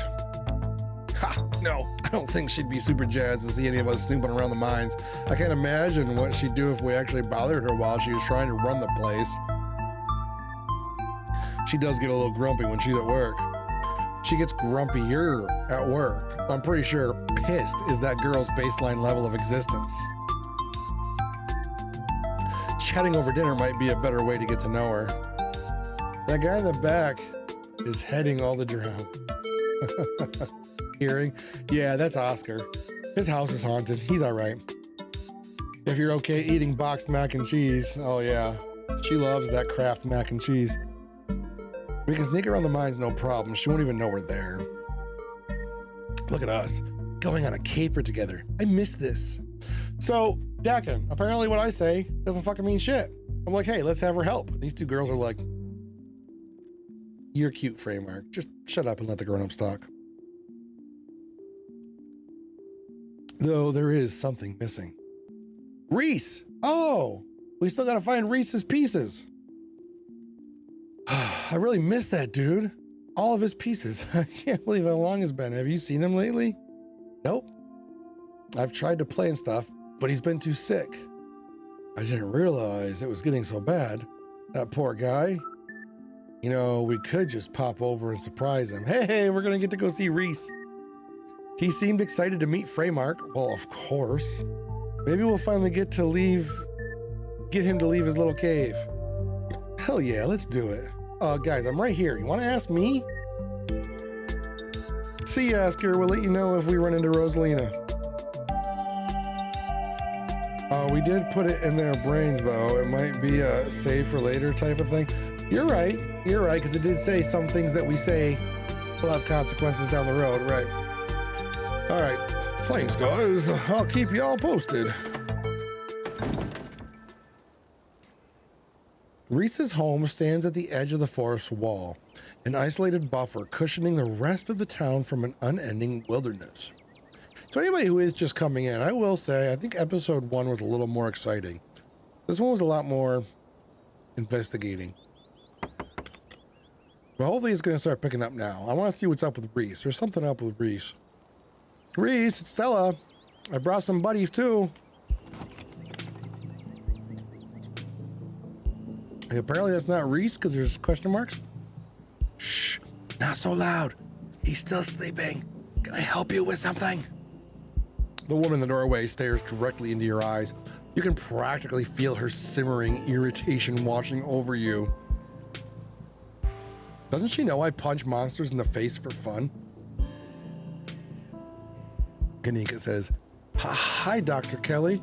We were wondering if it would be okay if Reese could come hang out. Nothing strenuous, we promise. Dr. Kelly says, I'm not gonna wake him up. If he's sleeping, he probably needs it. Whatever you two have planned is probably beyond what he can manage right now anyways. Oh no, poor Reese. It's just been so long since either of us had gotten the chance to hang out with him. I'm sure he and Fraeymark would get along super well too. Hi, I'm Fraeymark. Vivian's kid? Stella, if Reese is that sick... No, I'm not gonna fucking say that. That's bullshit. Lie. Yeah, nothing strenuous here at all. Let's start with hi, I'm Fraeymark, and if that don't work, I'll lie. Hi, I'm Fraeymark. Wanna be friends? Well, I know who you are.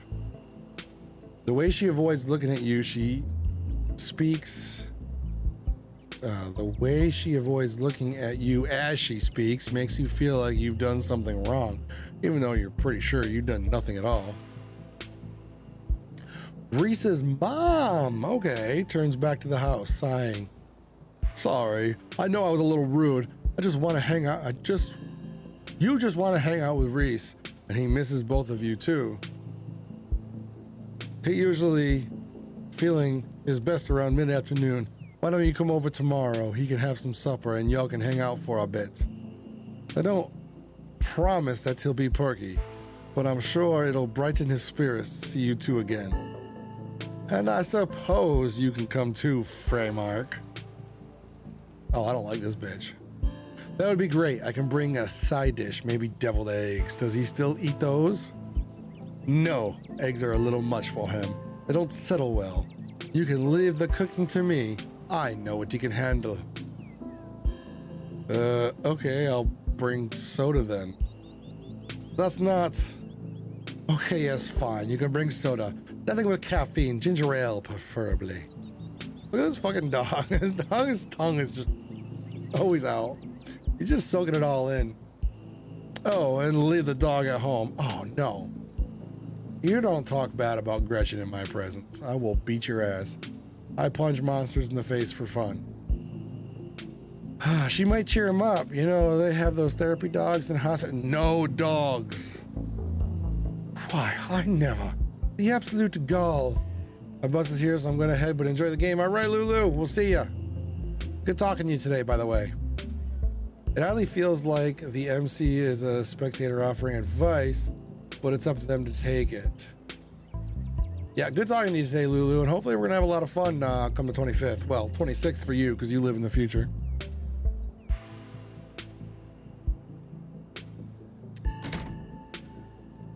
Dr. Kelly nods in acknowledgement and quickly shuts the door. The sound of several locks clicking into place can be heard from within. God, that woman makes me so nervous. She used to be so nice when we were kids. Always had the best stickers when we had to get our shots. Maybe she's just stressed out about Reese. Or maybe she's just nice to kids. Oh, that's a good point. Y'all grew up. It's your fault. Either way, I guess it's just the three of us. You gonna drive? Yeah, sorry, I don't like the thought of going up there without the van. Cool, I'll take my shortcut then. It shouldn't take long for me to get there. You're welcome to tag along, Fraeymark. Don't worry, I won't be offended if you'd rather ride with Kanika. I'm sure you're probably sick of the woods. I'm so glad the bot's working again.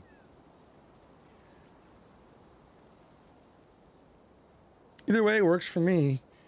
So why not just drive up with Kanika? Right. Aren't the mines a bit of a ways off? Don't worry about it, Fraeymark. There's a lot of junk in the back of my van. It gets a little tight with more than two people. I'm gonna walk with Stella. Yeah, I'm not leaving Stella alone, walking. I'll walk with Stella. We'll meet you there. The woods are calm and serene compared to last night, though you can't help but feel that danger lurks just beyond the trees. Hey, thanks for coming along with us. With Gretchen and me, I mean. I had a lot of fun hanging out with you last night, but it was also kind of an objectively horrible experience. I was a little worried you'd ghost. I guess it's hard not to feel a connection after going through something like that together. Are you hitting on me? I'm not going to say that. I mean, I'm curious, but I'm not going to say it. Yeah, we just met, but already I feel like we're good friends. Don't get too attached. I'm just here for the mystery. Say nothing. I can feel it coming in. Yeah, tonight. All right, I feel it too. Oh yeah, I'm glad you feel the same way. Conversation comes to a dramatic halt with you, Stella, and Gretchen all whirling around to face the source of that sound. Bird, let me at it. I can get it. Bird. See, I know that I can hear Gretchen, but I totally forget I can hear the bird. Back off, dog. This is my stick. Whoa, calm down, girl. It's just a bird. The same probably goes for the two of us. I guess we're all a little on edge. Let's hurry to the mine. It shouldn't be much further. Kanika casually leans against her van as you, Stella, emerge from the woods. Hey. Y'all have a good walk? Yeah, it was great. I mean, not that you were missing out or anything. You didn't run into any of those creatures, did you? Nope. That makes sense. They're probably nocturnal. I don't know if I should feel relieved or disappointed. But we're all here. What's the plan? I guess we just go talk to people. I guess so. I should probably be on lookout duty. I'm a bit of a person non grata in the mines. Tabitha? Yeah, I might try sneaking in to talk to her a time or two too many. And Gretchen makes it extra hard to be sneaky.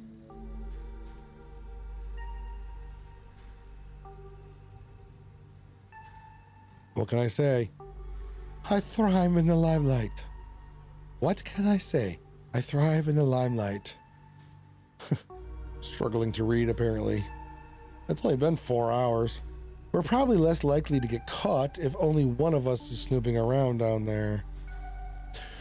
So, if Stella's on lookout duty and only one of us is going in, what's the third person doing? I think that's a good question. Let's just ask that. You know those cheesy rom-coms where someone wears an earpiece on the first date? Whoa, do you have some kind of surveillance rig in the back of your van that I didn't know about? What? No. I have a pair of earbuds with a really good mic. We can just do a group call. Okay. So am I going in? Powerful build allows me to say I'm sure I'll fit right in with a bunch of burly coal miners. Yeah, let's say that. Why not? You're gonna do great. Kanika hands me the earbuds. We can feed you questions if you get stuck, and Stella can give you a heads up if Tabitha's headed your way. Dang, I've missed doing this sort of thing with you. You're so thorough. Well, thanks. I do my best. I guess we should part ways and start the call, yeah?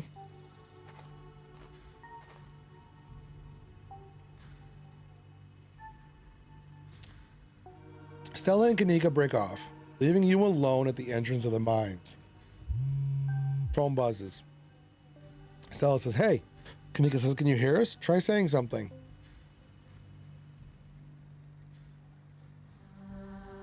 Something.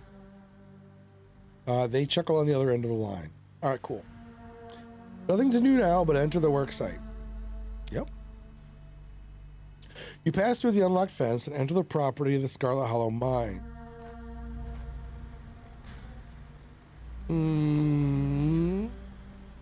Let's explore.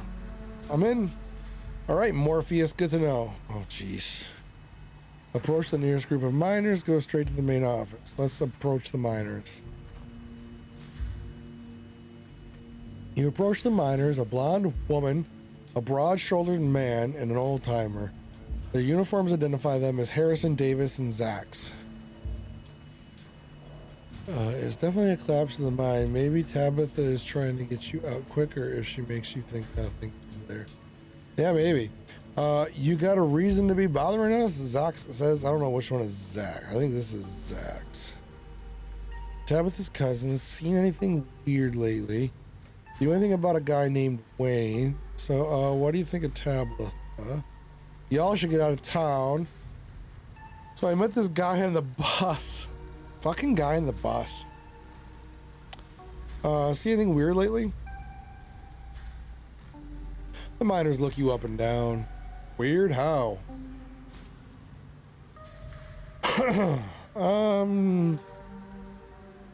Knocking in the mines.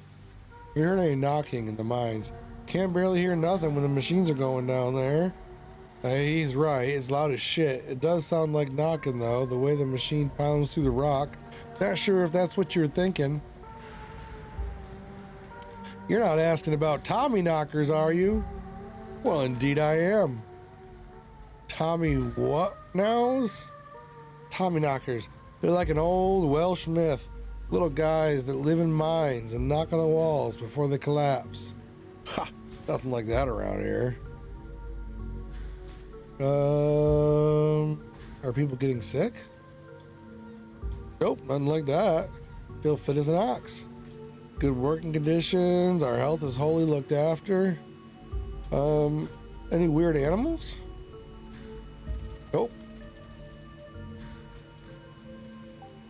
Wait. Are they talking about me? Harrison's, yeah, she's like a Bigfoot. Oh, they're talking about, okay, they're talking about Stella. Yeah, she's like a Bigfoot YouTuber or something. Her videos are actually pretty good. Yep, that's me, all right. And oh, that's so sweet. Shut up, Stella. Harrison says, but you know, now that I think about it, it's pretty weird. I haven't been seeing many animals at all lately. Used to be I'd see all sort of critters. Now it's mostly birds. Zach says, this is your first year up here, ain't it? Just not used to the seasons changing. All the animals are hibernating, that's all.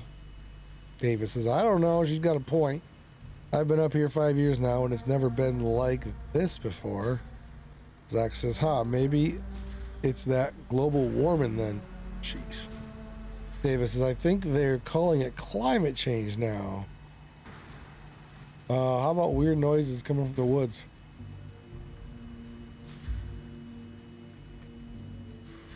Not a peep. We're on the ground. You know, I heard something unusual the other night. Thought it might have been an owl or something, but it didn't sound right. It was an owl. You're just not used to the local wildlife yet. Okay. Ask them about Wayne. Do you know anything about a guy named Wayne? So what do you think of yeah, what do you know about Wayne? Yeah, we know him.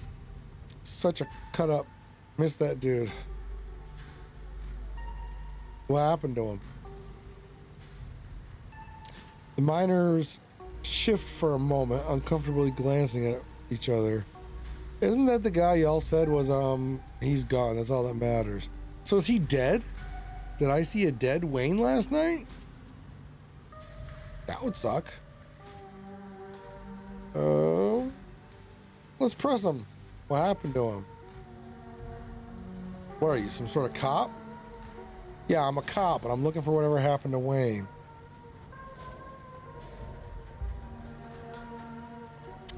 Yeah, I don't like the smell of this one bit. I know bait when I see it. Let's get out of here. Our shift's about to start anyways. Well, I guess I screwed that up. No, because Sybil was to claim about seeing Wayne. Yeah, I guess.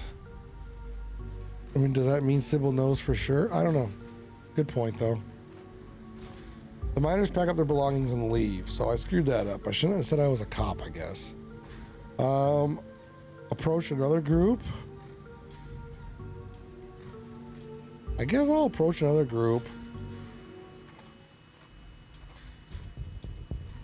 Stop in your tracks, a shiver running down your spine. A familiar voice calls out to you.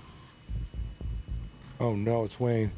You shouldn't have come here. It's dangerous.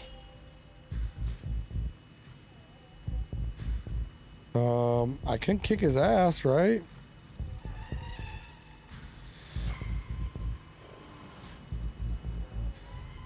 Do you need help?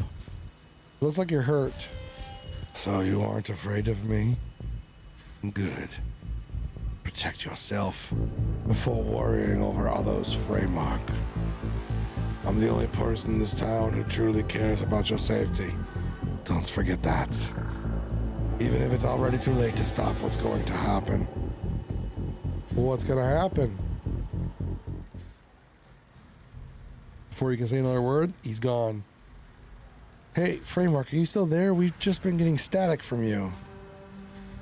Oh, Wayne. Whoa, I thought I saw you talking to someone down there. Are you okay?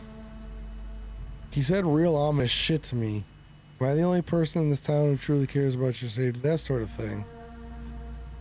Yeah, I'll say that. What the hell is that supposed to mean? I don't friggin' know.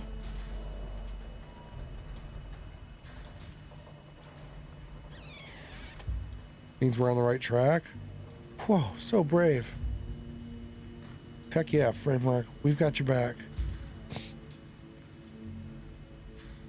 Approach another group of miners. Find Tabitha. Actually, I'm gonna go find Tabitha first. She deserves to know what's going on. We should regroup. Oh, I don't want to find Tabitha, so let's find another group of miners. Hey there, can we help you? Yeah, that's kind of what I was thinking, Dakin, when you said we gotta be. So it depends on what Sybil is all about. That does seem suspicious, right? Can we help you with something?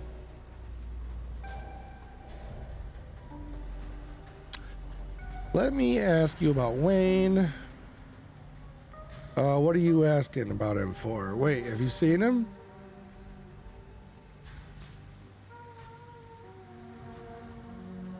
I saw him just now. He muttered some creepy stuff to me and disappeared. I knew it. He probably just got back to camp after whatever he went off to do. Hold on a tick. Creepy isn't exactly his MO. You know that, Isaacs. How do you know it was Sam Wayne? Don't recall seeing your face around here before.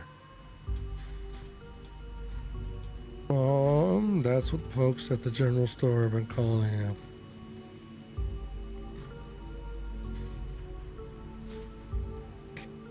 Kanika and Sybil. Good people, but I don't expect they'd know every mining fella in town by sight, if you catch my drift. Smith, you're losing me. I'm just saying it'd be awfully strange for Wayne to still be in town, wandering around, following some stranger, not checking with any of his buddies. Sounds to me like somebody who got sick of work and is having a little fun playing hooky. The following, though, okay, yeah, that does sound a little unlike him. I thought his lady friend had him under lock and key. Just smells fishy to me. Until I see him face to face, I'm not convinced whoever is calling himself Sam Wayne ain't the very reason we haven't seen hide nor hair of the man.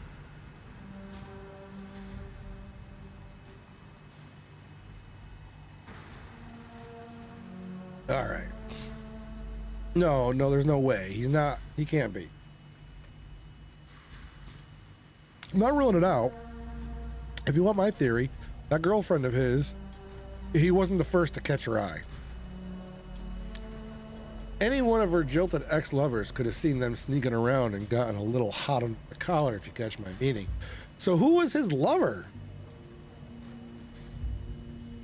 Dang, who are you talking about? Yeah, who are they talking about?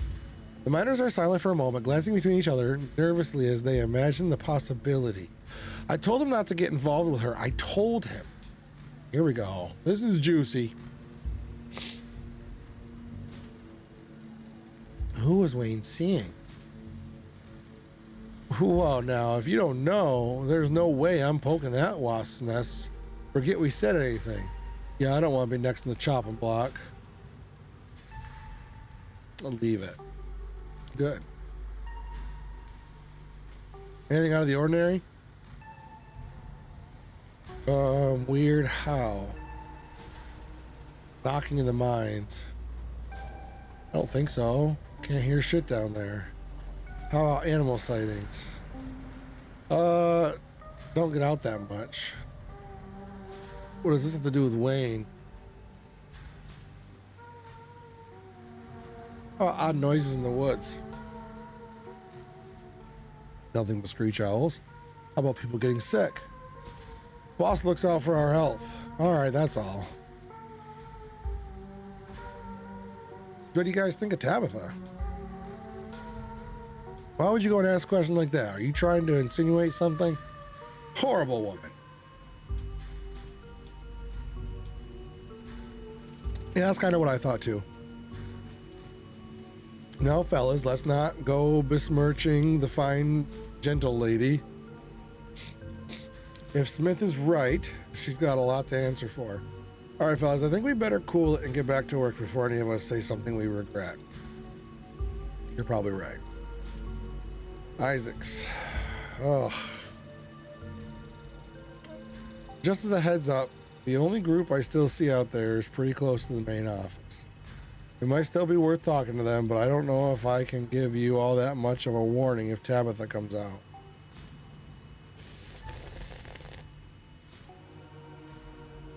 All right. Let's talk to one last group of miners. I want to find out who Wayne was dating or seeing. You don't look like you're from the inspector's office. Sam Wayne.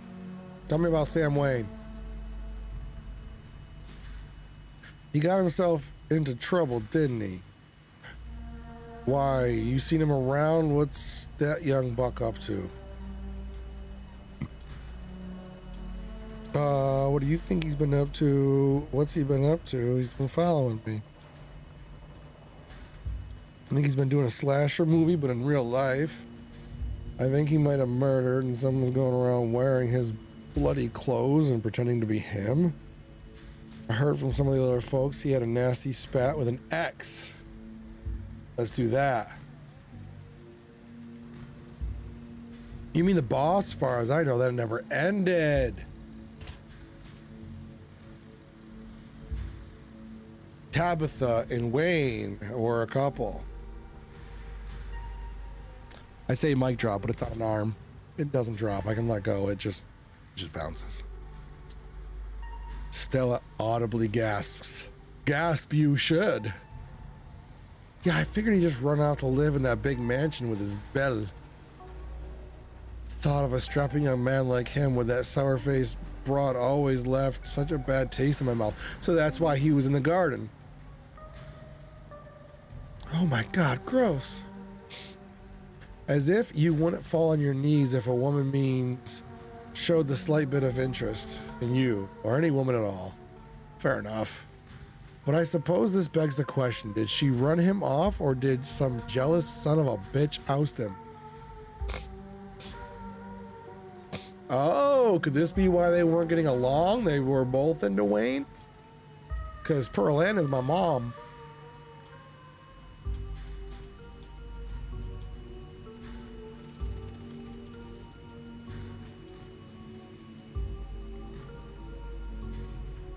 Okay, Pearl Ann? Are you talking about Pearl Ann?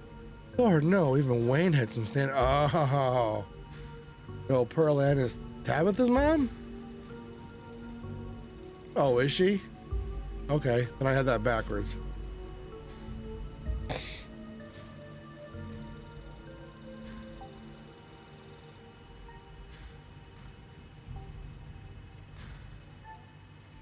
Not that old Pearl Ann didn't have her day.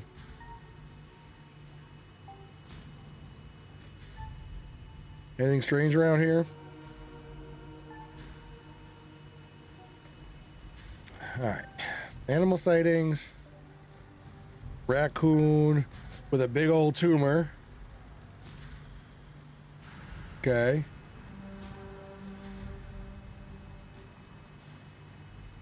Leave it at that. Knocking in the mines. Tommy knockers. Of course we have. We're old timers. All us who was here before the machine got brought in know the Tommy knockers. So the old guys are saying that there are certainly Tommy knockers. What a nuisance, always stealing my hammers. It's true, had a pickaxe stolen too. When you heard knocking coming from the old tunnels, it was enough to make a man pray. Looks like I figured out what to do for my next video. Shut up, Stella. Rub it in that you're a good YouTuber. Pissing me off. You better not be thinking of going into those old mine shafts alone. Stella says, I could always use a partner in crime. Kanika says, I'm going to wind up going down there with you, aren't I? People getting sick? Some of the older miners, sure, but I wouldn't call that unusual. All right, that's all. Thanks for your help. I feel like if I exhaust all the questions, that's when Tabitha's gonna come out and catch me. Fraeymark, I think we've got a problem. Oh shit. Never mind. Fuck. I was trying to avoid that. What the hell are you doing here? Oh crap. Good luck. Sorry, Fraeymark. Fucking Kanika. Kanika, you had one job to do. And that's our cue. Pardon us. You shouldn't be here. This place is dangerous. Why can't you just stay in the estate and stop sticking your nose where it doesn't belong? And what is that ridiculous thing doing in your ears? Are you trying to record my employees? Are you trying to record me? Tabitha snatches the earbuds out of your ears and throws them on the ground. Typical phone-addicted city dweller. Ugh. Ugh. And I have a meeting in 5 minutes. I can't even drive you back. Okay, look, I don't want you wandering anywhere else. Just stay here for an hour. I can take you back to the estate as soon as my meeting wraps up. Can you please do that for me? You were dating Sam Wayne. What happened? Should I just do it? Oh, you're one to talk. You got a lot of explaining to do. I need you to take what's going on right now seriously. I need you to take me seriously. Just wanted to spend some time with my favorite cousin. Well, that's bullshit. Let's not rat out Stella and Kanika. I don't know if I want to stay put. Maybe I want to stay put. All right, so I just play along, stay put, or say I'm sorry, one of those two. Or should I out her about Sam Wayne? I mean, she's got a meeting, so she's going to be short with me. Kind of feeling I should out her. No, make her take us seriously. So you want me to do this one?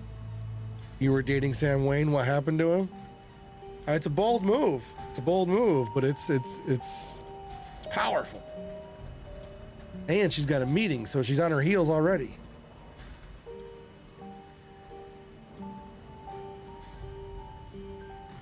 Yeah. Oh, that you need to take me seriously? Oh, okay. We can do that. So I need you to take me seriously. And what, pray tell, do you think is going on? That I'm not taking seriously? What monster of the week has Stella cooked up inside your head? Possible mind collapse. The creatures I saw last night are supposed to be some sort of portent of doom. I'm just doing whatever I can to keep people safe. Look, I get it. I really do. Stella has a knack for spinning people into hysterics over shadows. But the only credible threat in the mines right now is me not being able to do my job. Speaking of, I need to get to my meeting. Just stay here until I come get you. Don't move a muscle. We can talk about whatever monsters you think you saw after I get the rest of this day behind me. Tabitha rushes off to her meeting. You stoop to the ground and pick up Kanika's earbuds. Sorry I wasn't able to give you a better warning. You good? I've been better.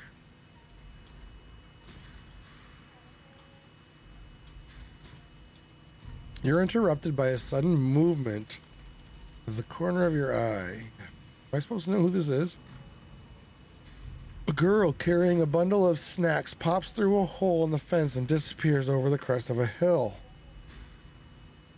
Hey, I think I just saw Rosalina. Oh, Rosalina.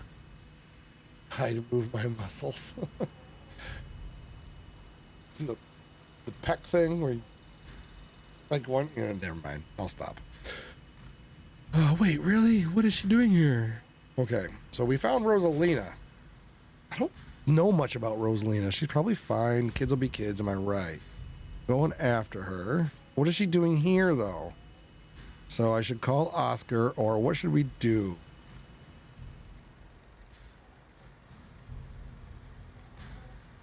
Go after her? Okay. Tabitha just makes me want to be disobedient. Yeah, Tabitha's a bitch. All right, we're going after her. Good idea. We'll try to catch up with you. You rush over the hill and get your bearings. Sound of active mining fading into the distance. Rosalina is nowhere to be found, but dusty footprints point towards a nearby mine. You see what you did to me, Dakin? Now I'm going into a fucking dusty old mine.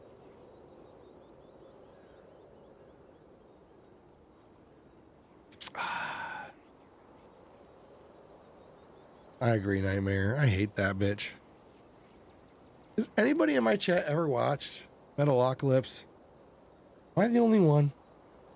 She looks like Squizgar Squigelf so much. All right, we're going into a mine. She did. No. No, she didn't. I'm bleeding. I guess the old Maxwell place doesn't cut it as a secret hangout spot these days.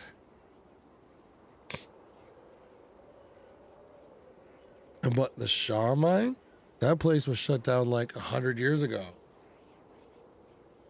After a collapse that killed over 100 people? And here I thought Stella was going to be the one to drag me into an abandoned coal mine. Powerful build. Cool. It's been ages since I've had the chance to get some good spelunking in. Ugh, look, my character might love spelunking. Real life, that shit is scary as hell. You ain't catching me doing that. I've seen enough of those videos and movies. That's where the demons are.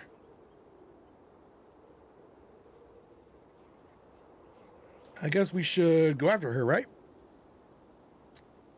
Maybe we should just wait outside. Of course we're not gonna wait outside. That's fucking stupid. All right, we're gonna powerful build it. All right, it's been ages since I had the chance to get some good spelunking in. Well, at least we'll have a good guy down there in case things go south. Whoa, you surely want to tag along, Neeks? Fraeymark and I can handle this on our own. What do you mean, Stella? How about just Fraeymark can handle this on his own? He's saving your ass. Yeah, I'm sure. As much as I hate confined spaces, not a lot about to let Rosalina get hurt in there.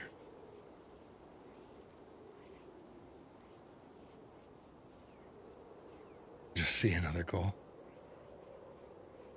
Even if it means I have to go underground. Look, Kanika, you're not gonna like it. Stella and Kanika disappear into the mines. Before you fell, you briefly wonder if you should let Tabitha know about this.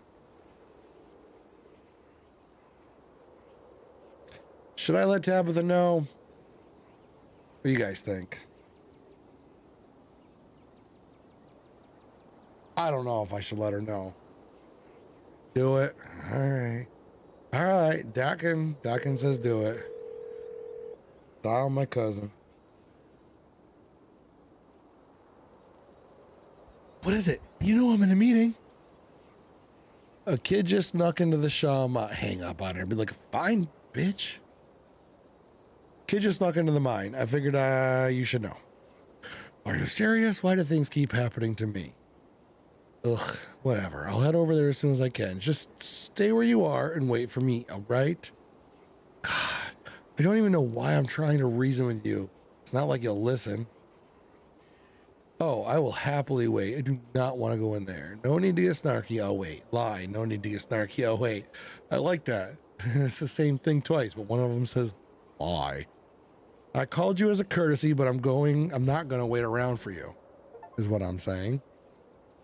Call Tabitha to let her know about Rosalina, but don't wait for her. She's the achievement I just got. I swear to God. Sorry, my mind's made up. Follow them into the mine. Take a deep breath, follow your new friends into the mine. Dun, dun, dun, dun, dun, dun, dun, dun, dun. The inside of the mine is warmer than you expect. The air thick and wet. The ceiling hangs much lower than you are tall, forcing you and your companions to hunch over. Your legs bent in a painful squat as you begin to navigate its maze of corridors. This is a rare place where your well-muscled frame feels like it might be more of a hindrance than a help. Oh no. Hey, made it. I'm just too big and bulky for this place. I just got too much going on. Told you we would. I'm gonna tell him I gave Tabitha the 411. You didn't. I was hoping we'd be able to get to Rosalina out here before anyone called the cops on her. Or us. Tabitha had better not try to have us arrested for trespassing. Oh, I wouldn't worry about her calling the cops. I've snuck into the mines dozens of times and she's never called the cops on me. That's because you two have a weird thing. I'm pretty sure Tabitha actively hates me. And believe me, the feeling is extremely mutual. Well, what matters is the gang's all here. We'll find Rosalina in no time. Sigh. Press on. You think we're gonna find a cult, Dakin? The deeper you progress into the mine, the heavier the air becomes. Coal dust hangs in the thick clouds around you, even though this place was abandoned over a century ago. Hey, Zeus. It's cramped down here. Does anyone else's chest feel tight? Gret the dog. I certainly can't say I'm one for dark and stuffy places. This seems much more suited for a cat, if I do say so myself. Yes, abandoned mines are way more claustrophobic than people expect them to be. And this one's real bad. You know, because of the child miners, or should I say, the minor miners. Kanika visibly shudders. Okay, I'm not superstitious, but if there's one way to make sure you get haunted, it's cracking jokes about dead child laborers while walking on their graves. That's pretty good. What can I say? I do my best to tempt the spirits wherever I go. I actually snuck down here a few times to try to get some good footage, part of my ghost hunting phase. Hey Zeus, Stella, the things you do for your viewers, did you find anything? I wish. If any place in Scarlet Hollow was actually haunted, it would be this mine, hands down. But all I got was dust in my lungs and a couple of false alarms.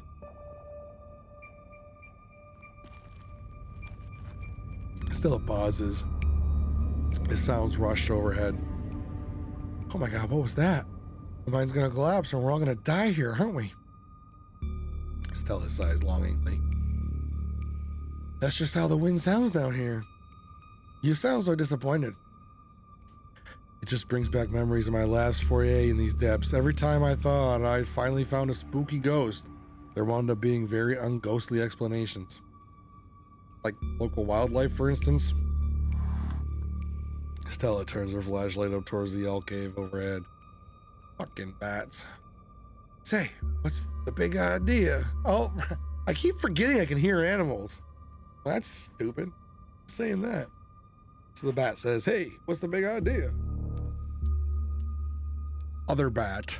Yeah, we was sleeping here. Shut that light off, you nosy bastards. Gretchen. I am so sorry for my companions. Stella means well, I assure you. And those guys got me real good last time I was here alone. I'm sure you're quite worried about me after my behavior last night, Fraeymark, but let that interaction be assurance that my temper is most wholly under control. I wouldn't dare venture away from the safety of my Stella's arms in a horrible place like this. Oh God, there are bats down here. I'm gonna get rabies, aren't I? I'm gonna get rabies and die in a mine collapse. You holding up okay, Neeks? Yeah, sorry, I'm just a little on edge. Kanika is stopped mid-sentence by a thunderous knock echoing from deeper in the mine. Tommy knockers. Okay, what was that? That was death. Of that I am certain. That was... I have no idea what that was. Did that sound like knocking to you guys? That's gotta be a Tommy knocker, right? Mine is collapsing, isn't it? We should hurry and find Rosalina. Y'all are being babies, it's just normal sounds. No, we should hurry and find Rosalina. Yeah, agreed. The sooner we get out of this death trap, the better. Oh gosh, I wonder what those sounds are. If those sounds are Tommy knockers. Okay, no, Tommy knockers are not real. They're not allowed to be real. Are you trying to give me a panic attack? I'd love to spend some extra time poking around down here. Maybe it's got something to do with the mystery. The three of you are interrupted by a second, much less distant sound of a can being popped open. Okay, now that wasn't Tommy knockers. It came from this way. Follow me. These kids are in so much trouble. We're gonna follow. You and Kanika follow Stella further into the mine. You breathe a sigh of relief as the tight passageways give way to a small cavern. A group of teens turns and stares at you with annoyance. Oh, is this your cult, Dakin? That might be Rosalina. You're right. All right, they're cracking beers. There's that fucking kid. It's her brother. What the hell are you doing down in here? That fucking little bastard's supposed to be watching the store. Hoodie girl? Where's Hoodie girl? Is this Hoodie girl? What the hell are you doing here, you creeps? Are you stalking us? Yeah, creeps. I just said that to Lexus. If I wanted an echo, I'd yell into the Grand Canyon. Do you want me to physically drag each and every one of you out of here? Because I will. I'm saying that. I'm not even reading the other options. That's what I'm saying. Do you want me to physically drag each and every one of you out of here? Because I will. Tell Muscles over here to leave us alone, general store lady. Rosalina, your dad is worried sick about you. And if you ask me, he was right to worry. Why the hell would you think hanging out in an old mine was a good idea? Is the Maxwell place not dangerous enough? Because no one usually comes in here, duh. Everyone knows we hang out at the Maxwell place now, so we had to find a new hideout. Which you instantly found, so I guess we have to find even more secluded place where we can just be ourselves. I can't believe your dad sent people to follow you, Rosalina. That's messed up. I think that qualifies as harassment. You're right, Becca. It is messed up. I don't need him telling me where I can be. Fight the power. You should at least check in so he knows you're not dead. He loves you and worries about you. He's really not asking for much. Do you kids have school tomorrow? It's fall break. And we're not kids. Yeah, poor teens. Young pups these days, absolutely no respect for their elders. I love that dog. Are those canned strawberry margaritas? Ooh. Oh, I don't have it with me now, but I did. Where did you even get those? The teens avoid eye contact. Miles tries to melt into the cavern wall. Oh, Miles stole them from the store. Little fucker. Oh no. I know that isn't you, Miles. It had better not be you. Yeah, whatever, it's me. What are you even doing here? Becca's right. Sounds to me like you're stalking and harassing and all that. You're supposed to be minding the store. It's not like anyone even comes in on Tuesdays, and Mom's there, so it's fine. Eyes dart uncomfortably around the cavern as Kanika tears into her brother. It's not fine. It's extremely not fine. Why do I always have to be the responsible one? Do you know what I would give to be as carefree as you? I left school so you would have a chance to live your life, and this is what you're doing with it? What would Dad think if he could see this? Stealing booze from the family store to dick around in an abandoned mine? Dad's dead, Kanika, and if he were here, he'd be disappointed you wound up being such a bossy jerk. Who cares if we're having canned margaritas somewhere nobody's ever supposed to bother us? Don't try to twist this on your sister. I'd love to help y'all sort this out. Maybe we can do, when we're not in an abandoned coal mine, can you let your underage drinking somewhere a little safer? We should just let the kids have their fun. These kids want to make bad decisions. If this is what y'all do for fun around here, maybe the distance were kind of inevitable. All right, let's, I'd love to help y'all sort this out, but can we maybe do this not in an abandoned mine? Oh, and what are you, an expert on mine safety? Well, they only abandoned this place because there wasn't enough coal left to bother digging anymore. My dad told me, and he's an actual foreman at the continuous mining facility, so he knows what he's talking about. Wait, I thought your dad was a charge hand? No, Alexis, he got promoted last month and he says this place is totally fine. And we can hang out here anytime we want. Oh, great. Tabitha's here. Tabitha's here, everybody. Calm down. We're all saved. Tabitha's here. Correction. Your father was a foreman at the continuous mining facility. We'll see if he even has a job tomorrow morning. What? Oh, shit. Hey, Tabby. Kanika sighs. It's probably for the best that she's here. Do none of you understand what a boarded up mine entrance is supposed to mean? It means it's closed, condemned, not fit for human use. Oh, come on. This place is way sturdy. Check it out. The teen with the beanie jumps up and slaps the strut in the ceiling. Oh, was that the knocking we were hearing earlier? Oh my God, Zane, cut it out. You're embarrassing us. I'm sorry for Zane's behavior. I don't think he realizes how extremely 8th grade it is to jump up and hit things. No offense, Rosalina. None taken. The other 8th graders are totally immature. Not like you, Rosalina. You're chill and smart too. Enough! The damage is already done. Now leave. I'm tired of people in this town dragging my cousin headlong into danger. Well, I can't believe I actually agree with Tabitha about anything, but this is the worst place I've ever been in my entire life, and I would like to see the sun again before I die. Oh, come on, guys. Maybe it's not a big deal. We used to do dangerous things all the time, and still do dangerous things now.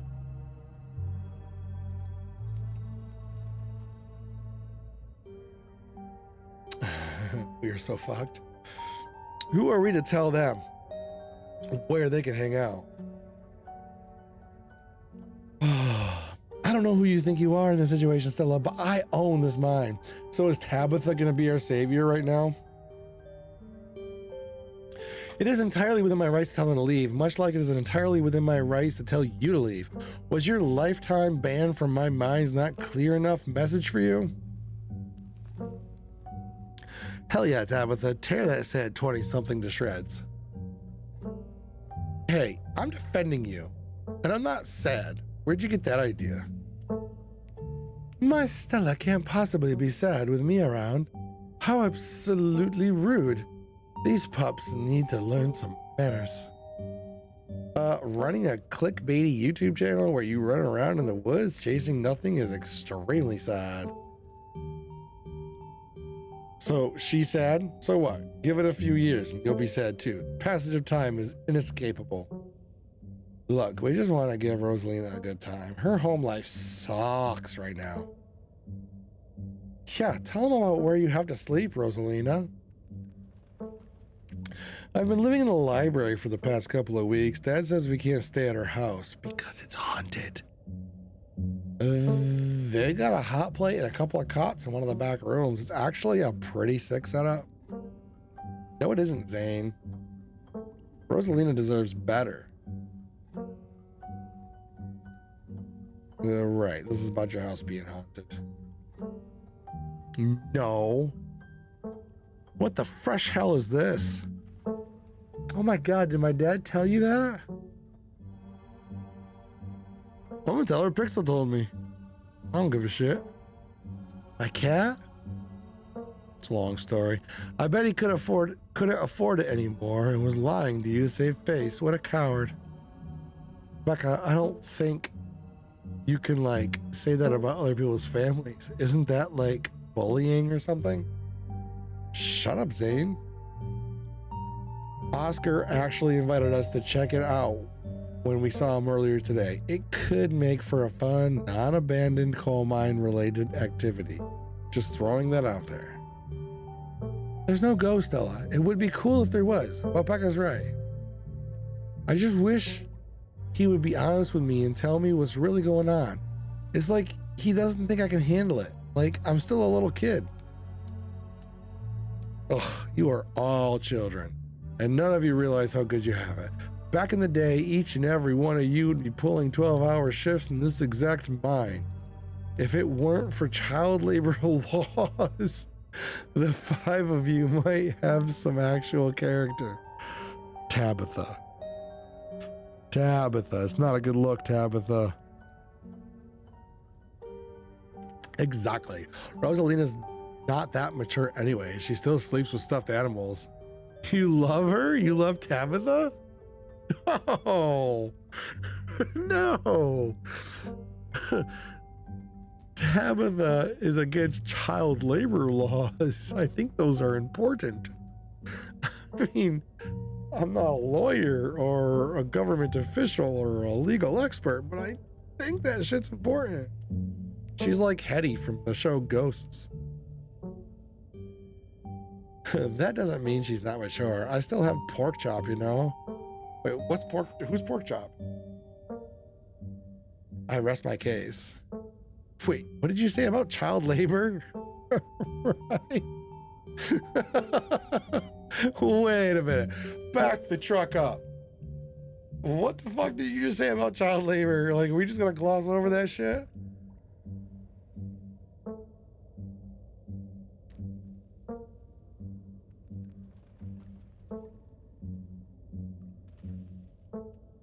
I'm not gonna weigh in on this. This is between you and your dad, and the two of you should talk about it anywhere that isn't here. I'm sure. Oh, pork chop is a stuffed animal? I don't remember that. I'm sure Oscar's doing this to protect you. No, Oscar is trying to protect you. From what? Even if ghosts were real, what would they even do? Yo, boo in your face? Yeah, that's real scary. Totally justifies living in that dusty old library. Yo, we should break in and like ghost bust it or something. Actually a good idea. Oh my god, Zane, you can't just ghost bust if there is no ghost. Also, Rosalina lives there. She can't break into her own house. There's no ghost that you know of. I bet we could figure out how to bust it if it's actually real. And if it isn't real, well, problem solved. You know, Rosalina, you could always stay over at my house until Stella ghost busts your place. We have a finished basement with a pull-out couch. Why are we talking about this like it's a thing? It's not a thing. There's no ghost. I don't care. And I don't believe I've wasted this much time trying to argue with children. I'm washing my hands of this and calling the cops. Feel free to leave before they show up. You hear that, Miles? We're leaving. I suggest the rest of you kids leave this empty mine before someone gets black lungs or gets crushed by rocks or meets any one of many terrible fates people tend to meet in abandoned mines. Are we gonna get out? Nope. Kanika is interrupted by a pair of thunderous knocks. That wasn't me, I swear. Then what was it? Come on, Stella. Didn't you have a whole list of perfectly natural explanations for scary mine noises?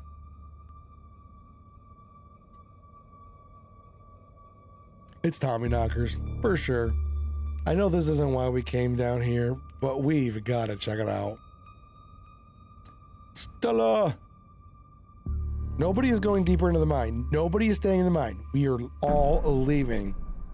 Please listen to Tabitha before my heart gives out. It'll be fun, Neeks. It will not. I beg to differ. Wait a second. Where'd three of you run off to? Are you kidding me? Unbelievable. Wow, Kanika, maybe if you weren't still scared of the dark or whatever, you would have noticed them sneak off. I cannot take a name like Tommyknocker seriously. Have you ever seen the movie? There's a Stephen King book slash, was it a movie or, no, it was a movie. Maybe it was a TV show, like The Dome. I'm pretty sure it was a movie called Tommyknockers.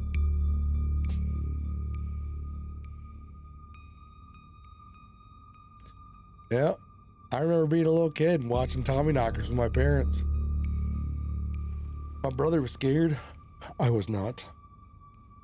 Now, Kanika, maybe if you weren't scared of the dark, all right, you would have seen them sneak off. I noticed them sneak off, and like, I've been zoning out the whole time we've been down here. Tabitha says, ugh, they must have squeezed through that child-sized tunnel. Dang, I've always wondered where that goes. I've never been able to get these hips through there. It's probably for the best, dear. Stella, stop sneaking around into my mines. Please, I'm literally begging you.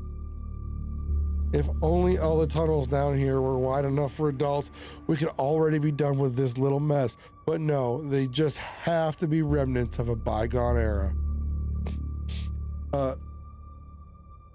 Didn't you just talk about how child labor was good old days a minute ago?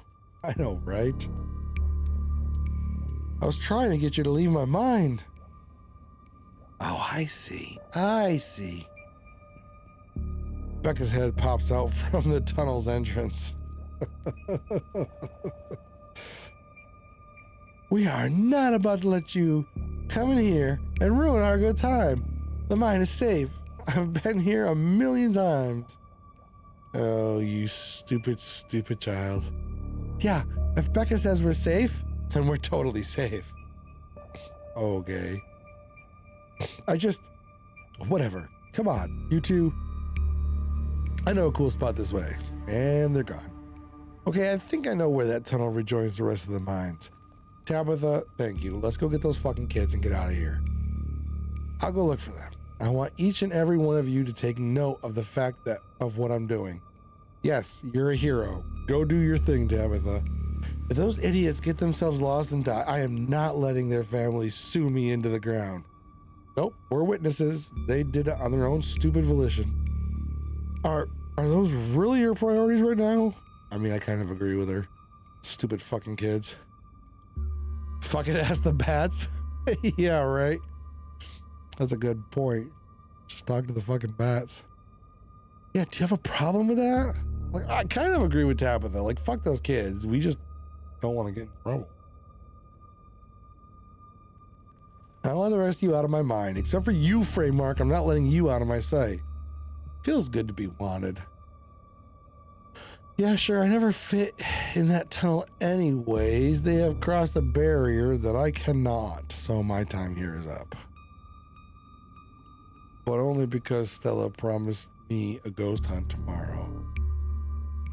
Whatever, I still have to do my dailies anyways, and the service down here sucks. Kanika, I will happily escort these two knuckleheads out. No, you are not about to weasel your way into this, Stella. Aw, come on, Tabby. I've been down here a ton. I can totally help out. Tabitha sighs. Ugh. There's no getting rid of you, is there? Fine. I won't waste my time arguing. Alright. What's the point of going after them? They don't want to listen. We could just leave. I mean, that is viable. We could just leave. Do I have to come with you? Don't push Tabitha's boundaries like that.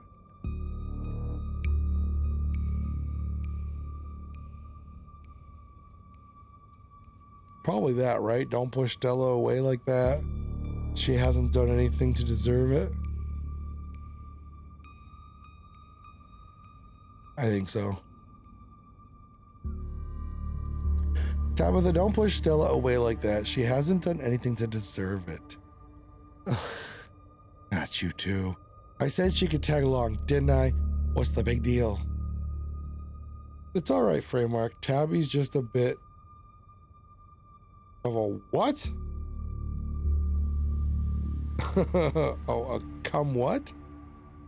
Of a curmudgeon? Curmudgeon?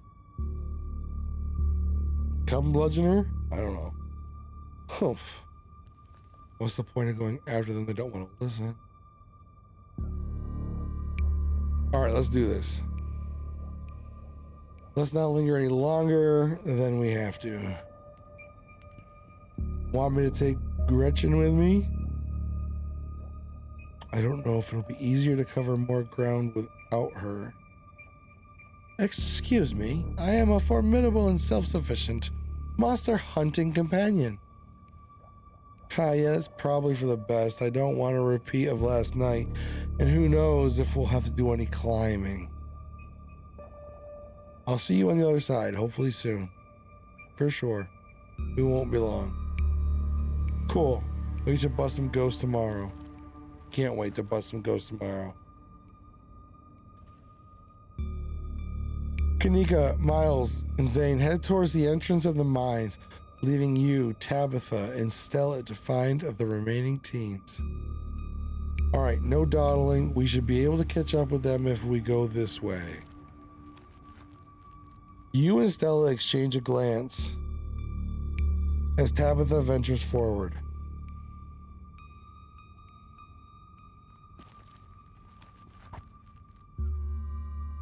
As the three of you move deeper into the mine, you hear echoes of conversation bounce off the walls. But Becca, why are we doing this again? I thought you thought Tabitha was like really cool. Why are you trying to get her all mad? We're doing this because Tabitha is really cool. She doesn't let anyone boss her around, so we just can't let her boss us around. Oh, you hear that, Tabby? Someone thinks you're cool. Oh, Becca, I can't believe she used to hang out with a nobody like Stella. Oh, bitch. Tay. I don't know. I think Stella's kind of cool. Her videos are really neat. Oh, come on. She doesn't even have a sponsor. What kind of YouTuber doesn't have a sponsor?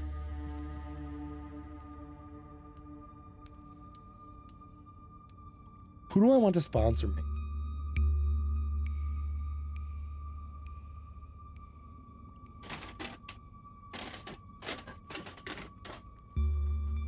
Ghost Energy Drinks. Sponsor me. Keeping the Fraeymark channel going. I mean, not yet, but I'm in talks with Meat Rice. Meat Rice TM. I could be sponsored by Meat Rice TM. Sounds fucking great. I make plenty from ads and donations. Yeah, I don't make shit. I don't make shit doing this. I spend way more money buying games than I do in fucking profit. Hands fucking down. All right, how does it feel to have teen girl think you're cool?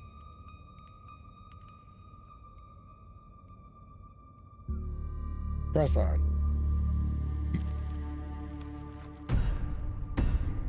Another knock, closer, interrupts your thoughts, followed by another, followed by another. Is it just me, or is that knocking coming from the same direction as those kids?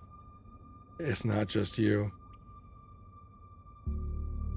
Okay, that knocking is starting to freak me out.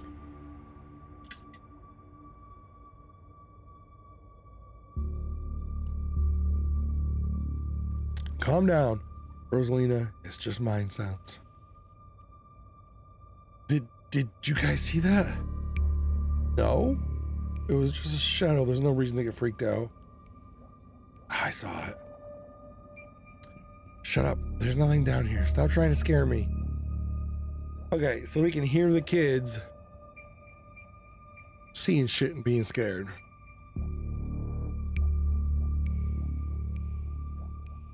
What did they see? Oh no.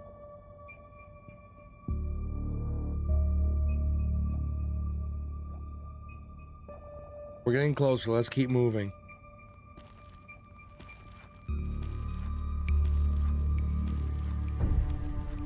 As you progress deeper into the mine, the knocking grows more frequently.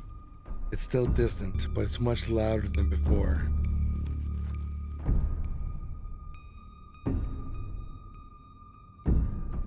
The tunnel ends abruptly in front of you. A century-old ladder is the only way forward.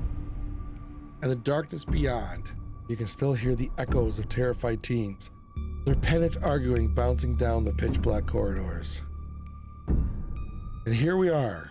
The tunnel they crawled through passes through the chamber below. It shouldn't be hard to find them once we get down there. Oh, I've never been this far in. Congratulations, Stella. You got what you wanted. Tabitha crawls up to the ladder and disappears over its edge. All right, let's do this. Stella hoists herself over the edge and begins the climb down. Follow them. You walk to the ladder and climb down. I'm pretty sure this is the way back. Come on.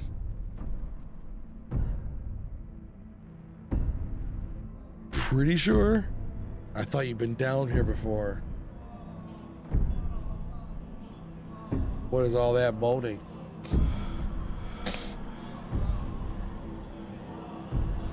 So we just went down a ladder, chasing after the kids, and now we're in this other tunnel and we're hearing all this moaning.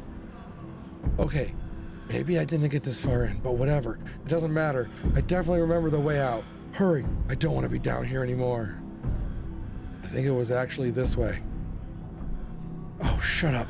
No one. So we're just listening. This isn't us. Becca and Rosalina and all them. Oh, shut up. No one even wanted you to come with us anyway. Maybe it's a sex cult. It's just orgies as far as the eye can see. I mean, I wonder what registration fees are. Yep, they're close, all right. Good thing they're so damn loud. Just saying. Sounds like they're really lost. The voices around you, those of the teens and your companions, sound odd, distant. There is something in the darkness before you that's much louder, though you don't hear it. You don't hear it, but you can feel it in your chest, a desperate need to perceive and be perceived. Wrap yourself in the darkness of the pit. Hey, are you all right, Fraeymark? Bear witness, Tabitha. What do you think you're doing? Get away from there. Your cousin dives toward you, but not before the light from your phone. Oh, I missed it.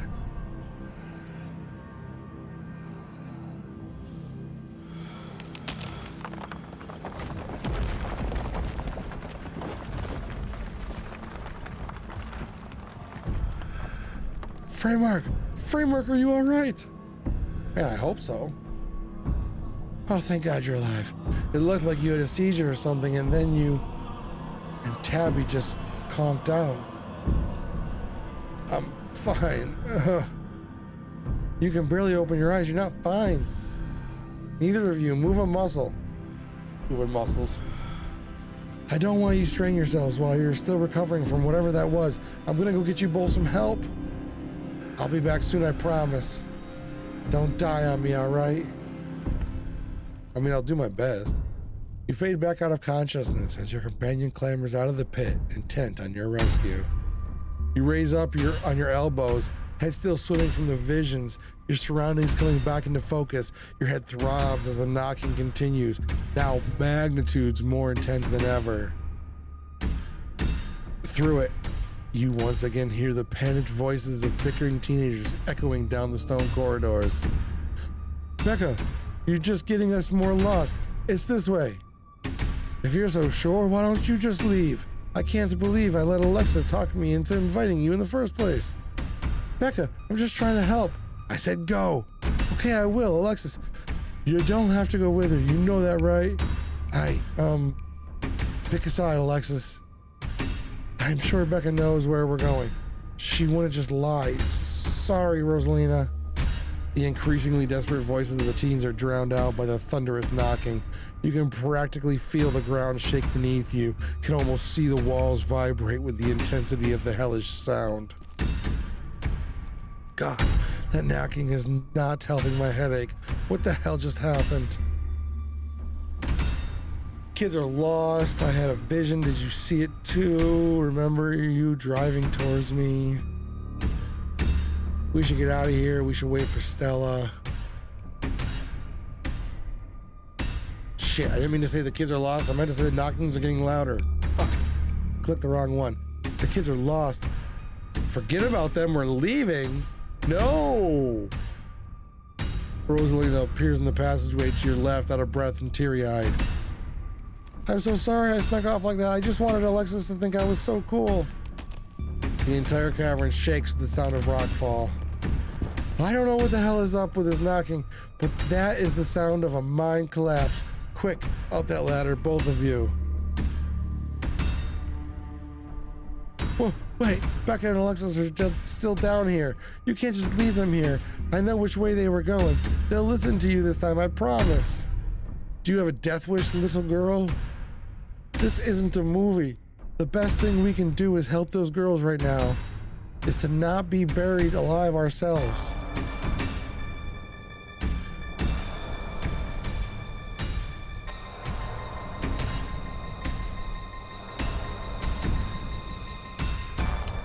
I guess I'll never forgive myself. I gotta go get Becca and Alexis. Those bitches. Go back and save, okay. Fraeymark, don't do this to me. I'm not leaving unless everybody leaves.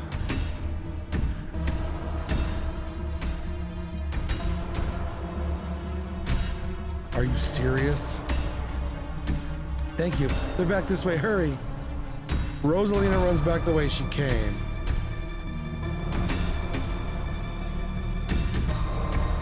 You run after her. The mines shake with each new thunderous blow as bits of rock and dust fall off the ceiling and scatter on the floor around you. Rosalina leads the way and Tabitha isn't far behind you. I thought you knew the way out. I thought you'd be down here a million times already. I was making it up, okay? I swear to God, Fraeymark, if we get stuck down here... You'll what, kill me?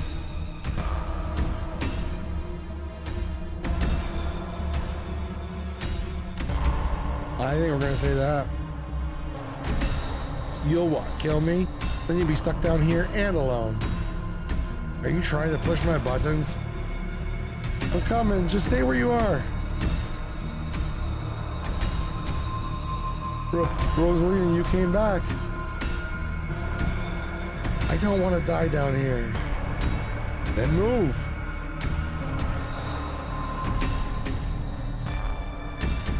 You quickly push your way back towards the entrance, pieces of fallen rock littering the path around you. All of you, start climbing. Now! Once the last teen is up, Tabitha grabs onto the ladder and starts climbing. You follow suit and start climbing. This way, come on. Your cousin moves with the kind of swiftness you'd expect from someone who's spent their entire working life in and around coal mines. Why couldn't you have just listened to someone other than yourself, Becca? I'm sorry, okay? God. Typical. You push forward, your burning muscles giving way to pure adrenaline. I am the power build. To your horror, you can see cracks forming in the walls of the tunnel. Come on, we've got to go faster. We're almost there, I can see the entrance. Your surroundings quake as the mine collapses around you. Uh-oh. And then the knocking fades and you feel safe, having arrived back at the entrance in one piece. What the fuck? What the fuck? Rosalina, are you okay? Clearly she's not okay, idiot. Shut up, Becca. It was your idea to go down there in the first place. This is your fault. Tabitha says, shit, why did this have to happen? Okay, the knocking stopped at least. All of you stay exactly where you are. I'm going to make some calls. Cough. Rosalina coughs. This really hurts. Oh, Rosalina's okay. Stella and Kanika pop their heads through the mine entrance. Tabitha just stormed out of here. Are you? Oh my God. Rosalina, can you hear me? We're gonna get you out of here, okay? Stella, I already called an ambulance.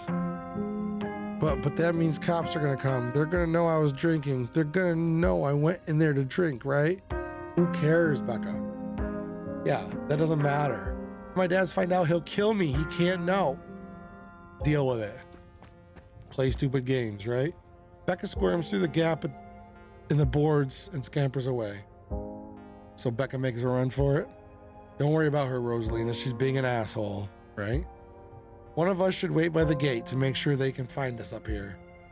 I should check in with Tabby and see if she needs help. We're gonna get you help. Everything's gonna be okay. All right, I'll go down to the gate. Rosalina, I'm so sorry. I'll be back soon. We're gonna get you out of here, and you're gonna be just fine, okay? Fraeymark and Alexis will keep you safe until then. Gretchen, don't worry, pup. I know you're sick, but I'm here to keep you warm. Oh, that big potato's gonna keep you warm, for sure. Am I gonna die? Rosalina, don't say things like that. No, I'll lift those boulders myself if I have to. Power build. Thanks, Fraeymark. Rosalina's breath comes in quick, irregular bursts. If I don't make it, to tell my dad I'm sorry. I'm the one who has something to be sorry about. This is all me and Becca's fault. We never should have gone down there. It's not your fault. I went down there because I wanted to.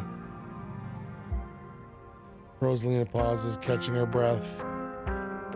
Thank you, Fraeymark. Glad everyone else made it out okay. Couldn't have done it without your help. Very mature for your age. Anyone else have done the same? We'll say you're mature for your age. Worrying about others at a time like that. You're most brave. You're more brave than a lot of adults I know. It's true, Rosalina, you're really brave. Braver than I am, and smarter. If I hadn't stuck with Becca, maybe, I don't know, maybe it would have been different. It's just not fair that this happened to you. You're the nicest person I know, Rosalina. You're the nicest person I know, Rosalina. There was a question. Still awake, just hurts like hell. Sorry, I shouldn't be pushing you to talk. I'll just hold your hand until they come back with help, okay?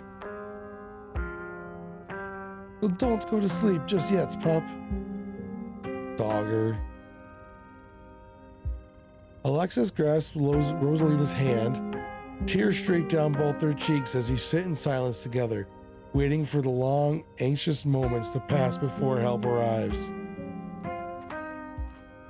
This is a leg wound. They're acting like... Right, I know. I agree. They're all acting like she's gonna die. It's just... She'll be bandaged up and be fine. Some of my men are on the way with rock lifts. Oh, this is Tabitha. We'll get you out of there soon. They're over here, Earl. Geez, you weren't kidding about the emergency. It'll still be a bit for the ambulance. The nearest depot is over in Bavard, so it'll be at least another half an hour.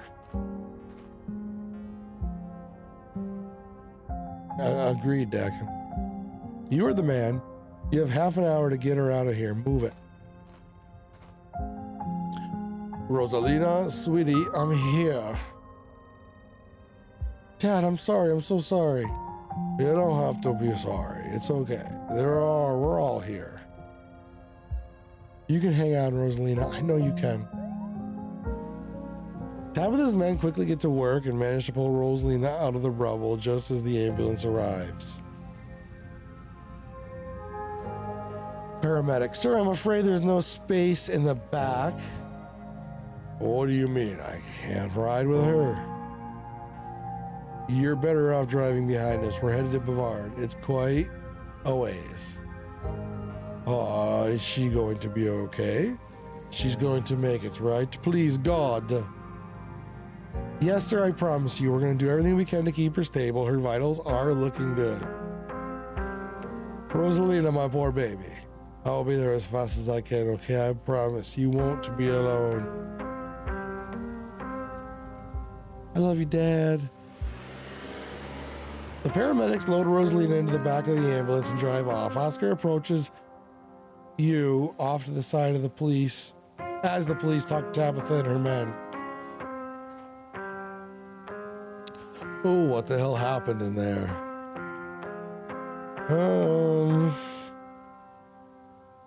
Do I want to say it was Tommy knockers? Yeah, I think I do. It was Tommy knockers. They brought down the mine. They're real. I got some audio of the knocking on my phone.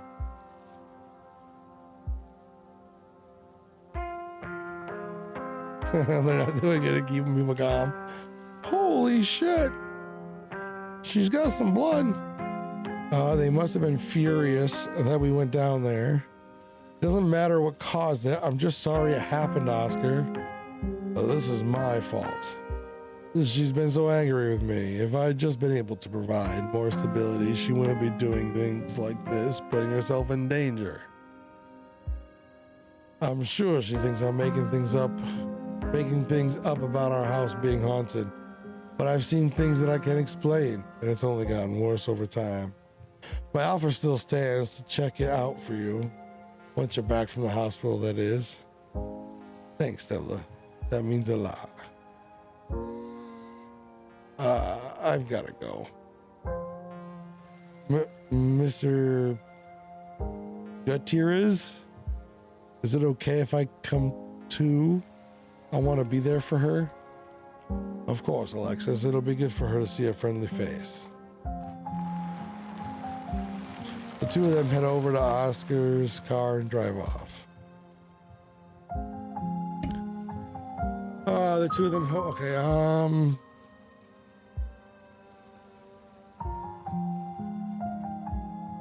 my vision.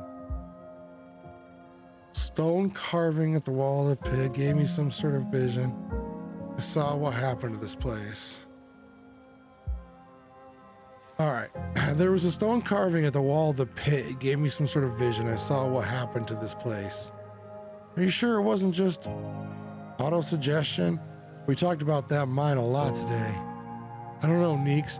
You weren't down there. Fraeymark and Tabby had like simultaneous seizures next to a creepy stone carving. It was like something out of a movie.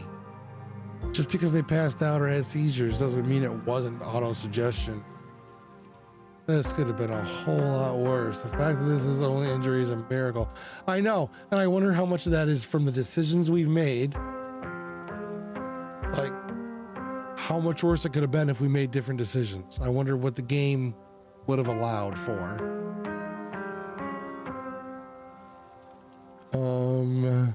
So what happens now? We go home. Now, hold on a minute, Miss Scarlet. Mind if we have a quick word with your cousin, miss, in private?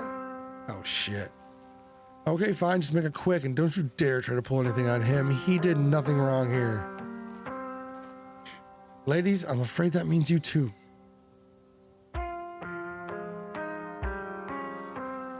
You don't need to talk to us. We witnessed it too. Oh, sure, but that can wait. We know where to find y'all.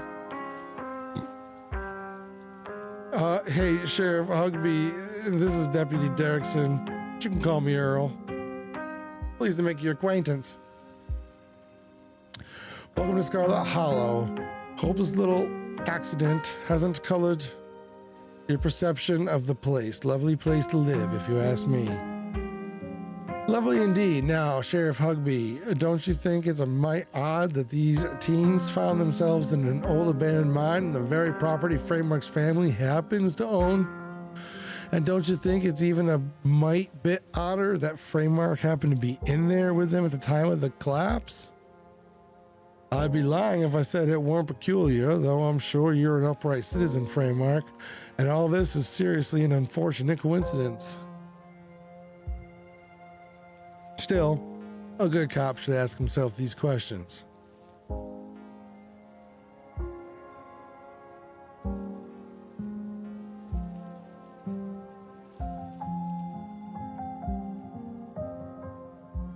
If it wasn't for me, they'd all be dead. Don't need to be so dramatic. We're just trying to get to all the facts, you see. Just being thorough, our duty as officers of the law. Well, there's nothing more you can tell us. I suppose we'll let you get on about your evening, but we may be in touch. Have a good one. Deputy Derrickson tips his hat to you. The two officers wander back towards the mine. Derrickson taking notes as they examine the scene. This is pretty well. This ends pretty well for us. You make your way towards Stella and Kanika. I just can't believe it. I left them behind in there to get help. It is my fault, Neeks. Is it my fault, Neeks? Stella, no, you did your best. It's not your fault. Oh, hey, guess the cops are done with you? What are they gonna take you in for being present at an accident? Sorry if they gave you a hard time. Small time cops, you know. Always blame everything on drifters, even acts of God, I guess. Excellent. You didn't get arrested. No, I did good.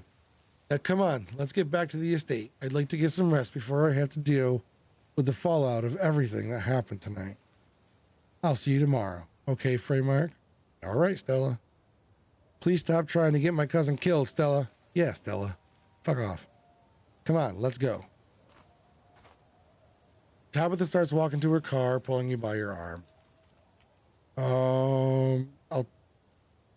So you kidnap me. I can walk to the car on my own. No, I'll see you tomorrow, guys. You can practically feel Tabitha roll her eyes as she drags you to the car.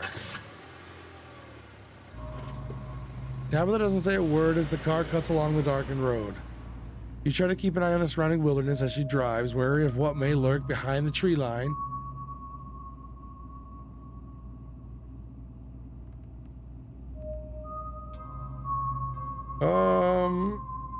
Poor Rosalina, poor Oscar. He should have kept tighter reins on that girl. I never got into any trouble like this when I was a teen, and I have Perlin to thank for it. All right, so that kind of sucks. Your mom, whatever. Hated it at the time, but that strictness paid off. Ugh, what am I telling you this for? Are we bonding? I guess, sure. I don't think the parents are to blame.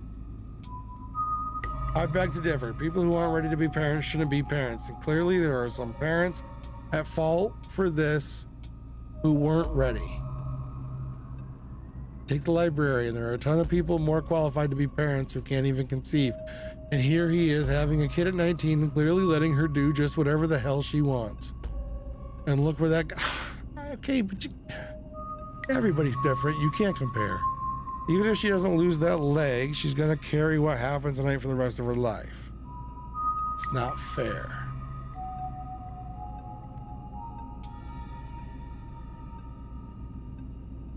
Oscar's house is haunted? Whatever.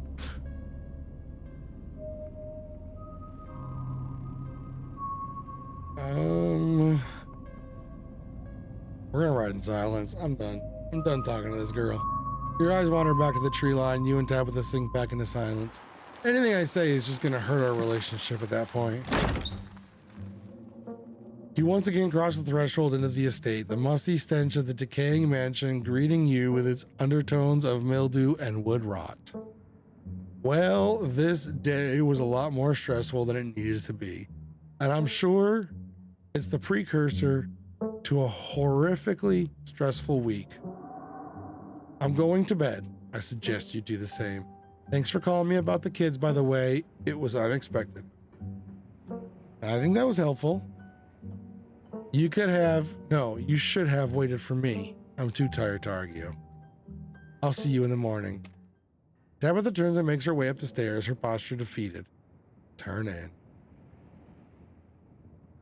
You head up your room and turn in. You collapse into Tabitha's dusty guest bed, your head empty of thoughts. After your time in the Shaw mine, you barely even notice the dust. Your phone buzzes on the table. Kanika, y'all, these are those things, right? Kanika sends a picture of a pair of ditchlings by the side of the road. I saw them again too. Another picture of them staring from a tree. Oh, geez. What the fuck? These things are definitely not hairless monkeys or raccoons or whatever. I don't know what the hell they are. I guess there's more of them being here than the mine collapse. More to them. Right. No way I'm sleeping tonight. You think about looking out the guest room window, but at this point, you're too exhausted to leave your bed. The adrenaline from this evening is finally wearing off, replaced by creeping exhaustion that threatens to overwhelm you. Your limbs feel heavy, your eyelids slipping down over your eyes, even as you stare down the ominous pictures on your phone. If it weren't for the pit of dread balling in your stomach, you would almost feel comfortable as you settle between the covers, your tired bones sinking into the decrepit mattress. When you close your eyes, you see Rosalina's face, twisted with pain, staring up at you with tear-streaked cheeks, trapped by powers beyond her control, terrified of what her now uncertain future would hold.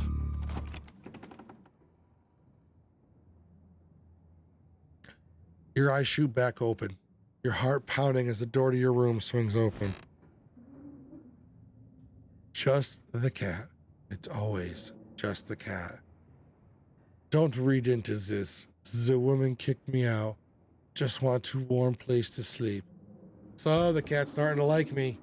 It's nice to see another living being, even one as unfriendly as Tabitha's cat.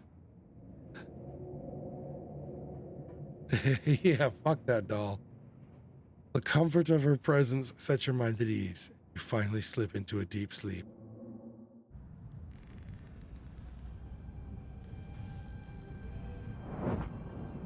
Oh no. Still the closet. Something wicked this way comes.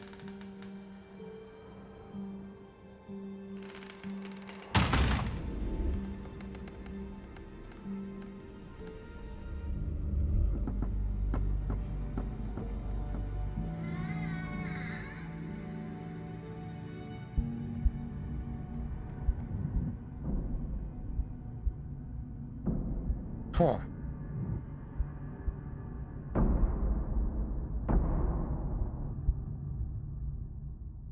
Interesting. That is the end of episode 2. Episode 3 awaits. Proceed if you dare. I'm going to save it. I know I said I was going to go later. I was going to go at least like 6 or 7 hours. It's been 5.5. My voice is shot. I was hoping to get through at least like 4 episodes today. But this is all I've got. I am done. My throat hurts so freaking bad. Oh, I had a great time. Dakin, you were a lot of fun to hang out with tonight. Corgi, thanks for being here through it all. Anybody else who's here hanging out? You love this game? I'll continue it. I'm not done. My next stream would be... Well, I can tell you. So in the Discord, under announcements,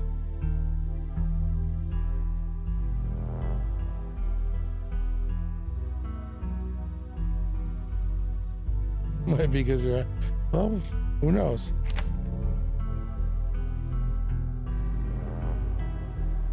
I did save it, right? Yeah, I did. Yes.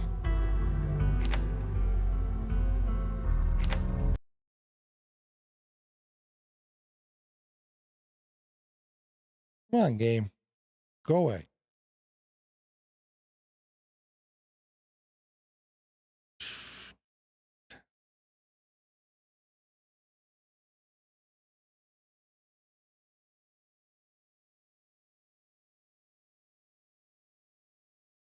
All right. This is in my announcements on the Discord. So March 9th. Well, that's tonight. That's what I just streamed. So my next stream would be March 13th. So Friday night. So I'll probably come back to this Friday night. And that'll be the last stream until my 24-hour stream.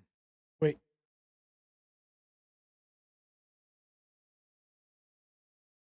Yeah. 25th will be my 24-hour stream to celebrate the 2 days, or the 2 years. I mean. So Friday the 13th.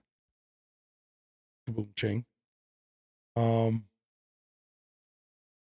We'll play some more of this. And then the 25th will be my 24-hour. Oh, you're right. I'm gaming with you on the 20th. You're right. It was the 20th. I have it written down here. I have it in a couple different places. It's in my calendar on my phone too. I know the 20th was one of them. All right, they're not on this. Well, they're in my Discord. I don't want to share our whole conversation with the world, so I'm going to turn that off.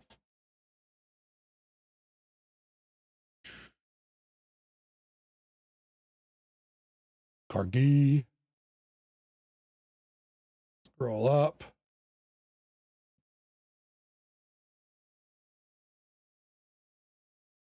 '20th and 23rd. So yes.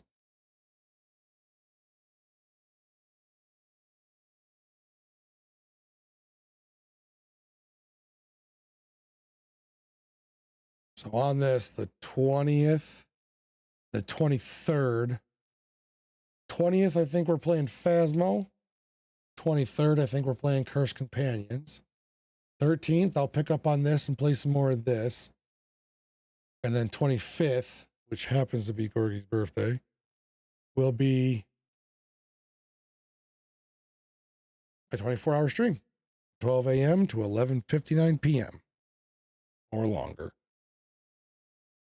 I'm looking forward to it too. And then I think Corgi is going to play some Boomin with us on the 25th. I feel absolutely terrible. I don't think Lorsey's going to be able to be a part of that game. And it kind of kills me, but time zones, everything works perfectly. Except for her. It puts her at like 1:30 in the morning to 3:30 in the morning. She hasn't gotten back to me, so I don't want to say for sure. Maybe she can work it out, but it's ridiculous to ask of her. I know.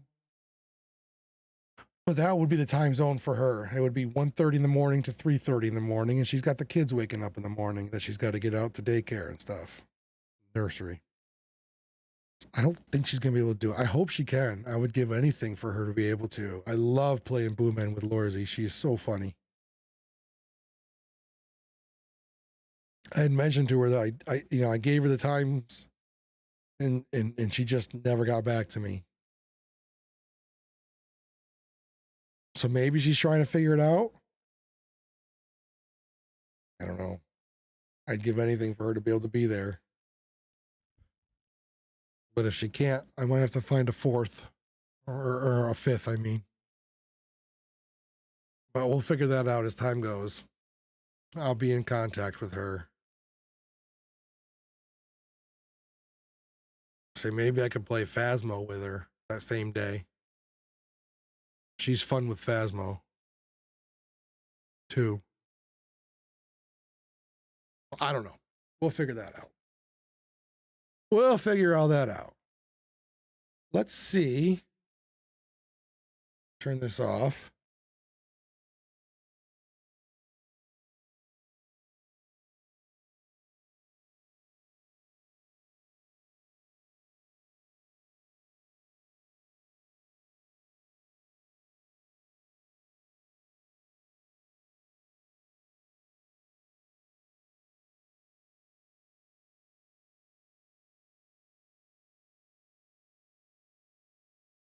All right. Let's see here. Now go here.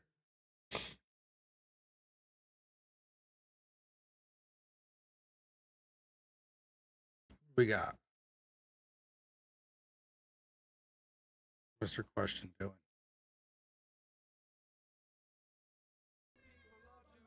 Doing some eugenics. I gave this game a shot. I had a tough time getting into it, but he's a lot farther than I was, so maybe it's fun. Maybe it's fun if you get further in.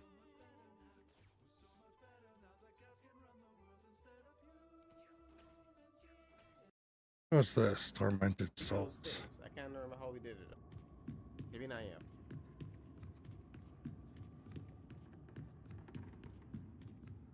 Tormented Souls. Let's go check this out. Let's go say hi to IG8.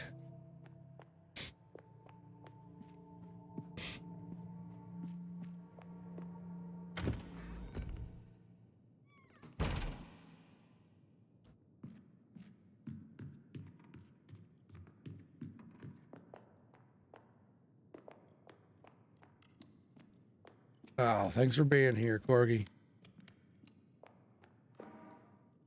Everybody was hanging out, especially you, Dakin. Had a lot of fun. You were really into the game, and that makes it a lot more fun for me when I got other people that into the game with me. Thank you so much.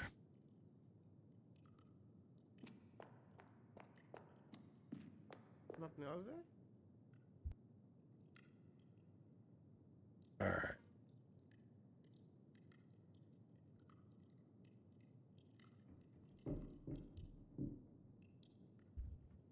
We'll go over to IG88 stream and say hey. Okay.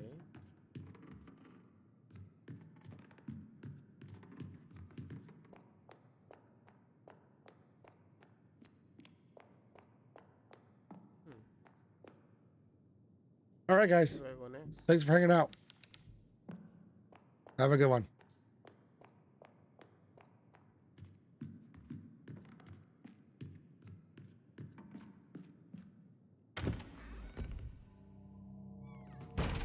Tell me where the freak's at.